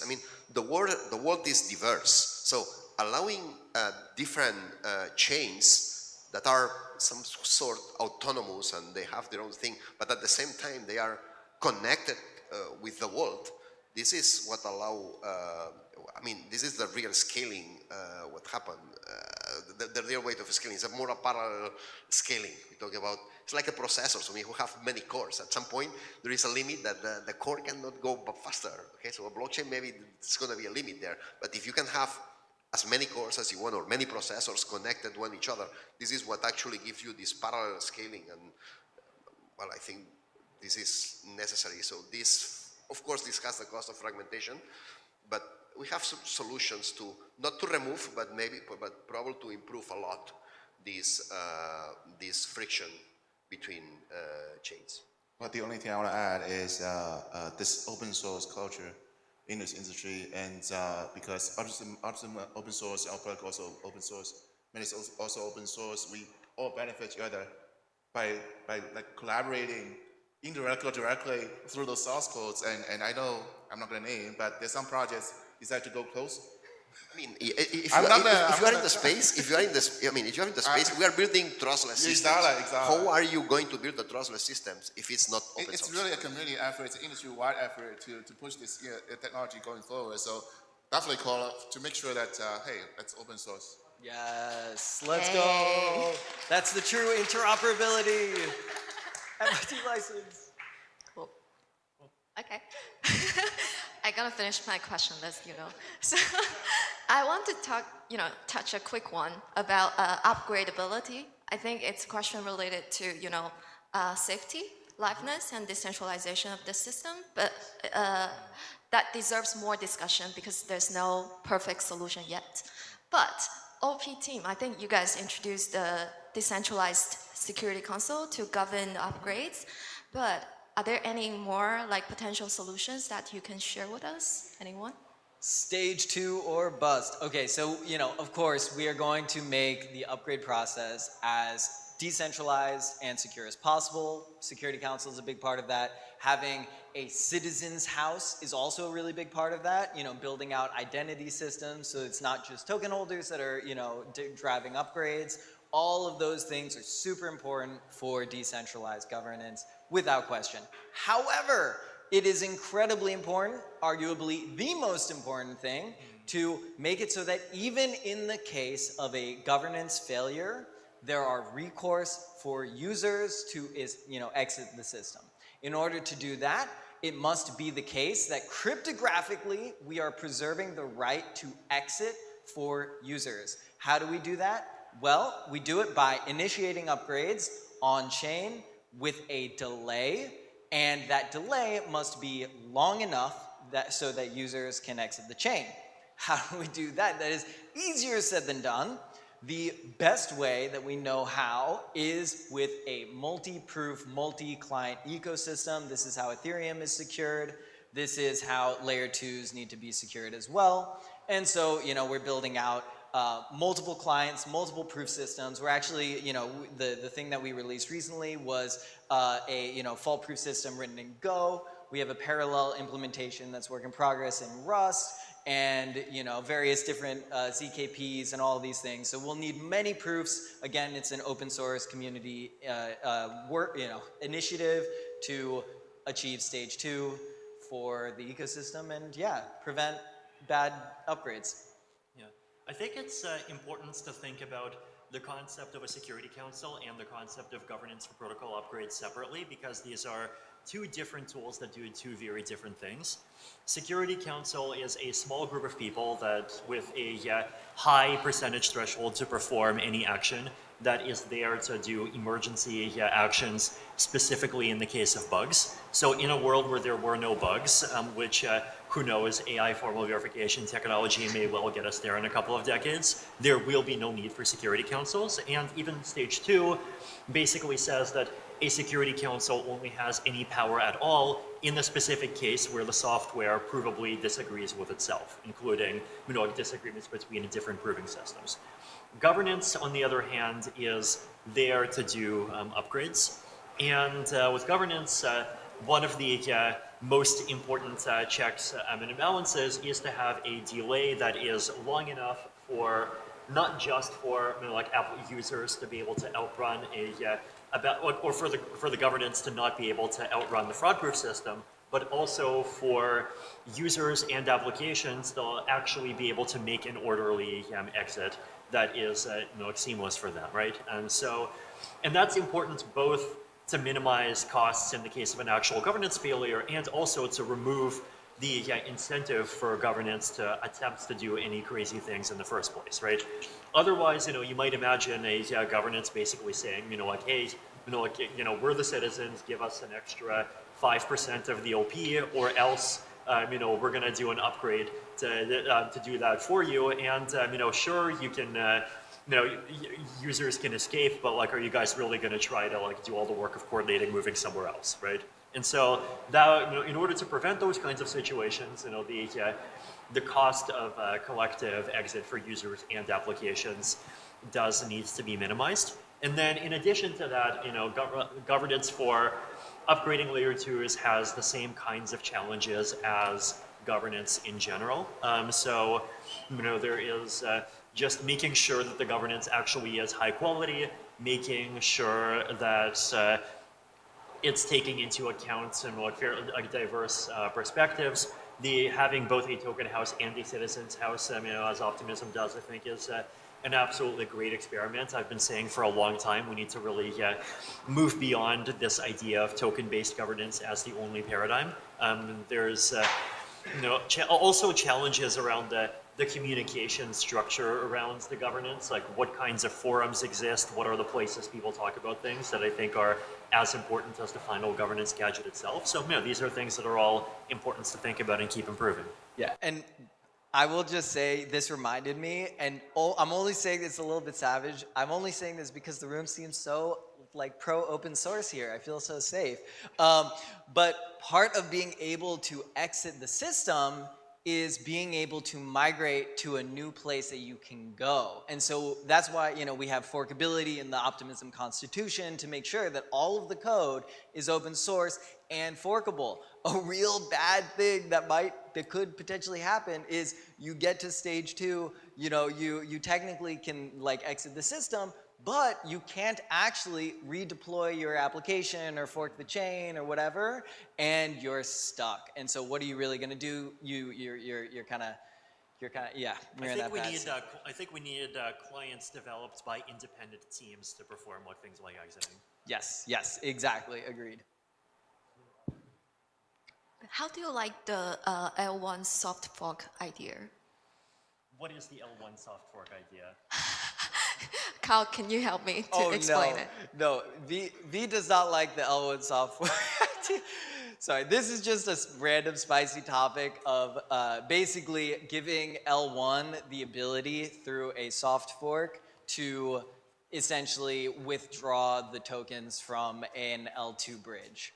And so this is essentially like giving almost a power that is too tempting to the L1 validators, because it may do things like cause consensus instability. But anyway, V, you can talk about it. I think the challenge is basically that L1 governance is historically this very intentionally minimalistic thing, and it performs best on very technical topics, and it tries to touch on topics that affect people's financial interests only very occasionally, and basically saying that the role of Ethereum governance is to be emergency backup police of governance mistakes that happen in the Ethereum ecosystem, really expands its capability in a way that also increases a lot of outside actors' incentives to try to manipulate and attack it. So this is the reason why I'm wary of such things. Thank you, guys. We're a little bit over time, so finally I haven't finished my list. Okay, thank you all for sharing, and thank you all for joining us. I hope you all enjoyed the discussion. Thank you. Thank you.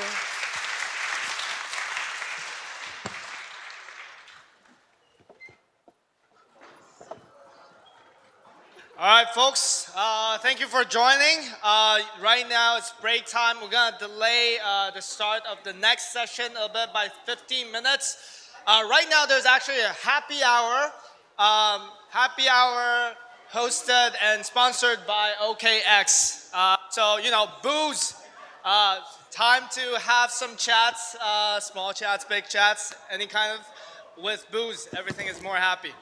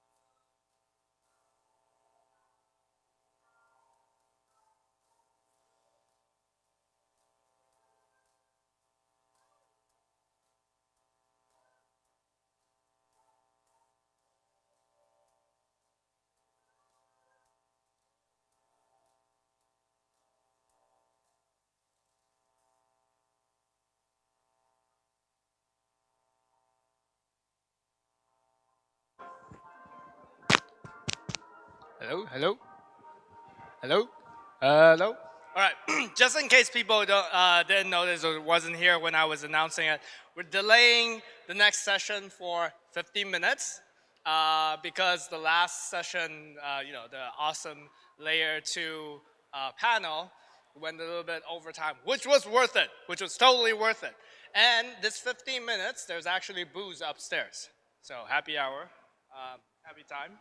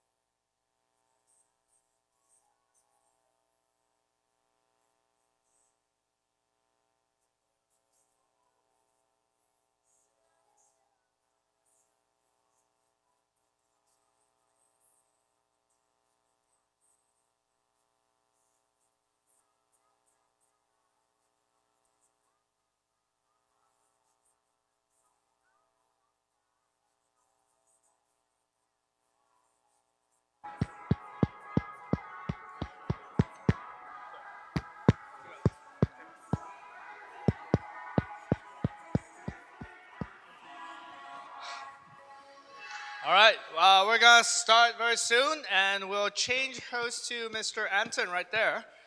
He cannot run away since I passed on the mic.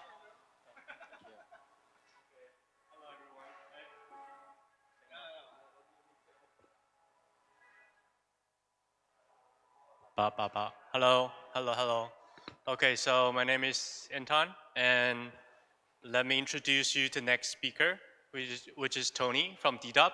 And yeah, DDUB was here last year, and this year they came back again to give us another talk about security. If you haven't heard of DDUB, you should look it up right now because they're like one of the top-notch audit firm and lots of good independent security research. So yeah, he's gonna talk about how to predict the impact of EVM upgrades. Let's give him applause. Woo!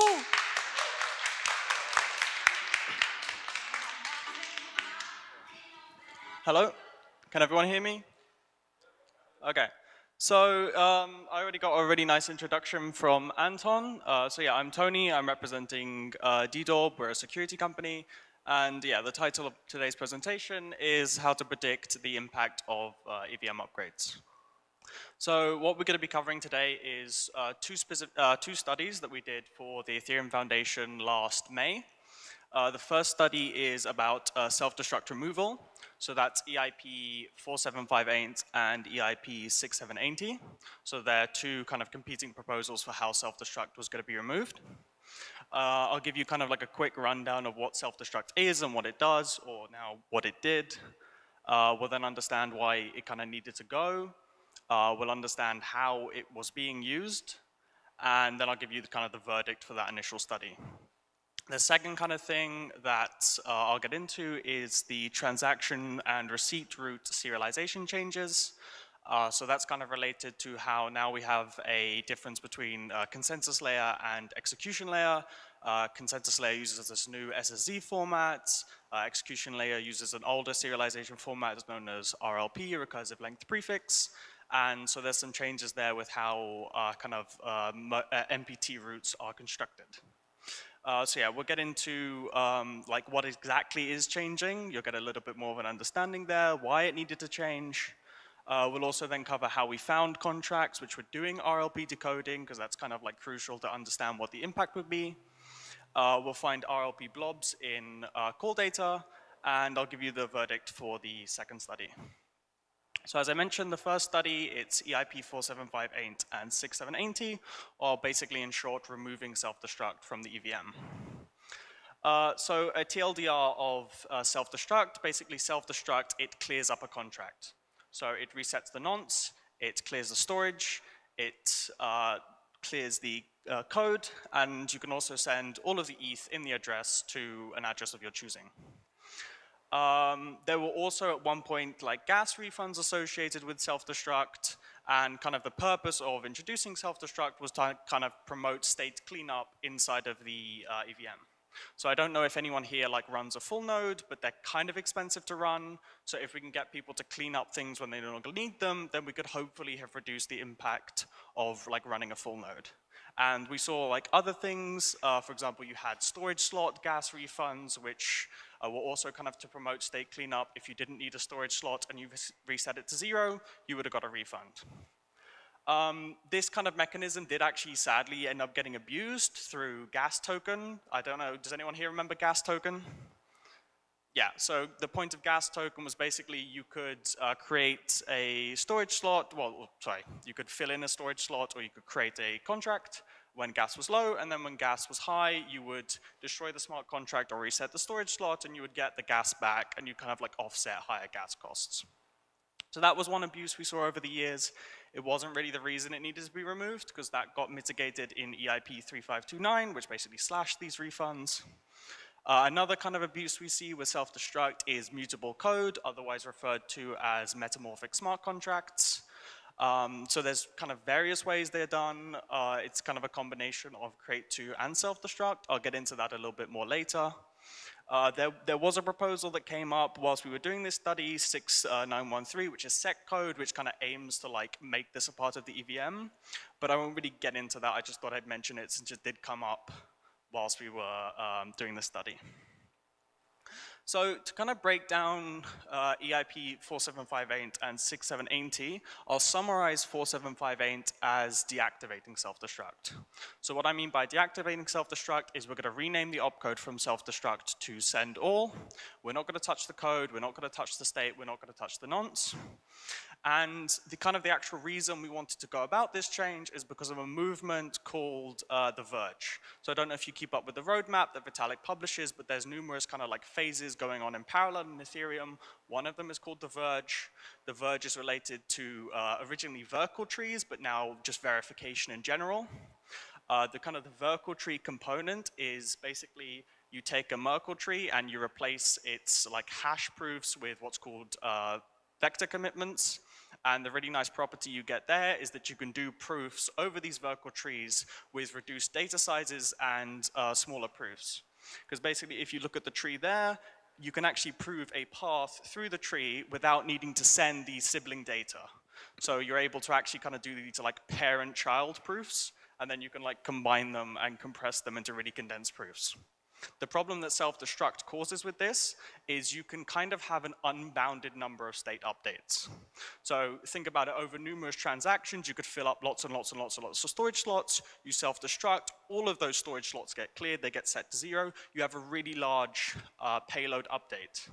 And the reason the payload update is like a problem, at least the size of it, is because in the future we want to have these stateless light clients. So basically the light client wouldn't store any state, they would need to have all the state sent to them, and these large, unbounded, unpredictable state updates would cause a problem for implementing this, as well as, you know, like implementation complexity in the nodes for like kind of keeping the state around for a number of, you know, blocks or epochs. And that's kind of why we wanted to remove it. So 6780, I can kind of summarize as restricting self-destruct. And basically, it's the exact same proposal, except for the fact that if you self-destruct within a single transaction, it acts as it originally did. And the reason that this is okay is because you still have bounded state updates, and you're not really like committing to the actual state root. The reason this was proposed is because some people were kind of using this pattern, it doesn't have the same negative consequences, and we needed to evaluate like if this was actually better than 4758. So the way we went about doing this study, there's this like really nice tracing interface that's provided by Geth, or we use Aragon internally because it's like a bit more performant. But basically you can hook into the EVM during its execution. The things that we care about here are capture start and capture end, as well as capture enter and capture exit. These basically are what's triggered whenever you have a call frame.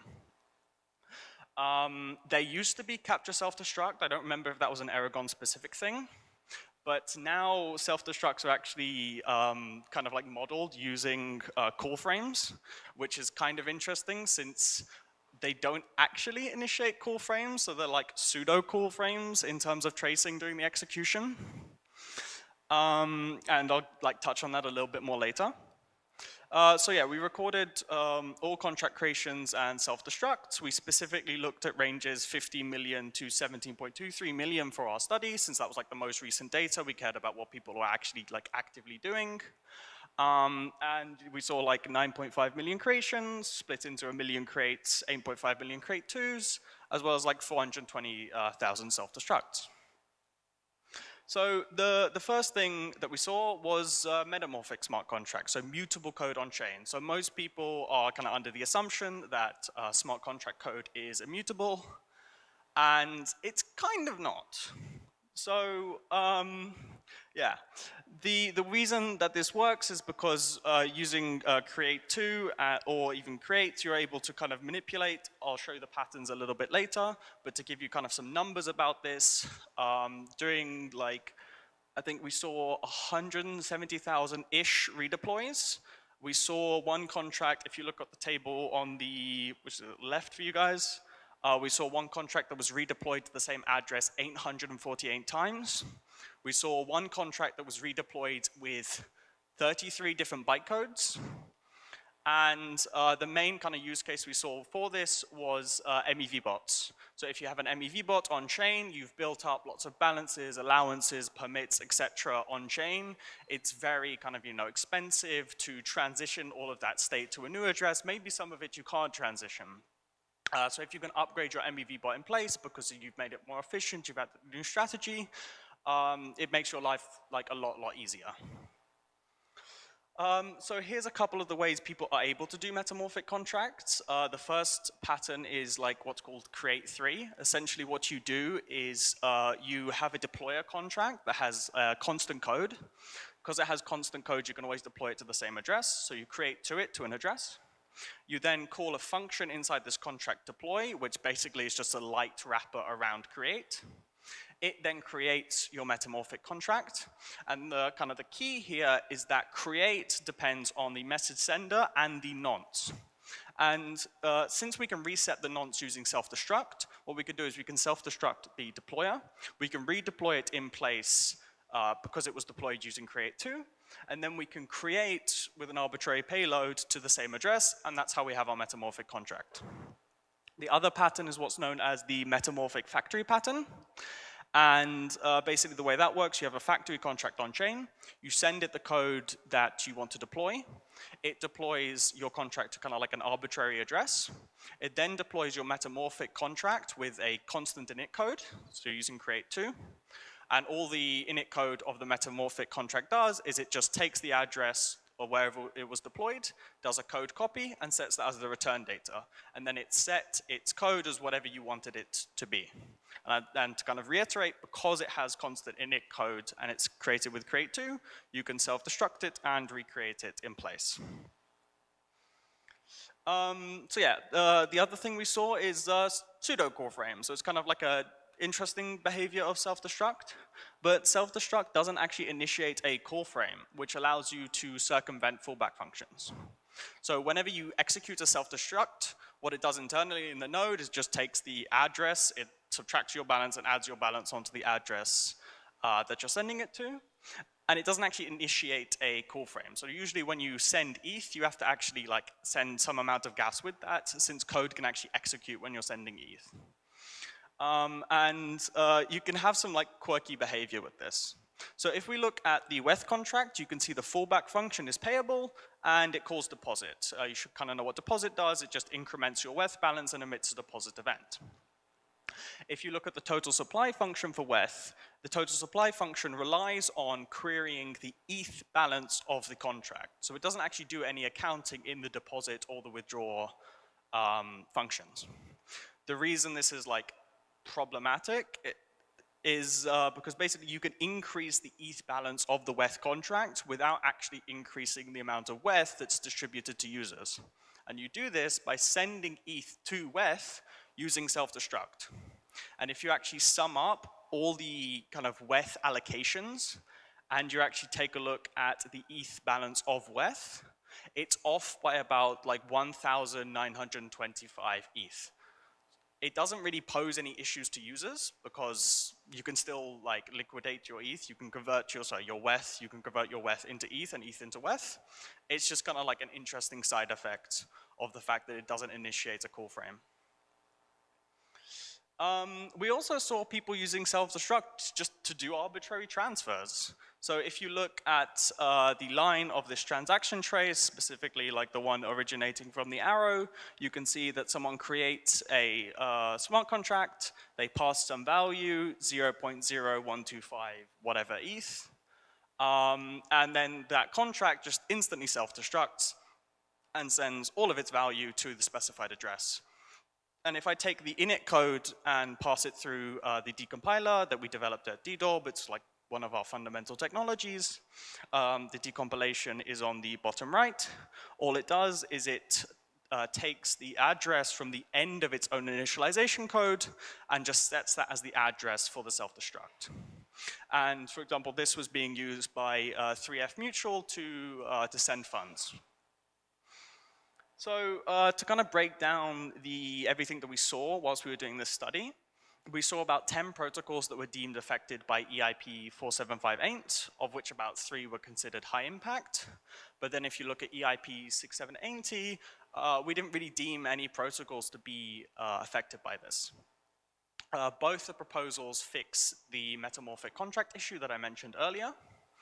And EIP 6780 was actually included in the Denkun hard fork that you probably heard about from other speakers today. So that happened last week. Nothing's collapsed, so everything went well, I hope. Getting into the second study, it's migrating the root serialization from RLP to SSZ.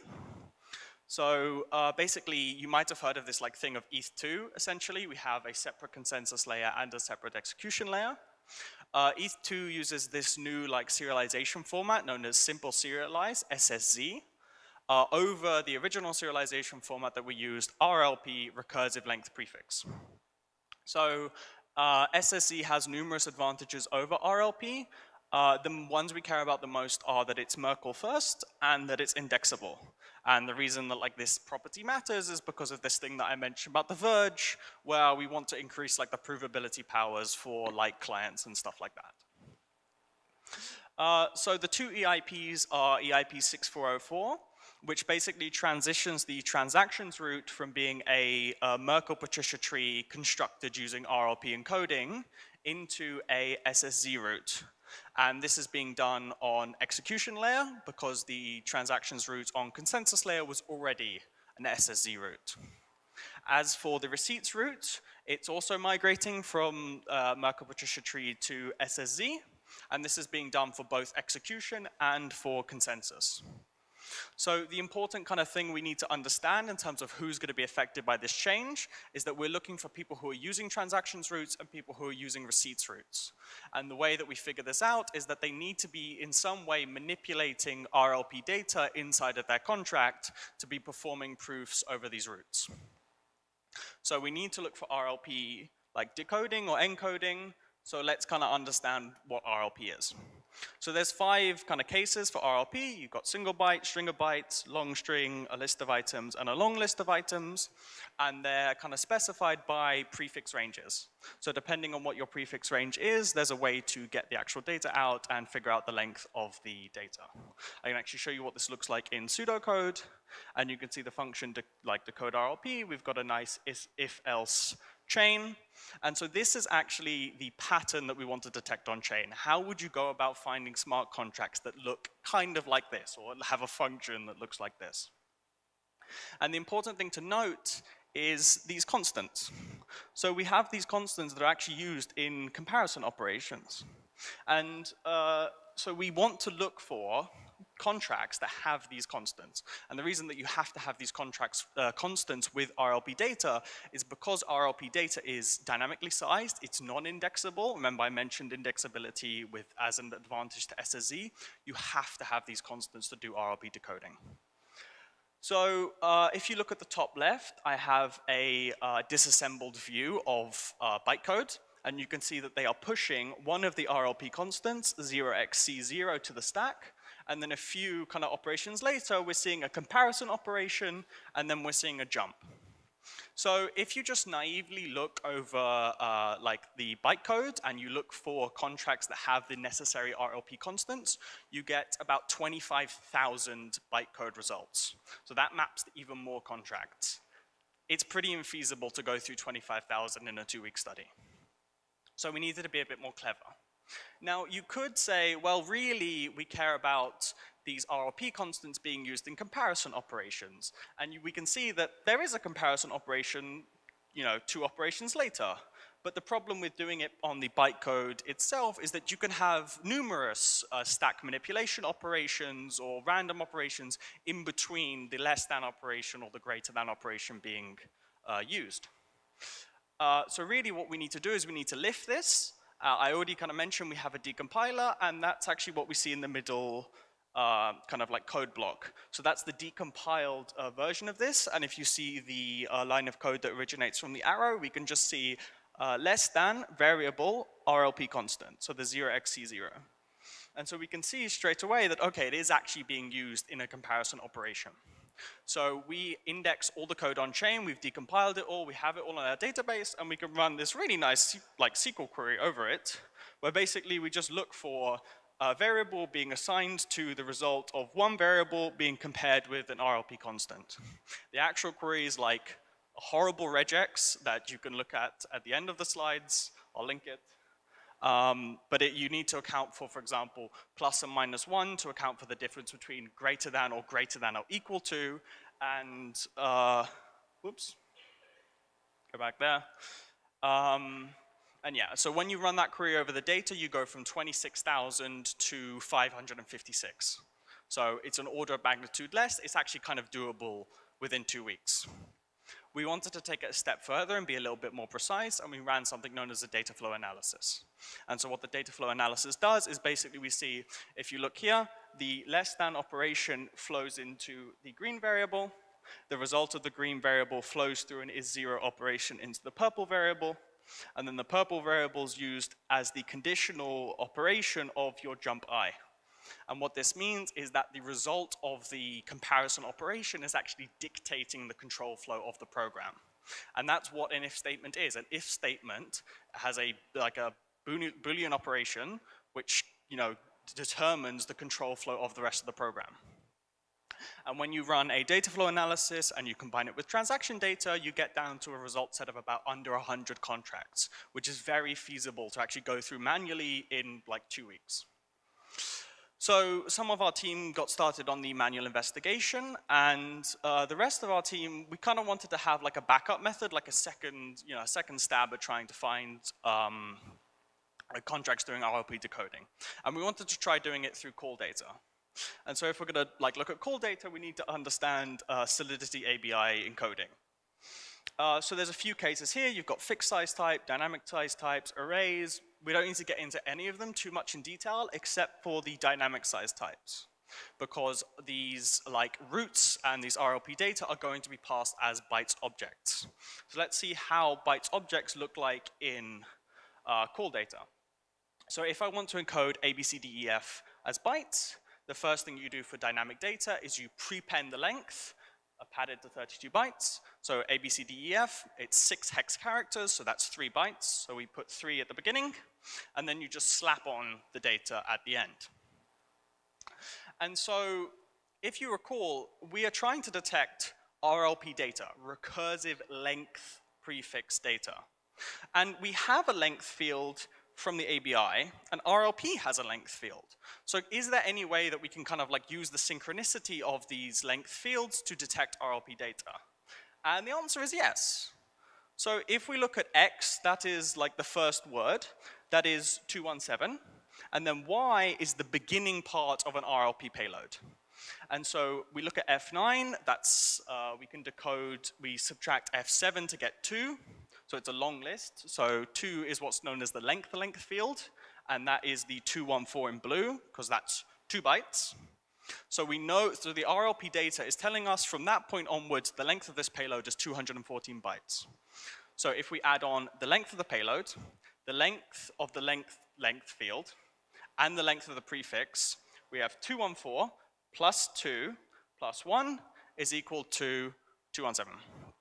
So these two lengths match up, and therefore we can say kind of with some certainty that this is in fact RLP data, because the chance of this happening with any 2 words inside the call data at random is extremely low. So using these 2 approaches, we were able to kind of get a data set of contracts and of transactions. We started filtering through them in about a week and a half, and we came up with kind of a list of who we thought was affected. And kind of to summarize what we found that most bridge applications on Ethereum weren't actually affected. And this was because, in fact, the people doing RLP proofs over Ethereum blocks would actually be on other chains as opposed to on Ethereum itself. With regards to Ethereum, there were actually 3 bridges which were affected. That was layer 0, ZK bridge, which builds on layer 0 as far as I'm aware, but feel free to correct me, and telepathy. We also noticed that EIP 6466, the receipts route change, actually had a larger impact than the transactions route change. We didn't really see many people doing transaction route proofs on Ethereum blocks inside of Ethereum itself. And so that's kind of all I've got time for today. If you scan this QR code, you can get a link to my slides. You'll also get a page with some resources about, there's like some stuff on The Verge, there's some stuff on RLP serialization, as well as links to our studies and to the EIPs. I don't know how I'm doing on time. I don't have time for questions.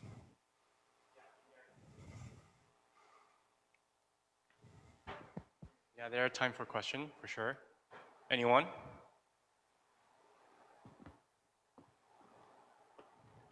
If no, I can ask a question. Okay, go ahead. So yeah, you said you kind of filtered down to 100-ish contracts after you applying the I forgot which technique.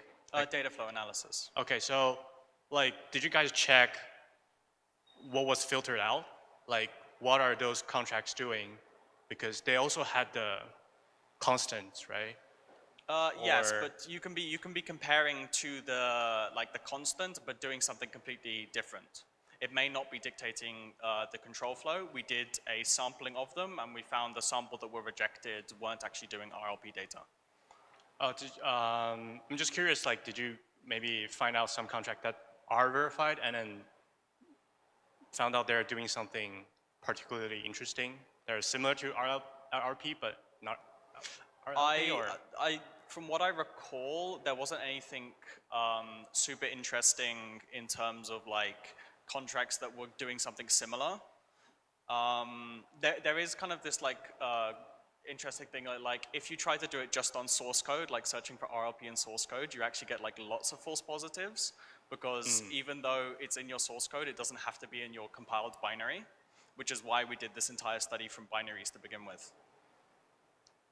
Okay, yeah, okay, that makes sense. Any more questions? All right, well, thank you for having me. Thank you everyone for paying attention. I hope I didn't bore you.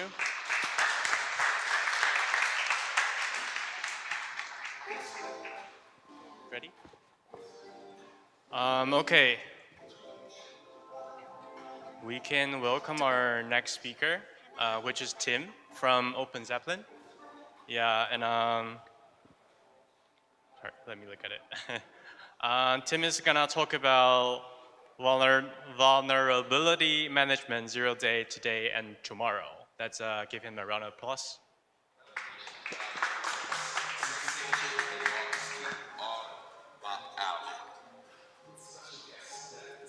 Hi everyone.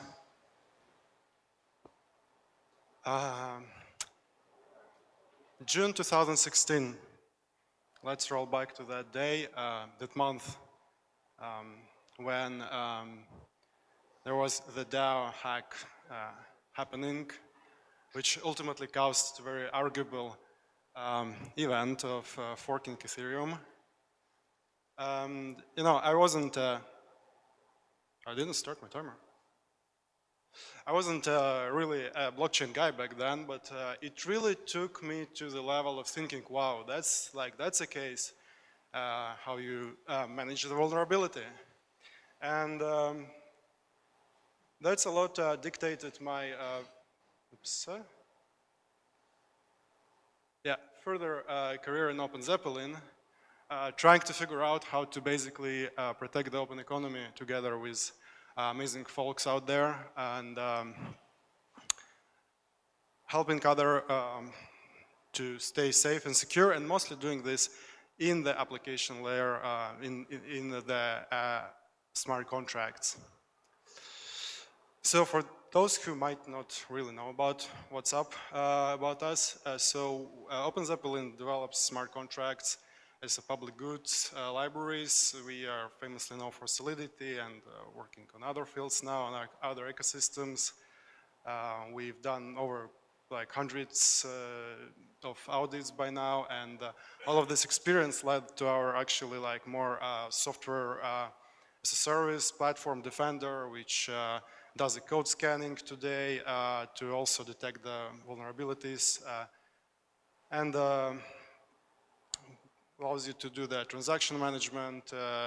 Actually, you can get the full audit cycle inside, and it's pretty amazing for for whole security cycle, including monitoring and incident response. So,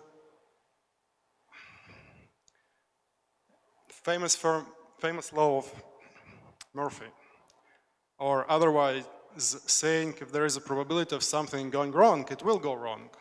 At infinite time span, it will go wrong. And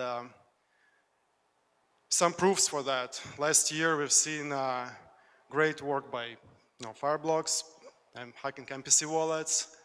And people say, not your keys, not your coins. Well, it's fundamentally relies us on the fact that it's not really your keys, it's just a number. Someone might know them, right? Another aggregation of cool hacking techniques in our blog. And we can see here really different categories, right? So it's like compilers, protocols, smart contracts infrastructure, and like logic. So between the contract bug and infrastructure vulnerability, which I would call that you might have like two perfectly well working contracts, no bugs inside included. However, you combine them together in some pattern, and boom, you got a vulnerable pattern. And as we are growing and maturing as ecosystem, I would say like we actually going to see more of these kind of vulnerabilities over time, where like the contract bugs are eventually like the industry matures and will become less. Another topic to outline here is that a lot of these, across all of the categories, can be classified as widespread vulnerabilities.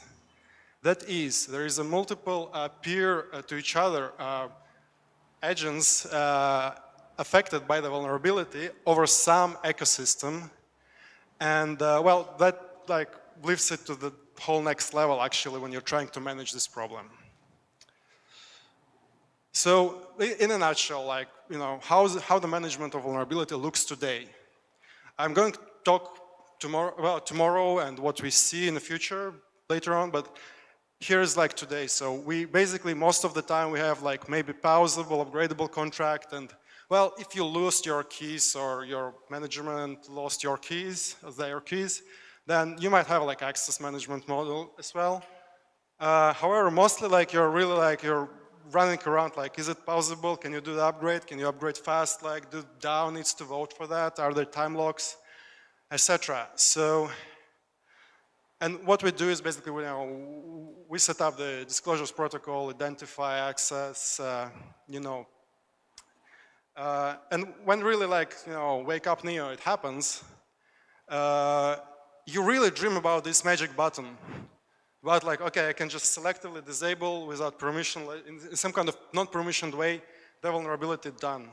However, really, most of the time, the case is actually you'll have like a white hat rescue. I invite you to notice how many arrows are connected in the white hat rescue block there. And the challenges, it's time critical. Pausing contracts, you really have to evaluate, like, do you really want to pause the protocol, let's say? Well, upgradability is a very permission thing to do. And yeah, mitigation is not a standard thing. You don't have this like selective button. So widespread vulnerabilities. Another topic to cover is that, well, imagine you have some ecosystem and you have Carlos, Alice, and Bob, and they all are kind of peer to each other and they use some dependency. Now, if Carlos suddenly discovers that there is a vulnerability in their common infrastructure, it actually is very important that he has some kind of ability to do the responsible disclosure so that others in the ecosystem are not getting affected by that. And you kind of coordinate the whole ecosystem in a united manner, right? Now, the problem is that actually there is some kind of game theory behind, because most of the time, like say, if you're having similar patterns in your smart contract infrastructure with your peers, it kind of implies that maybe you are like actually competitors and you're not like that caring about them maybe even. And then also you're actually having your vulnerability yourself perhaps, so you're like maybe stressed out, you're trying to do the media post, and you might do something like that. You might go and make a media post on social media before the provider or ecosystem, which is here, like manages the whole thing and helps the ecosystem to solve it together. Now, the moment you do the any of these red arrows, Alice and Bob, they are not happy at all. Because now every hacker out there knows there is a problem and perhaps even can see how to replicate that attack.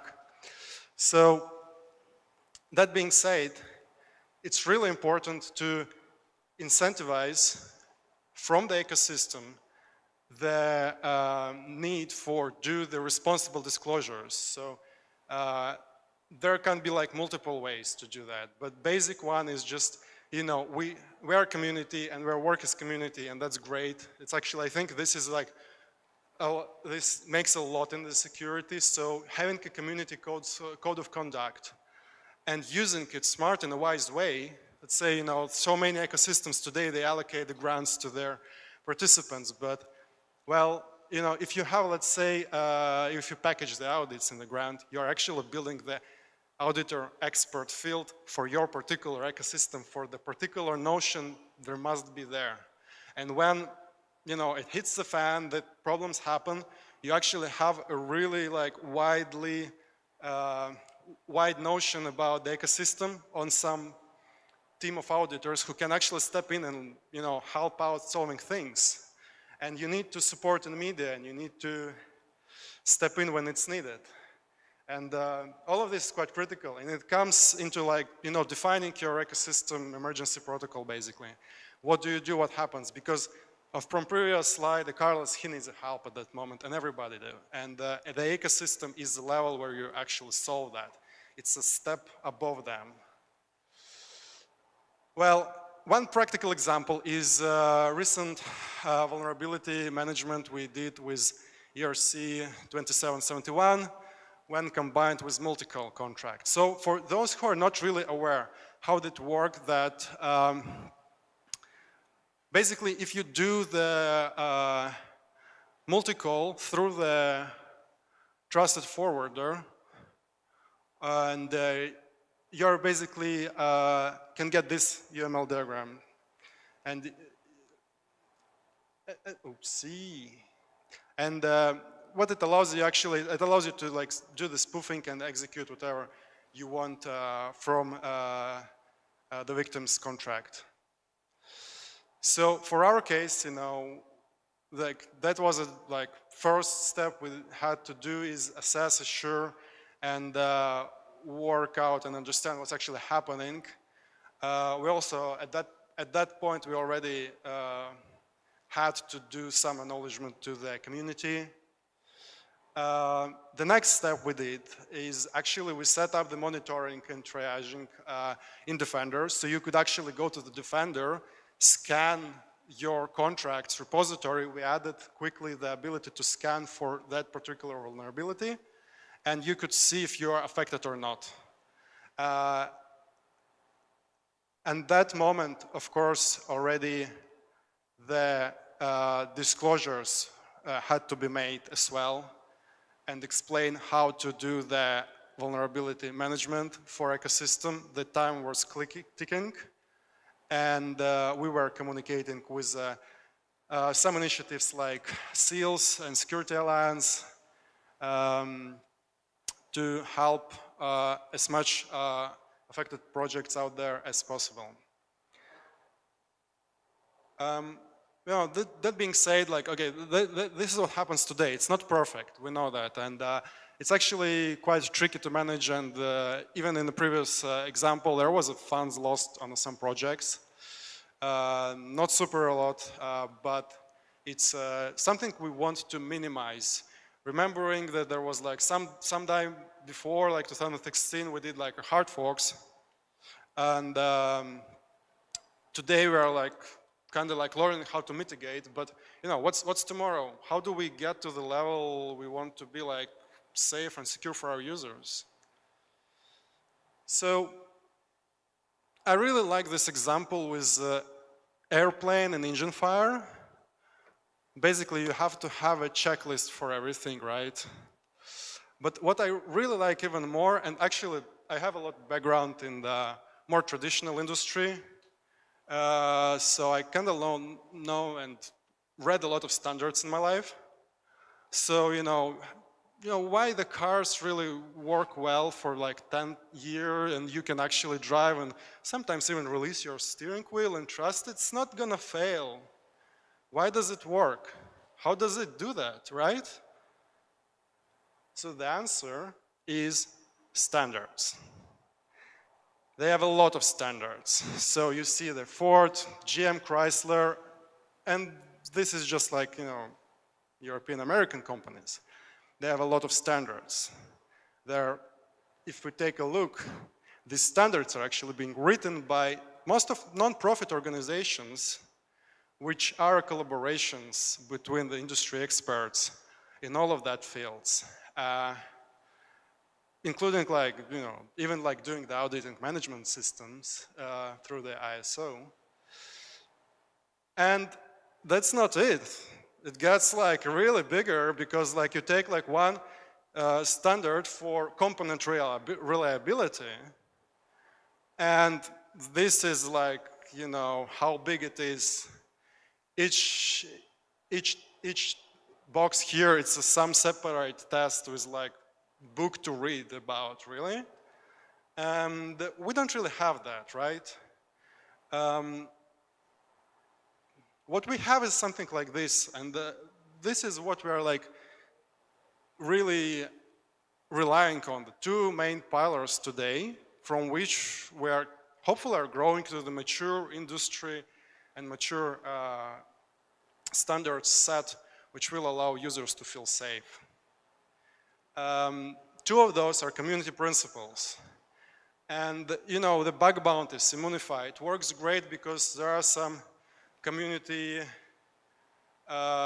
principles. And actually, like even like most of the disclosures, they do happen actually in quite responsible manner. People do like approach us even if they're not directly our client asking for help, because they want to do the best for the ecosystem. Because truth is that most of the people are really kind, nice people out here. Like this is why we're all together, and I really enjoy speaking to you here, because I truly believe in the good sparkle inside everyone. And then there is also like, if you think about like regulatory frameworks and like funds recovery and like, let's say criminal and law systems, they are actually some kind of social rating systems. So it's just a matter of, we would probably find a lot of use if we would put more of this on chain. And it seems that we are going in that way, actually. Now, the smart contract security, it's really something that still is evolving a lot. And account abstraction changes things, mainly because not because we are getting like transaction batching or paymasters, but rather because we are getting this kind of consensus in our society about that smart wallets are the way to go, really. Like, you might use Gnosis, or you might use, DAO, or you might use some new emerging smart wallets, but it's the way really to go and store your funds on account abstracted wallet, software wallet, basically. And you can do a lot of things there. Like one of the really like getting exciting for me is that you actually can make more user-centric asset ownership models, which will ensure more safety and security for the end user. And you can actually plan for disabling vulnerabilities, and you can actually build the whole apps and infrastructure registries. Some of that, right? So one thing with like previous example of address spoofing via meta transactions was that there was no particular responsible authentication and authorization layers. And people do like really miss that point, that these are two different things. You might want to understand who is sending the message first, and then you might want to understand, is this person authorized to do that? And the classical security in Web 2 as well, like it it's well-known things that you do that, and you have the intrusion prevention systems, which, you know, as today we have a lot of conversations about blobs and gas prices going down for L2s. It means we can put more logic for security on chain. We, like, you know, any method can be anticipated as point of failure. Basically, you can wrap your logic, like, I mean, proxy contracts are already doing that. Basically, you have a fallback which sends you to the logic, which acts as a wrapper for your state. Now, the same way you can do another wrapper there and do like authorization. And you can do another wrapper, which is like authentication. And you can do the third, and you can do a lot, as much as you need. And this allows actually to self-sovereign these layers of security and preserve non-permissioned ethos of crypto space by basically saying, okay, I need like this layers to secure my ecosystem, and they can be totally orthogonal to each other in terms of who is actually managing which layer and how they are actually decentralized.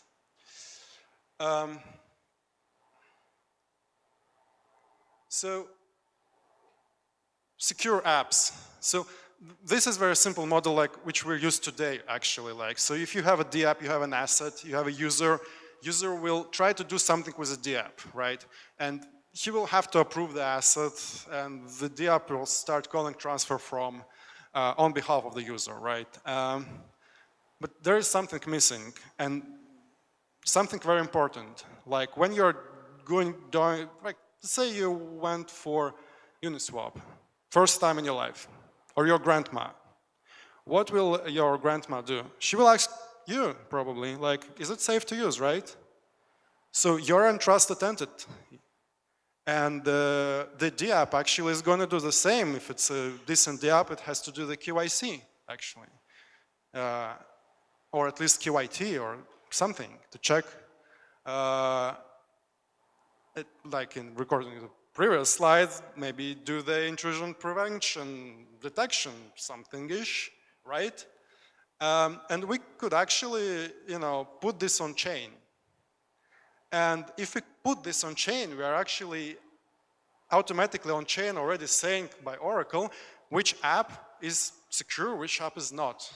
Once we do this, we actually are able to do the automation cycles inside on the chain based on some metrics as well. So kind of gets amazing from there. But right now, the trusted entities are mostly the physical or off-chain data. Yeah, another thing looking into the future is more like user-centric models. So,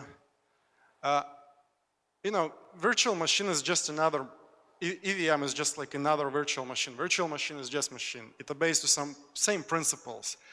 And if we recall like how the operational system works, right? They have they operate on machine.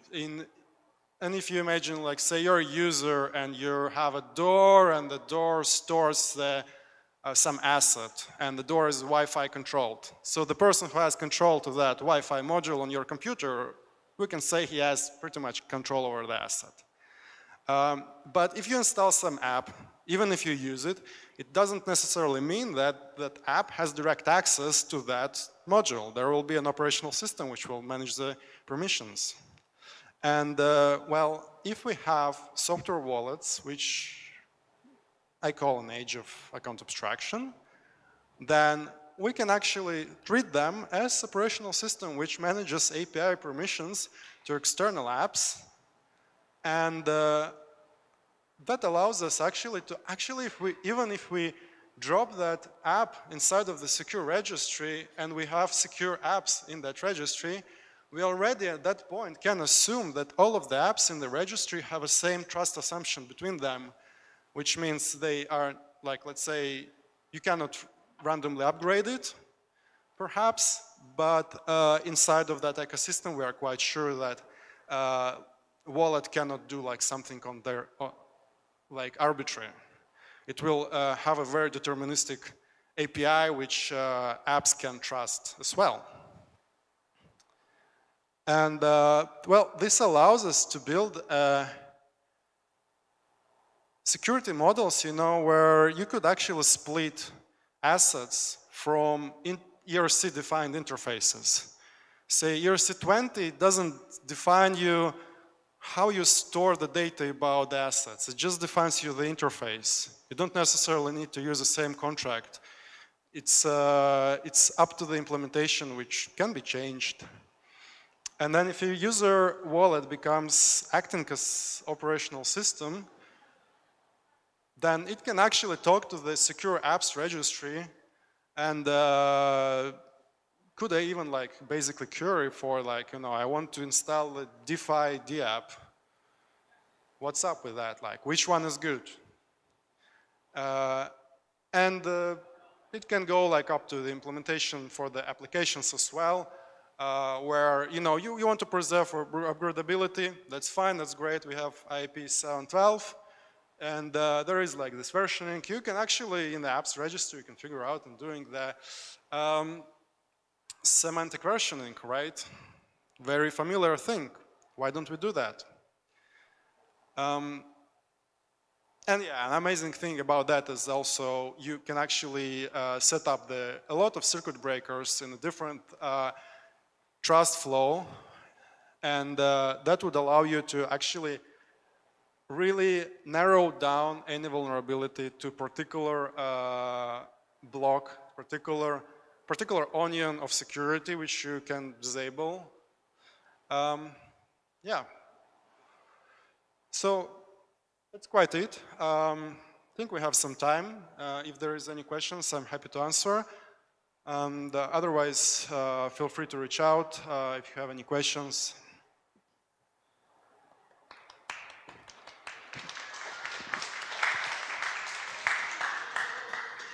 Any questions from the audience?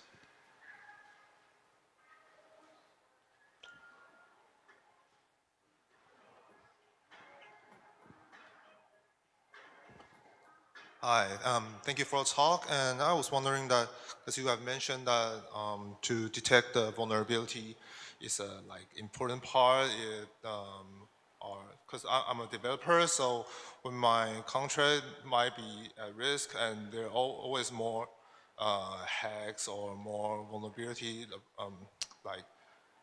we discover. But what are the practices that might enable us to detect the vulnerability instead of monitoring what is happened already? Is there something that we can do instead of just monitoring? Practices for detecting. Yeah. Set up the monitoring. And to do that correctly, frankly, you have to early define the requirements and criteria for efficient monitoring system. So, for example, let's say you're operating the bridge, which does like mint burn operations. It's actually quite tricky to monitor for invariant state across chain.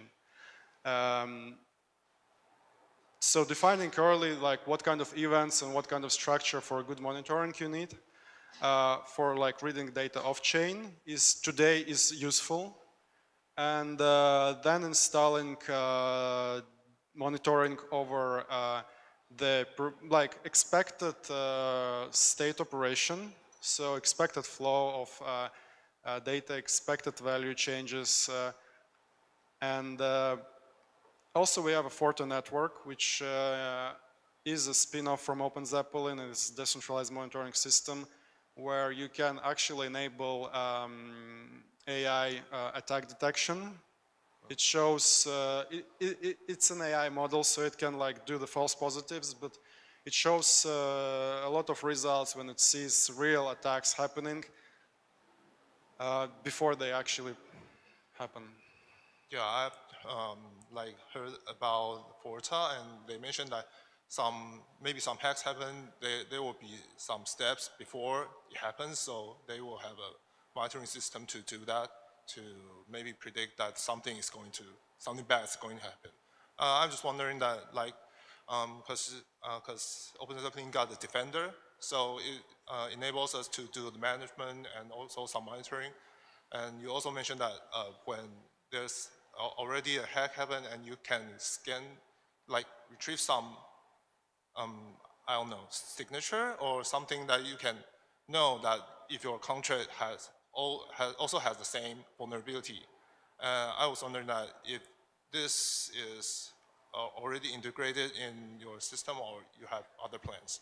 So in case of Code Inspector, which is our scanner tool, the way it works is that you integrate it to the GitHub.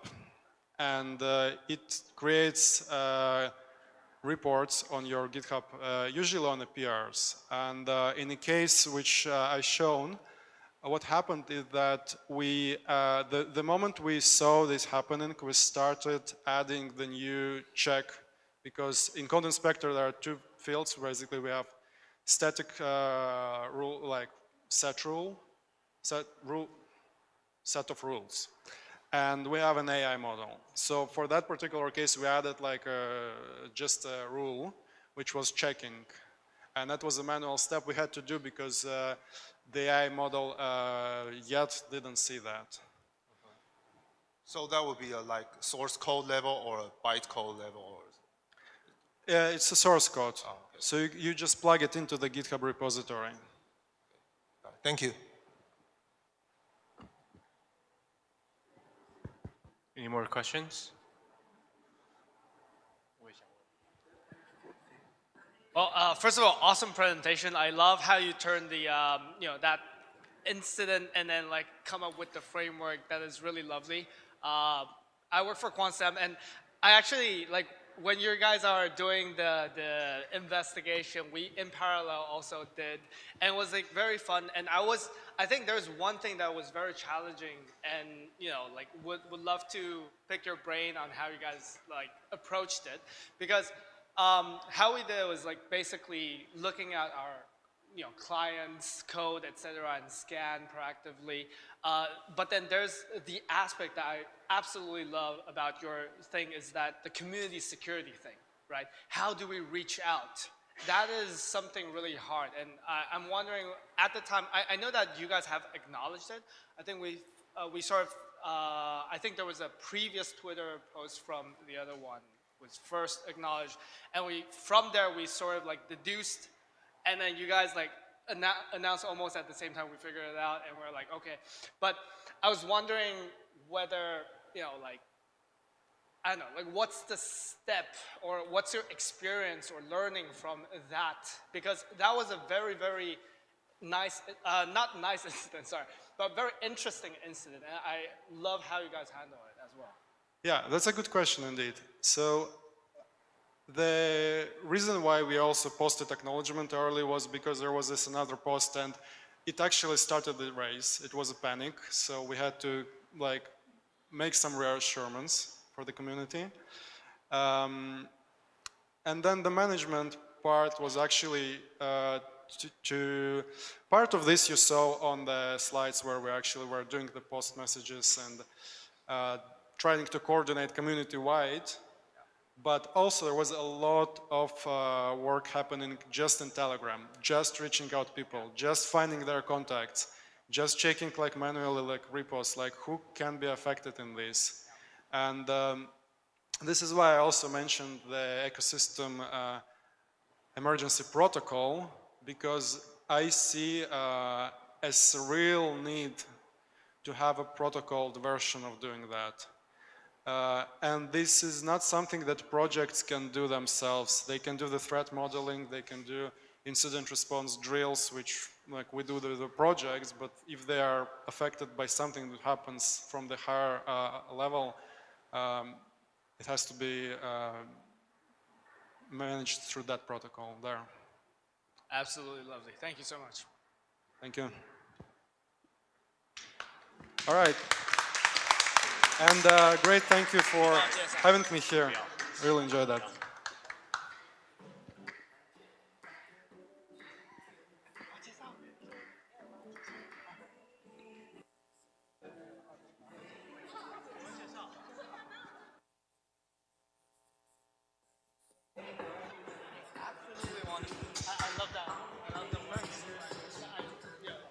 Oh, 不是我，是他。Okay, so let's welcome our next speaker. His name is Martinet. I think he's a good auditor, maybe, hopefully. Yeah, he's from Constant, and you probably know him because he has been hosting things here all day. So yeah, he's gonna talk about 4337 common pitfalls. So let's give him a round of applause. Thank you. Thank you, Anton, for the introduction. And I absolutely loved Tim when he was mentioning about account abstraction and how actually it long-term helps like the security because you involve like other parties here. And this actually is a good segue because that's the long-term plan. However, the short-term thing is that you need someone you know, to be able to properly implement it. And implementing it correctly actually isn't that easy. ERC, this ERC 4337, the account abstraction, well, here's the subtitle. Oh, damn, it's not that easy. So this is the talk. The main author of the talk and then the tool is Po-An Ling. He's also a Taiwanese, right now based in Japan. And I am presenting it because I kind of like guided with him and worked with him on this project. So, quick intro about account abstraction. So, you know, there are a lot of benefits. I'm just like really simplifying it here, right here. First of all, it allows us to have different kind of signature schemes, so not really just limited to the ECDSA that we have right now. We have other ways to authenticate. We may have like ZK proof. We may have like cross-chain authentication, all these kind of stuff. Right, so that is awesome because that opens up different kinds of signature schemes. And other than that, we are able to have like wallet recovery. Well, you know, like right now, even for myself, to keep the private key in a safe place, it's kind of hard. It's kind of annoying. And having the recovery thing is very user-friendly. Like, hey, I've forgotten my password. Like, I do that a lot, probably daily. And you know, it will be nice for wallets to have that as well, and account abstraction does provide that. Session keys as well, and also gas user experience. For example, I am paying not, it doesn't require for me to have Ether to pay. Right now, that is mostly the case.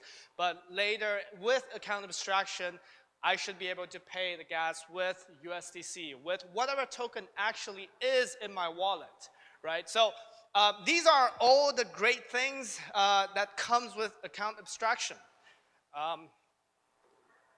And there's a lot of different ways about account abstraction. So that's just a huge concept. It has been discussed widely and how to implement it. One of the ways that was discussed was in protocol, like you have to change the consensus mechanism, you have to change Ethereum itself, and that was sort of like put away because that was too much work. And this is kind of like the latest one that seems to start gain adoption.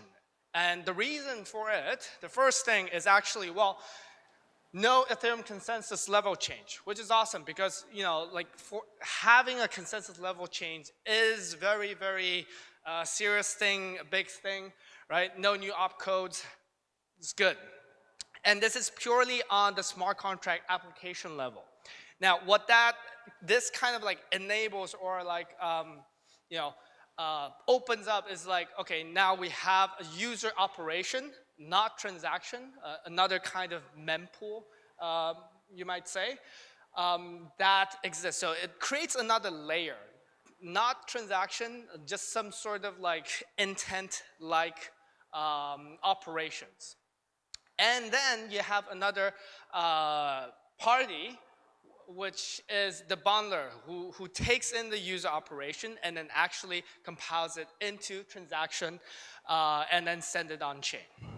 So high level, this is the case. On chain, how it does, how it works is that on Ethereum or on every chain, there should be like one single entry point that is deployed by a third party, and so you only need one such smart contract in each chain, and other people will, like as a user, I will send my user operation to a bundler, bundler picks it up, creates transaction, send it to the entry point. That's essentially the flow. That is essentially the flow. All right. And here we go. This is the flow that we're talking about. We have users that send their user operation. So I'm gonna remind you a bit how it looks like before. Before, it's user directly sends the transaction to the blockchain. Here, let's assume this part is the blockchain, right? It sends directly to the blockchain, spends gas, you know, like, and all those kind of stuff. Now it creates another layer. It creates a bundler right here, and then on the Ethereum or on the blockchain, it has this entry point smart contract that is universal that interacts with all your accounts, etc. Now, the user sends the user operations to the bundler. The bundler calls a unique, like a specific function, which is called handle ops.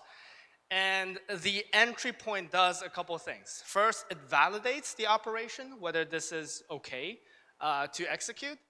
And after it validates, like, okay, everything is safe-ish, then it executes. Now, we'll need to dive a little bit more here about why do we need this validation thing.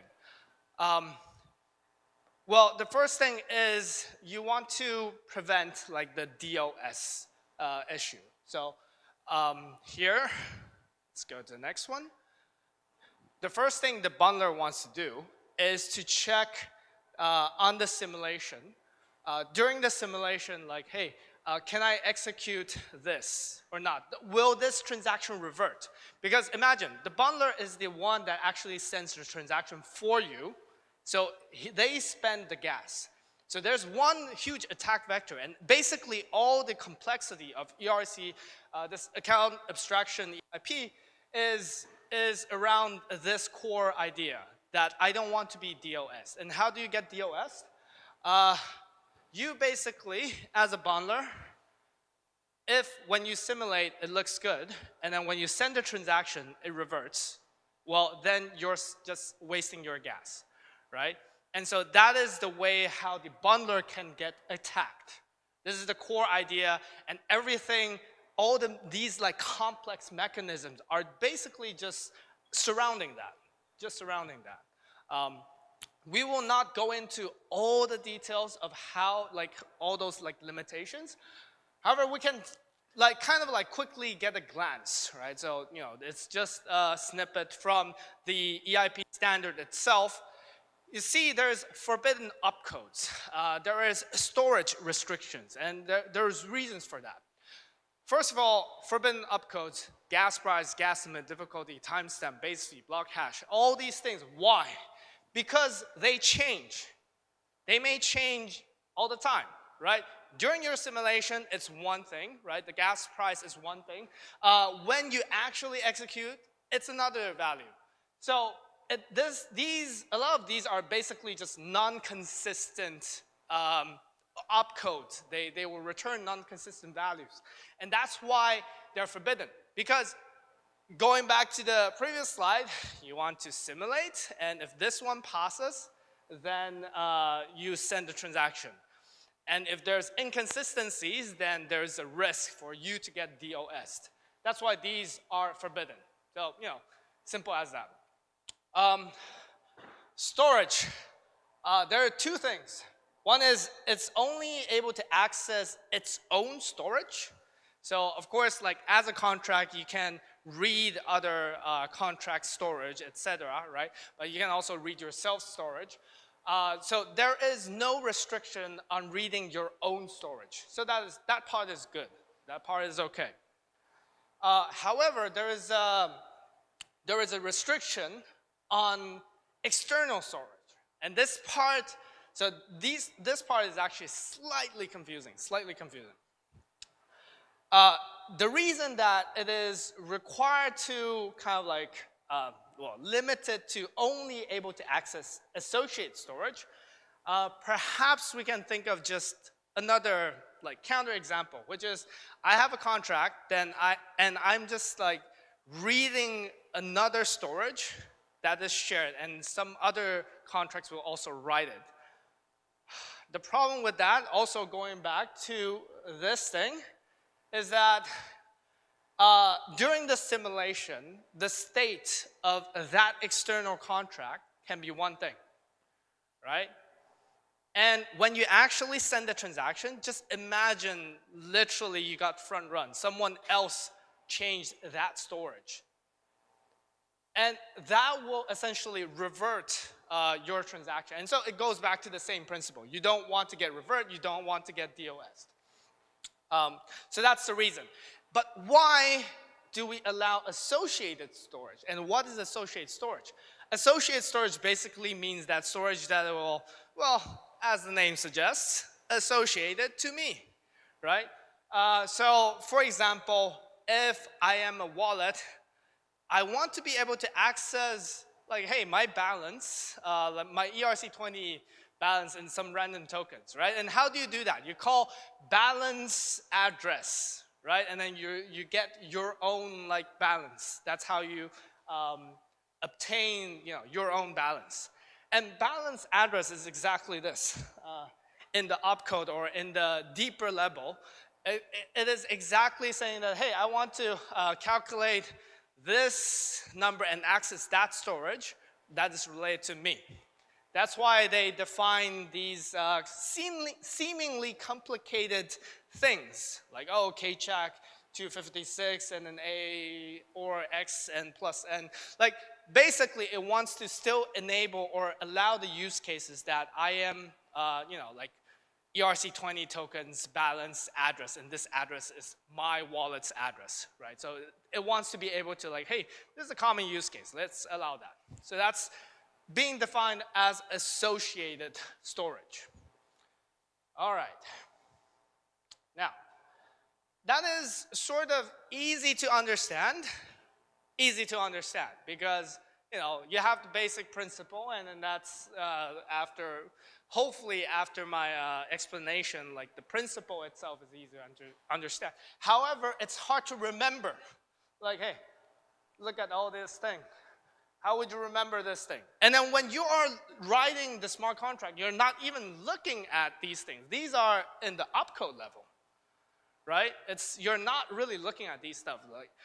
So it is actually hard to detect. And not only that, actually, we're going to talk about it in a sec. So, of course, when you're writing, it's easy to forget, like, hey, these limitations exist. So, obviously, you're going to write, it's possible that you write something that will violate the EIP. And, of course, that's a problem. The problem is not as severe as other vulnerabilities. Other vulnerabilities, basically, it could be like, oh, you will get wrecked, like my funds get lost, and like someone will steal my stuff. And these type of things is essentially kind of like DOS. Like going back to this one, the effect of you writing a smart contract that violates the EIP itself is when your user sends a user operation, that user operation just violates the rule. And the bundler, if they are security aware, they should drop it. So essentially, your user operation will go nowhere. And your user will complain like, what the heck? Where is my transaction? You promised me a better user experience, and I have, no transaction on chain, I guess, partly maybe a good experience. I don't know. I think it's strictly worse. You're not getting anywhere. So that is the issue, not as severe, but it's like this whole thing is for improving your user experience, but you're not now getting DOS. So not good. The common pitfalls that we saw, other than just like you literally forget that you shouldn't implement that, the thing is, there's a lot of patterns that we have adopted when we're like writing smart contracts. Like as one of the example is beacon upgrade, right? You have a proxy that points to a beacon, and this beacon points to an actual implementation. It's easy, super easy to upgrade this way. Like you don't need to call each individual proxy like, hey, upgrade, hey, upgrade, hey, upgrade. You don't need to do that anymore. Now you just need to go to the beacon and say like, hey, please upgrade the whole thing, the whole implementation, and you're good. That is a very, like life hack for smart contract devs, but this doesn't work in this EIP. And the reason for that is simple. Because you're the proxy, right? This is the main contract address. And the users, this is the address that you're talking to. This proxy, if you're following the beacon pattern, then it goes to the beacon and the beacon reads it from somewhere. And this is not associate storage because it doesn't store for your proxy, like what is your proxy's implementation? What's the other proxy's implementation? It's not specific to every proxy. It's actually shared by everyone, right? Everyone is actually reading the same storage slot. That's the whole design of Beacon. But that is exactly the design that is against the standard of EIP. So, wrecked. This Beacon upgrade pattern in account abstraction, wrecked. It's easy to now if you look back, it seems easy, but actually it's very hard to detect because when you actually write the implementation. You write the implementation, you don't really think of what kind of proxy that you are going to use. That's the annoying part. That's the annoying part. So when you, as a dev, you look at your EIP standard and you're like, I have avoided all the pitfalls for smart contracts of writing this standard. And then maybe another smart contract dev, or just you losing some context and Beacon is a very natural thing, very nice thing to just integrate, and you just hook them up, and it just doesn't work. So the point here, it's integration level. The reason why it's hard, it's not only there are so many limitations, but also a lot of the limitations or a lot of these issues comes up during the integration. This is another kind of idea, what may go wrong, right? So you have a wallet contract. Imagine this wallet contract goes to an external contract that reads maybe Oracle, registry, ENS, right? It's sort of natural. I want to enhance my user experience. I want to query some ENS, and then hey, then you can transfer the funds directly, whatever. Or you have a role-based account control, right? And this is also, I wouldn't say common, but it's not unfamiliar or it's not unheard of. You want your smart contract to have different kinds of role, etc. But if you now switch your brain not from the business side, and business logic side, into the smart contract development side, then you'll be like, oh shit, this actually is reading a storage that is very specific. It's not associated storage. Again. So again, it's integration level, very hard to detect. That's the issues of these things. Now, we have been doing some work around this for quite some time, doing several audits, etc. And then we realized that this is, of course you can rely and hope for the best, for a human to detect all these things, but it's these things, it's better solved by a machine, by a tool. That's what we deemed. And so we started this kind of small project to work on. And essentially, we looked at different kind of ways to do it. The first one is static analysis. Well, static analysis, you take the code, you analyze its bytecode, or analyze its source code, whatever. Then a couple challenges, I won't go into the details, but a couple challenges actually arise. The first thing, it's actually hard to know the storage slot, whether you're getting actually the associated storage, right? The second thing is related to what I was talking about, the integration time. When you integrate, that's exactly on runtime. During runtime, does it invoke any forbidden opcodes? So static analysis doesn't do that because it literally just looks at this file or the bytecode of this file compiled. compiles into. So not good, not good. It doesn't solve our problem. There is bundler simulation, which makes sense. That's why it's yellow. You have, if you follow through the ERC for free 7, then you'll see that, hey, they do provide like a bundler, and you can run it. You can, you know, just like simulate the whole transaction. This is not easy to do. This is not easy to do. You have to simulate, there's like so many steps. Like every time I want to run such a simulation, I recall like spending hours like, oh, okay, I forgot about that. I need to deploy my smart contract into this like fake get or whatever. This is actually very hard to do. So the user experience from the developer side or auditor side is really, really bad.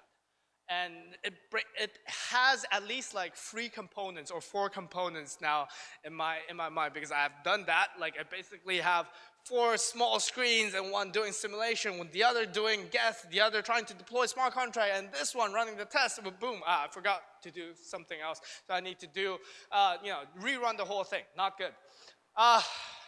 So the other thing is the execution, the simulation. It's also hard because it's you then need to port all of the possible or like the common actions that this system is doing to this simulation that you have been doing. And so you're basically doubling your work in that sense.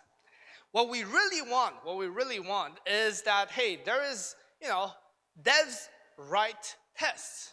Well, actually, let me clarify or correct that, modify that statement a bit. Great devs write tests. As auditors know, and I see auditors smiling, that not all devs write tests, unfortunately, but great devs write tests, right?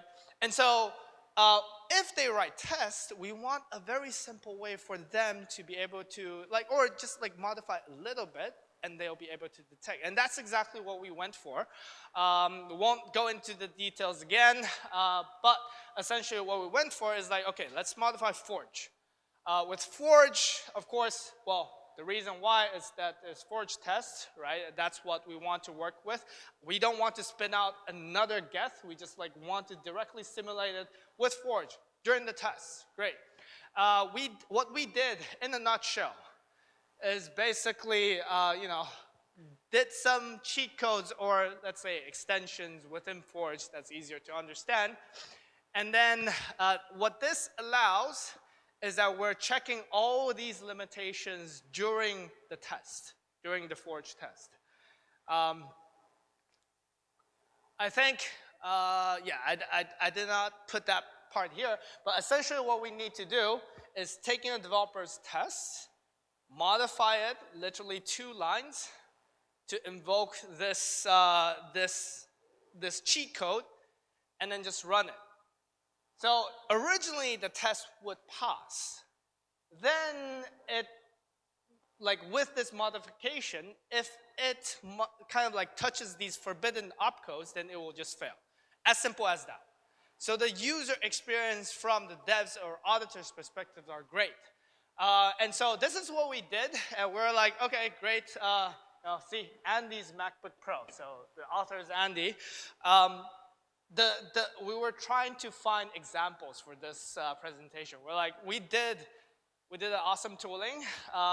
We ran on our clients, and our clients didn't have this issue for this. And we're like, well, it's not fun if you cannot find any examples. So we just like tried to download other ERC, like open source ones, and then just ran the tool. And then we found one openly. It's just out there.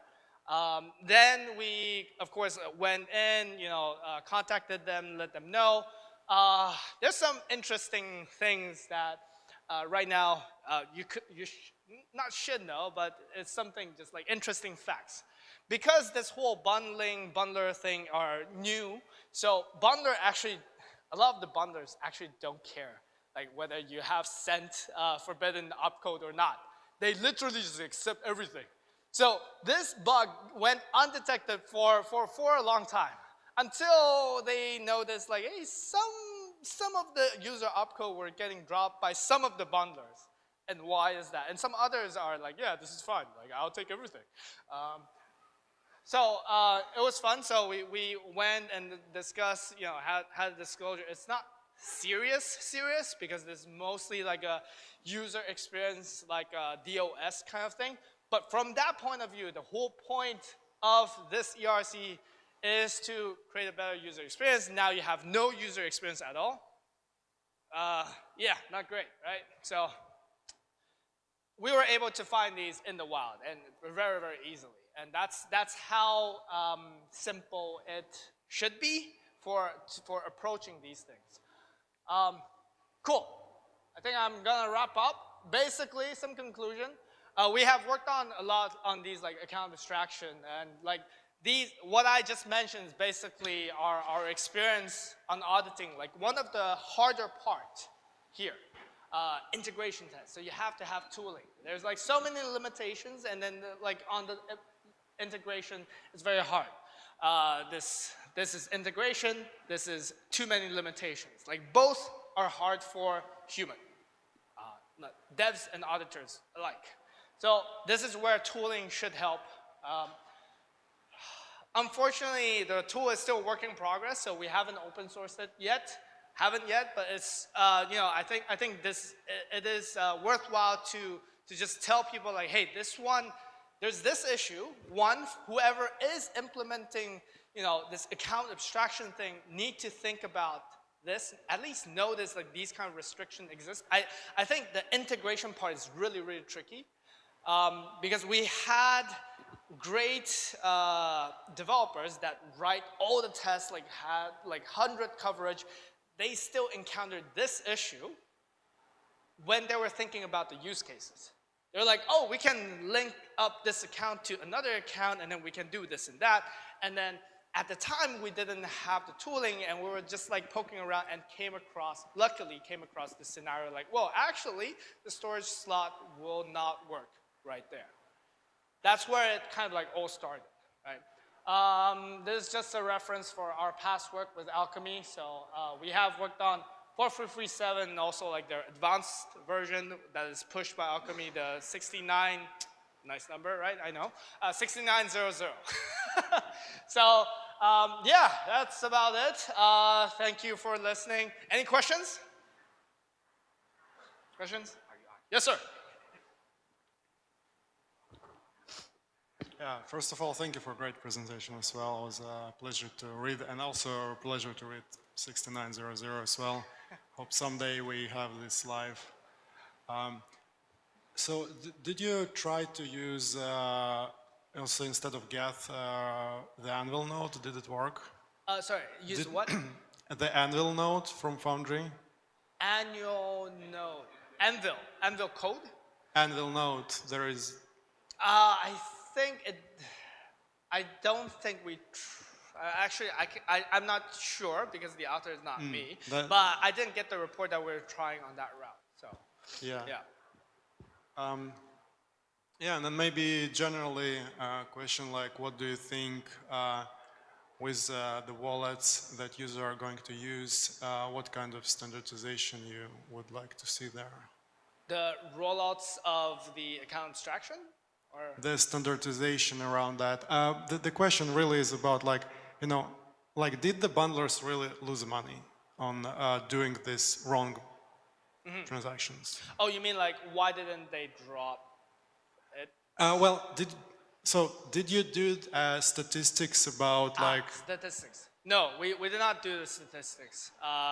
We just noticed that like kind of like in the interesting fashion, like, oh, you know, like this one is dropping it, that one is not, and then like it should be dropping, and so that's how we kind of like observed it, but we didn't actually because I think it's very it's basically per company their decision, and you know, with bundler it's basically you have business relationship and then you send the operations to them.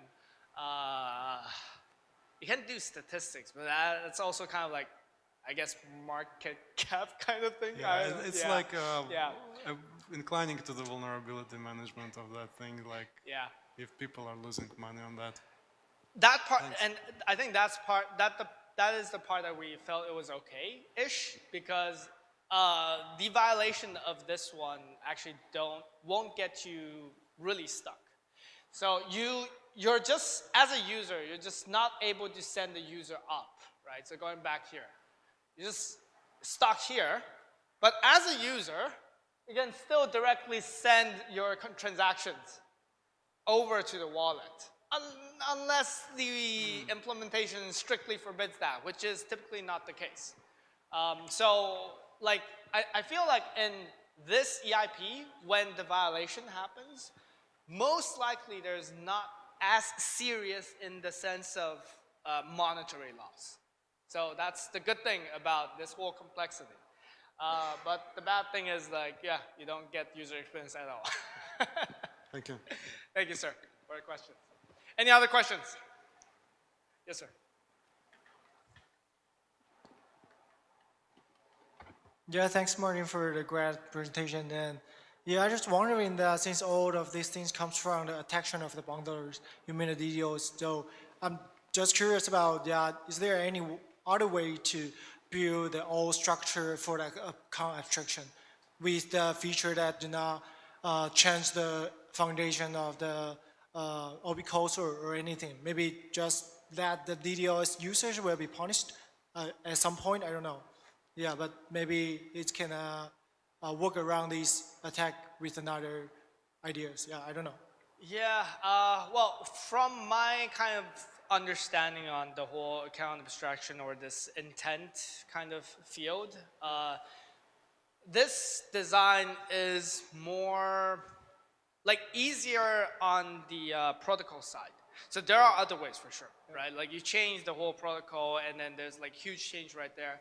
Yeah. And from the user or from the smart contract development side, that's easy. Like you don't even need to change much, right? Yeah. But if you think about it practically, like, hey, I'm going to coordinate all of these nodes to actually do the hard fork on that, and then like have probably previous EOAs to migrate over, whatever. That is much harder. Yeah, yeah. So I think in terms of like Ethereum specifically, this is kind of a good alternative in my opinion. So. Yeah. Okay. Thank you. And looking forward that the tooling will be open source soon. Yeah. Yeah. All right. If no other questions, then this is great. Thank you, everyone.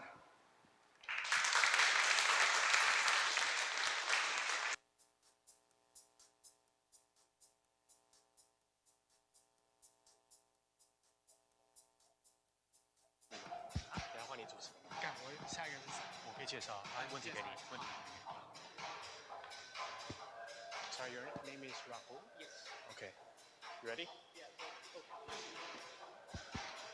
Okay, let's welcome the last speaker of the day, Rahul from ZK Sync. And yeah, let's just give him a round of applause.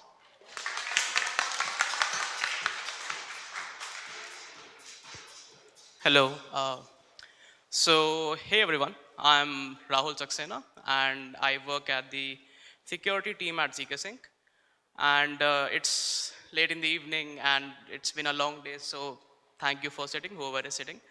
So let's keep this very nice, short and high level in the sense that I want everyone who is here to take away something from this presentation, because it's not very easy to dive into the technical details in a short presentation. So we'll try to keep it in a way that it helps everyone who is here. So just with a show of hands, can everyone tell me who all is a developer here in this room? Okay. Who all are specifically into security, like auditors and security researchers?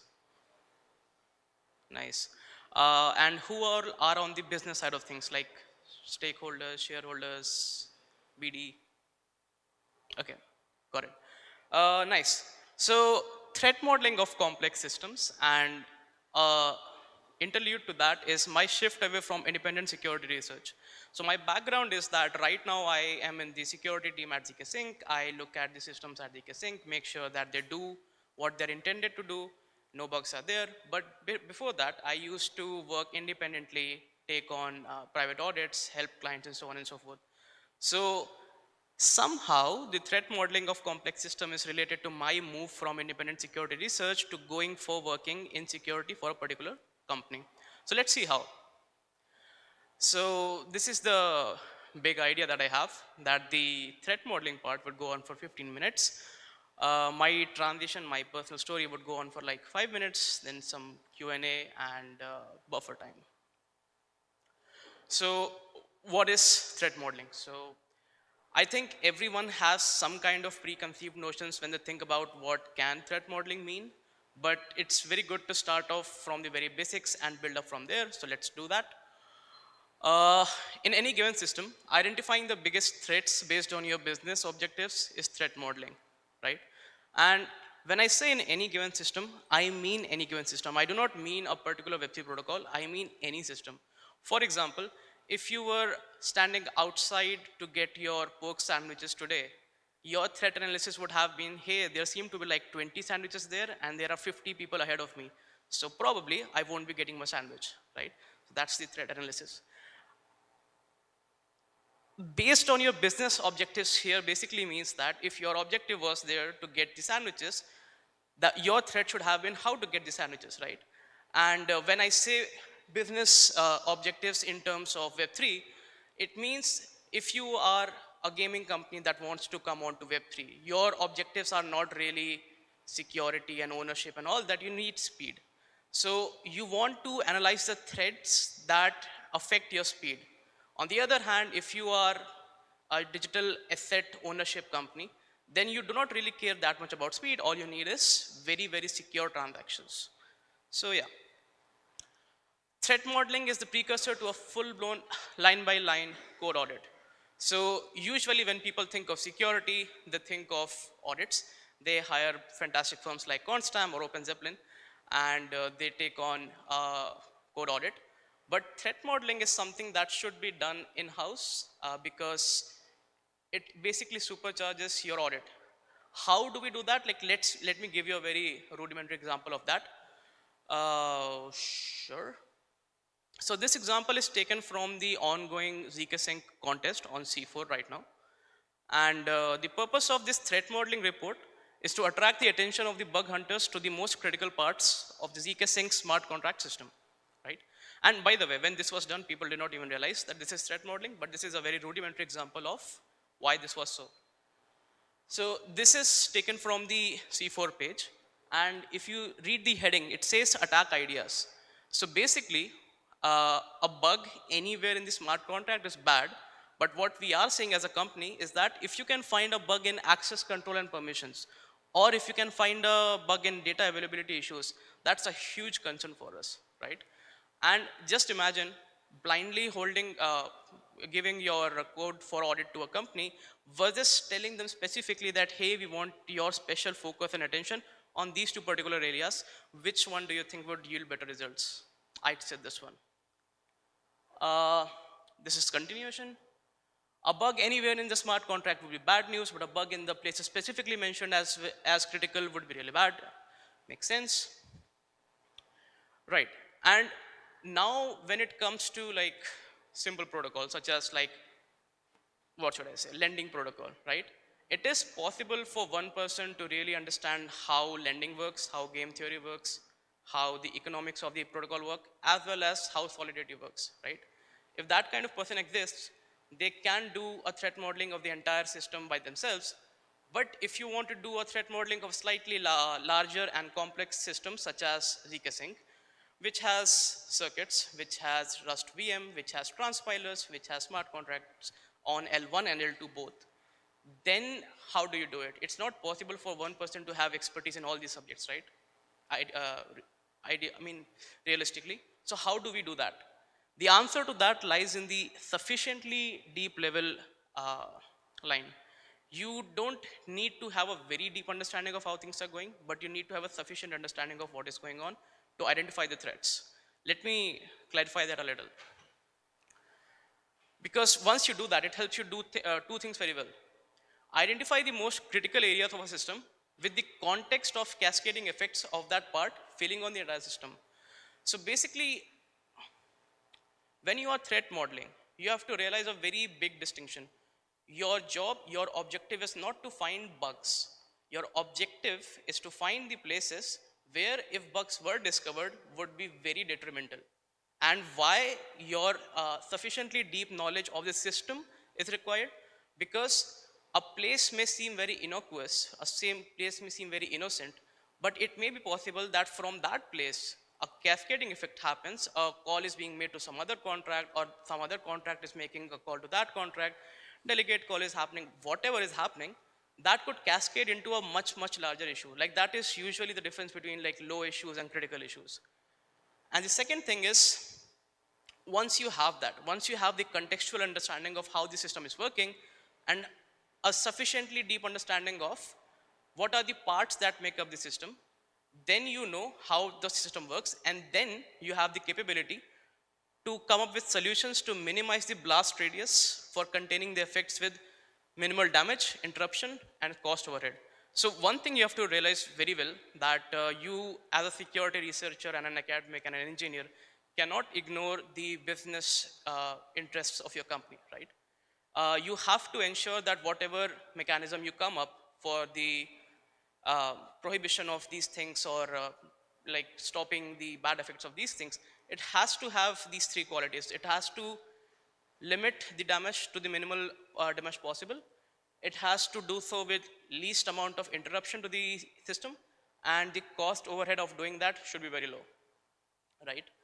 And when I say containing the blast radius, what I mean is this small image. Have you heard of the butterfly effect, someone? Yeah. So for people who do not know that, it's basically a theory that says that one butterfly flaps its wing in Brazil and a cyclone comes up in Chicago. So that's the kind of chain effects and cascading effects that happen. So if you are not knowledgeable about the context of your system and how one system connects with the other system, this may very well happen in your system as well. So that is why you need to understand the context of the system more than the language level bugs and the specific finding the bugs, right? So that is why this is a precursor to audits, not the audit itself. So yeah, when I said threat modeling of complex systems, what did I mean by complex, right? So many people confuse complex with complicated or difficult, which is wrong. So then what is complex? Anyone? So with the English definition for complex, complex simply means consisting of many different and connected parts. Essentially, if I wrote the same system in a single language, in a single consistent format, it would be the same system, but that would not be a complex system because it has a single part, however large it may be. But if I wrote a very simple system in like 5 different languages, in 10 different formats, in 15 different styles, that would be a complex system because it has multiple parts that needs specialized attention. So yeah, wouldn't it be very difficult for one person to carry out the threat modeling of a system with lots of different technologies? As I preluded to this earlier, not really. Why? Because your primary objective as a threat modeler is to identify threats and not to identify bugs, right? So if you are building something like a lending protocol, right, you should have very, very clear invariants or threats that should never happen. For example, the borrower should always be able to repay their loans. They should not be locked out. The borrower should not be able to borrow more than they have put in the collateral and the collateralization ratio, things like that, normal things. So these are the threats that you build around because you work with the assumption that things can break and things will break. And once that happens, how do you ensure that you come out of it with minimal damage, minimum cost overload, and minimum interruption? So you need to be able to accurately tell the exact places where, if a bug was found, would be catastrophic for the entire system. Discussed this earlier. Reviewing this areas for bugs is ideally not your job. So mostly teams are small, and whoever is doing the threat modeling is asked to, hey, like just take a look at the code as well. But ideally, in a big enough team, in a formal enough team, someone would be doing the threat modeling, and someone else from the team or another team would be doing the code analysis for that, for the exact bugs. So threat modelers, if they knew marketing, would be like, I guide others to a treasure I cannot possess. So to give you a very short practical example of this, suppose you are a bug hunter, a bug bounty hunter, right? How do you decide your targets? Like, how do you decide to invest your time in a particular target, right?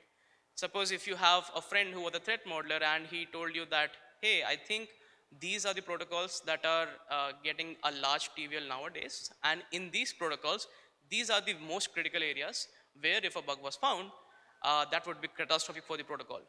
So if you already have such a clear direction on where to look for bugs, you would save a lot of your time and you would save a lot of your mental energy and attack directly the part that affects the system the most and go home a richer man.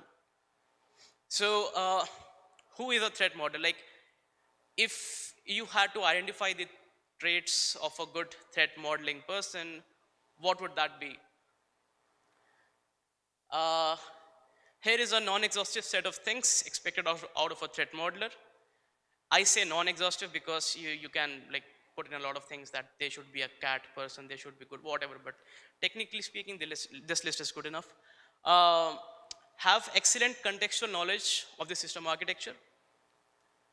The kind of threats being searched should be aligned with the business objectives, as I told you earlier. And actually, this is what makes this very interesting, because usually when threat modeling, security, audits, these kind of words are thrown around, the non-technical people essentially shut their ears and go into their own zone thinking about what they have for dinner. But if you are talking about threat modeling, anyone from any department can contribute because they have their own system of analyzing threats for the particular system. A finance guy would be able to tell you what are the biggest financial threats to our system.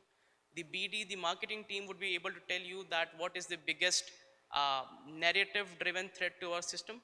So these are not, technically speaking, very technical things that you can build protection around, but these are very good to have in your discussion and have a safety net around that as well. So that is why this is very inclusive, if you ask me, compared to audits or, not compared to audit, but compared to traditional security research, this is very inclusive. Ideally, the threat modeler should be an expert in all languages and frameworks used, but since that is not really needed, like why? So all you need is enough knowledge of these frameworks to accurately assess what particular piece of code is trying to do. So a lot of people basically are raging about Rust nowadays and agreed that there are language specific bugs in Rust. But if you can tell by looking at a piece of code of Rust that what it is trying to do, that should be good enough as a threat modeler. Because if you can tell what is the logic that is being tried to put through by this Rust code, then you can tell that, hey, this is a particular place where I do not feel very easy with the code. Please ensure that this has multiple tests, unit tests, integration tests, E2E tests, whatever. Just make sure that this particular piece of code is bulletproof.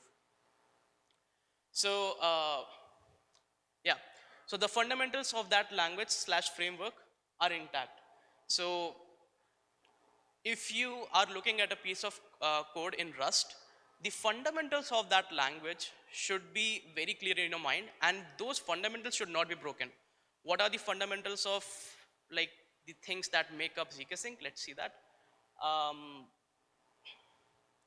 For example, if you are looking at Rust code, you better know what ownership models and lifetimes look like. If you have done memory management in any language whatsoever, you'll have a good understanding of that. And before doing a threat modeling of something that is written in Rust, have a very clear understanding of these basic concepts. If you're looking at circuits, you should be able to identify what what are the constraints that are used in circuit, and if the circuit is over constrained or under constrained, because there are a lot of things that are very specific to languages. For example, if you're using Circom, there are version related issues, there are like, I mean, issues in the earlier templates that are used, things like that.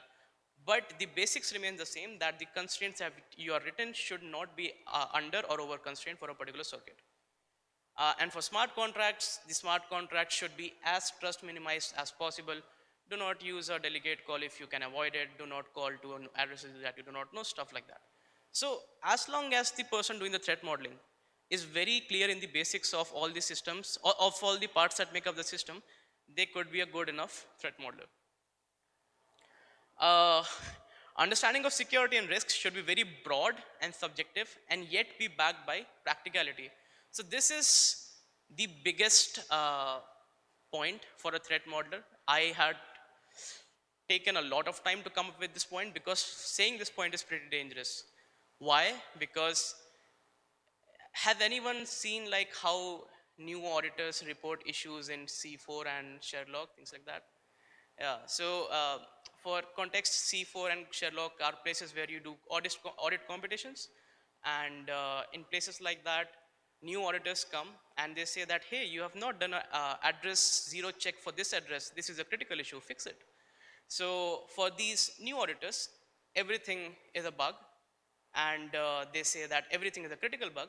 So when I say that your understanding of security and risk should be broad, I do not mean that everything is a bug, but you should have a fairly large idea of what bugs or at least threats mean, and your understanding should be backed by practicality, not like how the newbie auditors want to just push everything as a critical bug.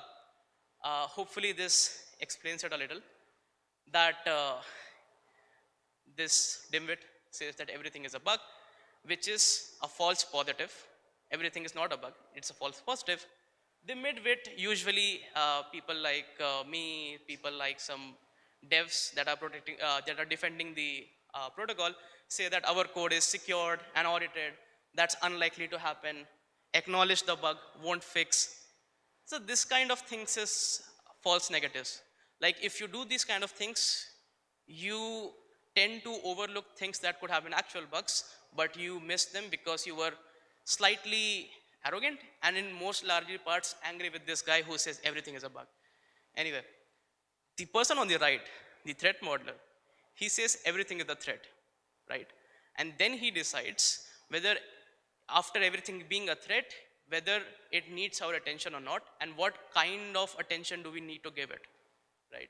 So this is the summarization of how a threat modeler should be.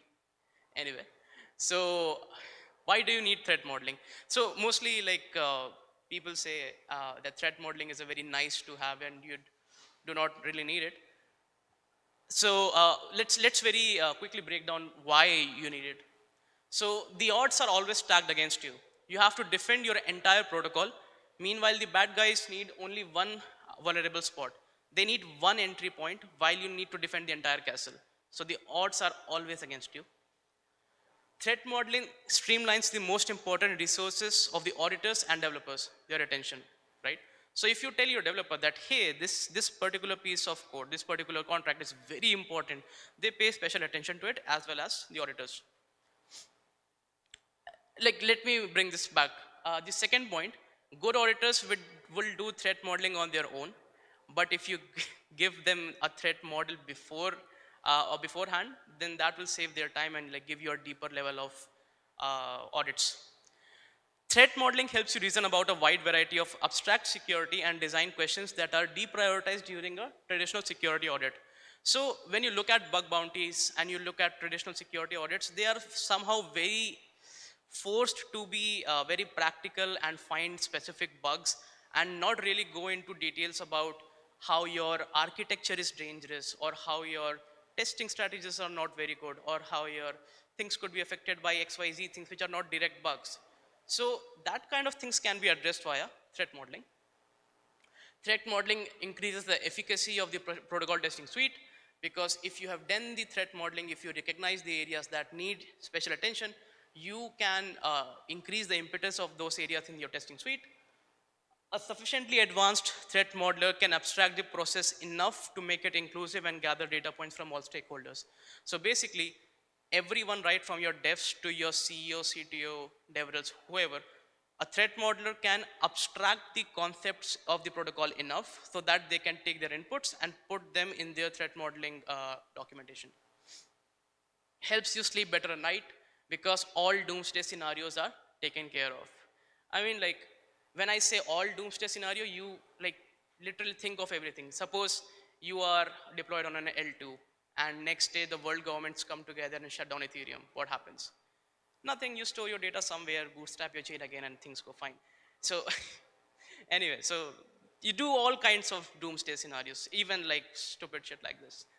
So yeah, this is how normal audits are, and these are how audits get when you give your auditors good threat modeling for your protocol. And this is how you sleep after good threat modeling. Anyway,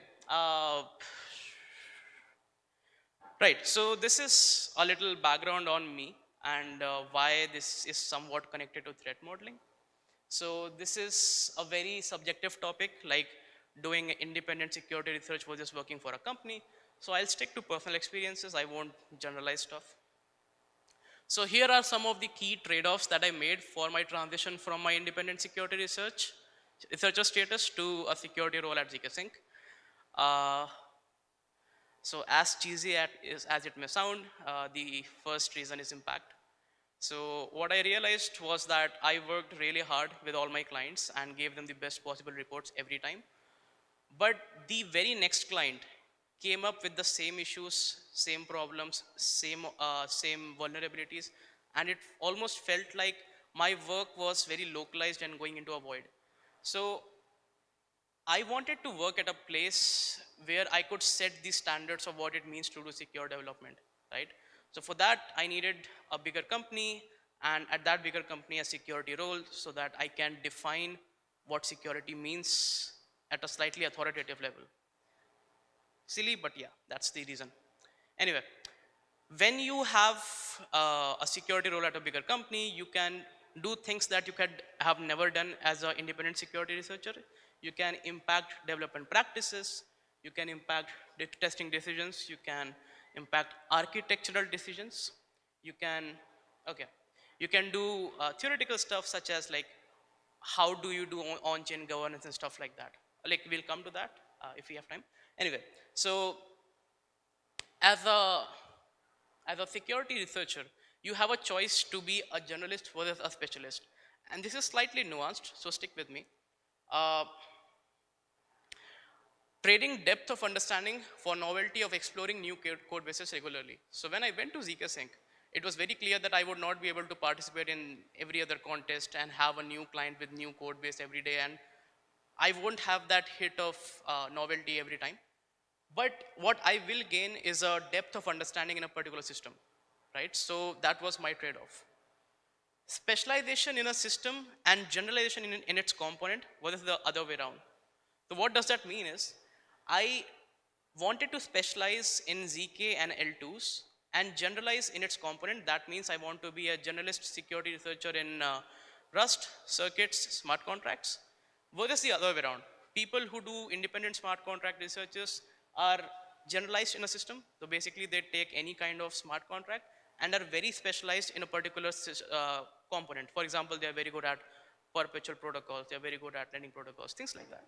So again, personal preference. Money, I make less money now, but yeah. hope Alex doesn't see it. Anyway, so if you're good, like if you're like legitimate good, you'll make lesser money in a job. There is no way around it. But again, I like to be poor, I guess. Regarding threat modeling, realistically, you would only get to do that at larger companies that have the budget and inclination to take their security seriously. So this was the biggest point that influenced my decision, because I could not have done that as an independent security researcher, because even if I did say something to them that, hey, let me take a look at your protocol and give you suggestions on your testing, on your architecture, a very likely scenario would have been that they would have ignored me. they would have not paid me, of course, and they would have, like, I don't know, not done anything with my work. So yeah, I wanted to be at a place where my work would hold some value, and so I came to ZK And that is, this particular point is the connection between me leaving independent security and this presentation. So this was one of my tweets, and this I tweeted after a small discussion with my head of security regarding Security Council. So this is a lot of English, just read that. So why this was prompted was because when you think of Security Council, what you think is we need 5 different people who will get a system update and they will approve it and the system would get updated, right? That's it. But as someone who is not an independent security researcher, but a researcher for a team, you get to take this to a deeper level. How do you take this to a deeper level? You ask deeper questions. You ask, are the people who are in the Security Council qualified enough? How do we know that?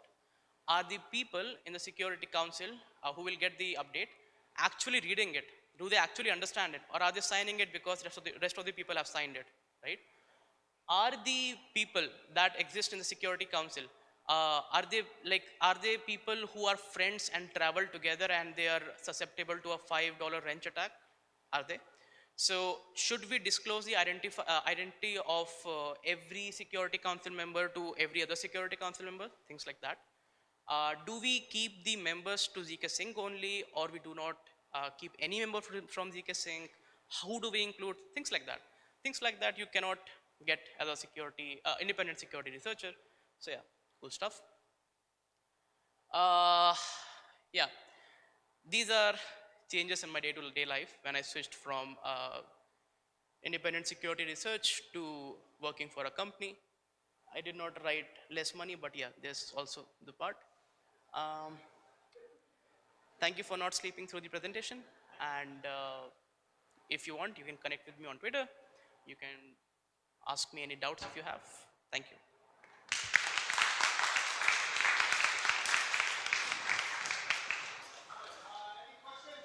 Any questions? Okay, thank you. Oh, okay. Oh, there's one.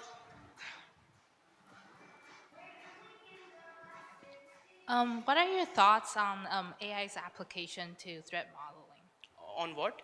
AI's application to threat Yeah, modeling. sure. So I see that people tend to shit a lot on AI applications, but I think these are the best for the first dry run, because if you look at Code Arena right now, so what they have done is the first hour of any contest, they allow bots to go through the contracts and find out the vulnerabilities, okay?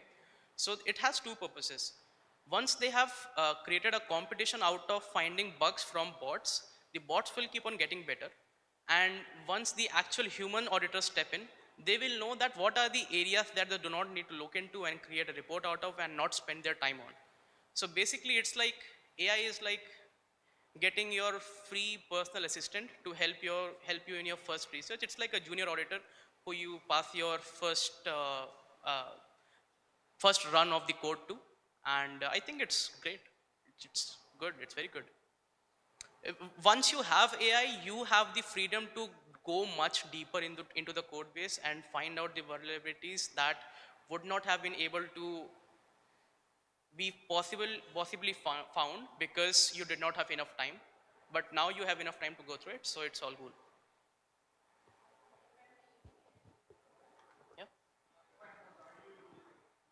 Yes, I do use it. Yes, I do. There's a thing called analyzer, which starts with 4 things like that.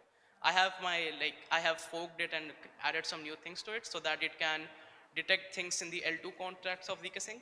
But yeah, it's not AI. It's pattern matching right now.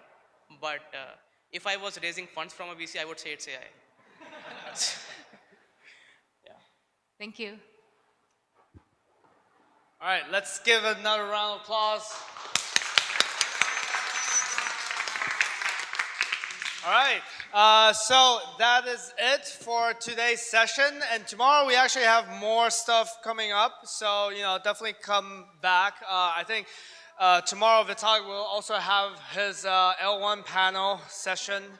to talk about the future research and development there. So, and of course all other exciting stuff on the ZK front as well.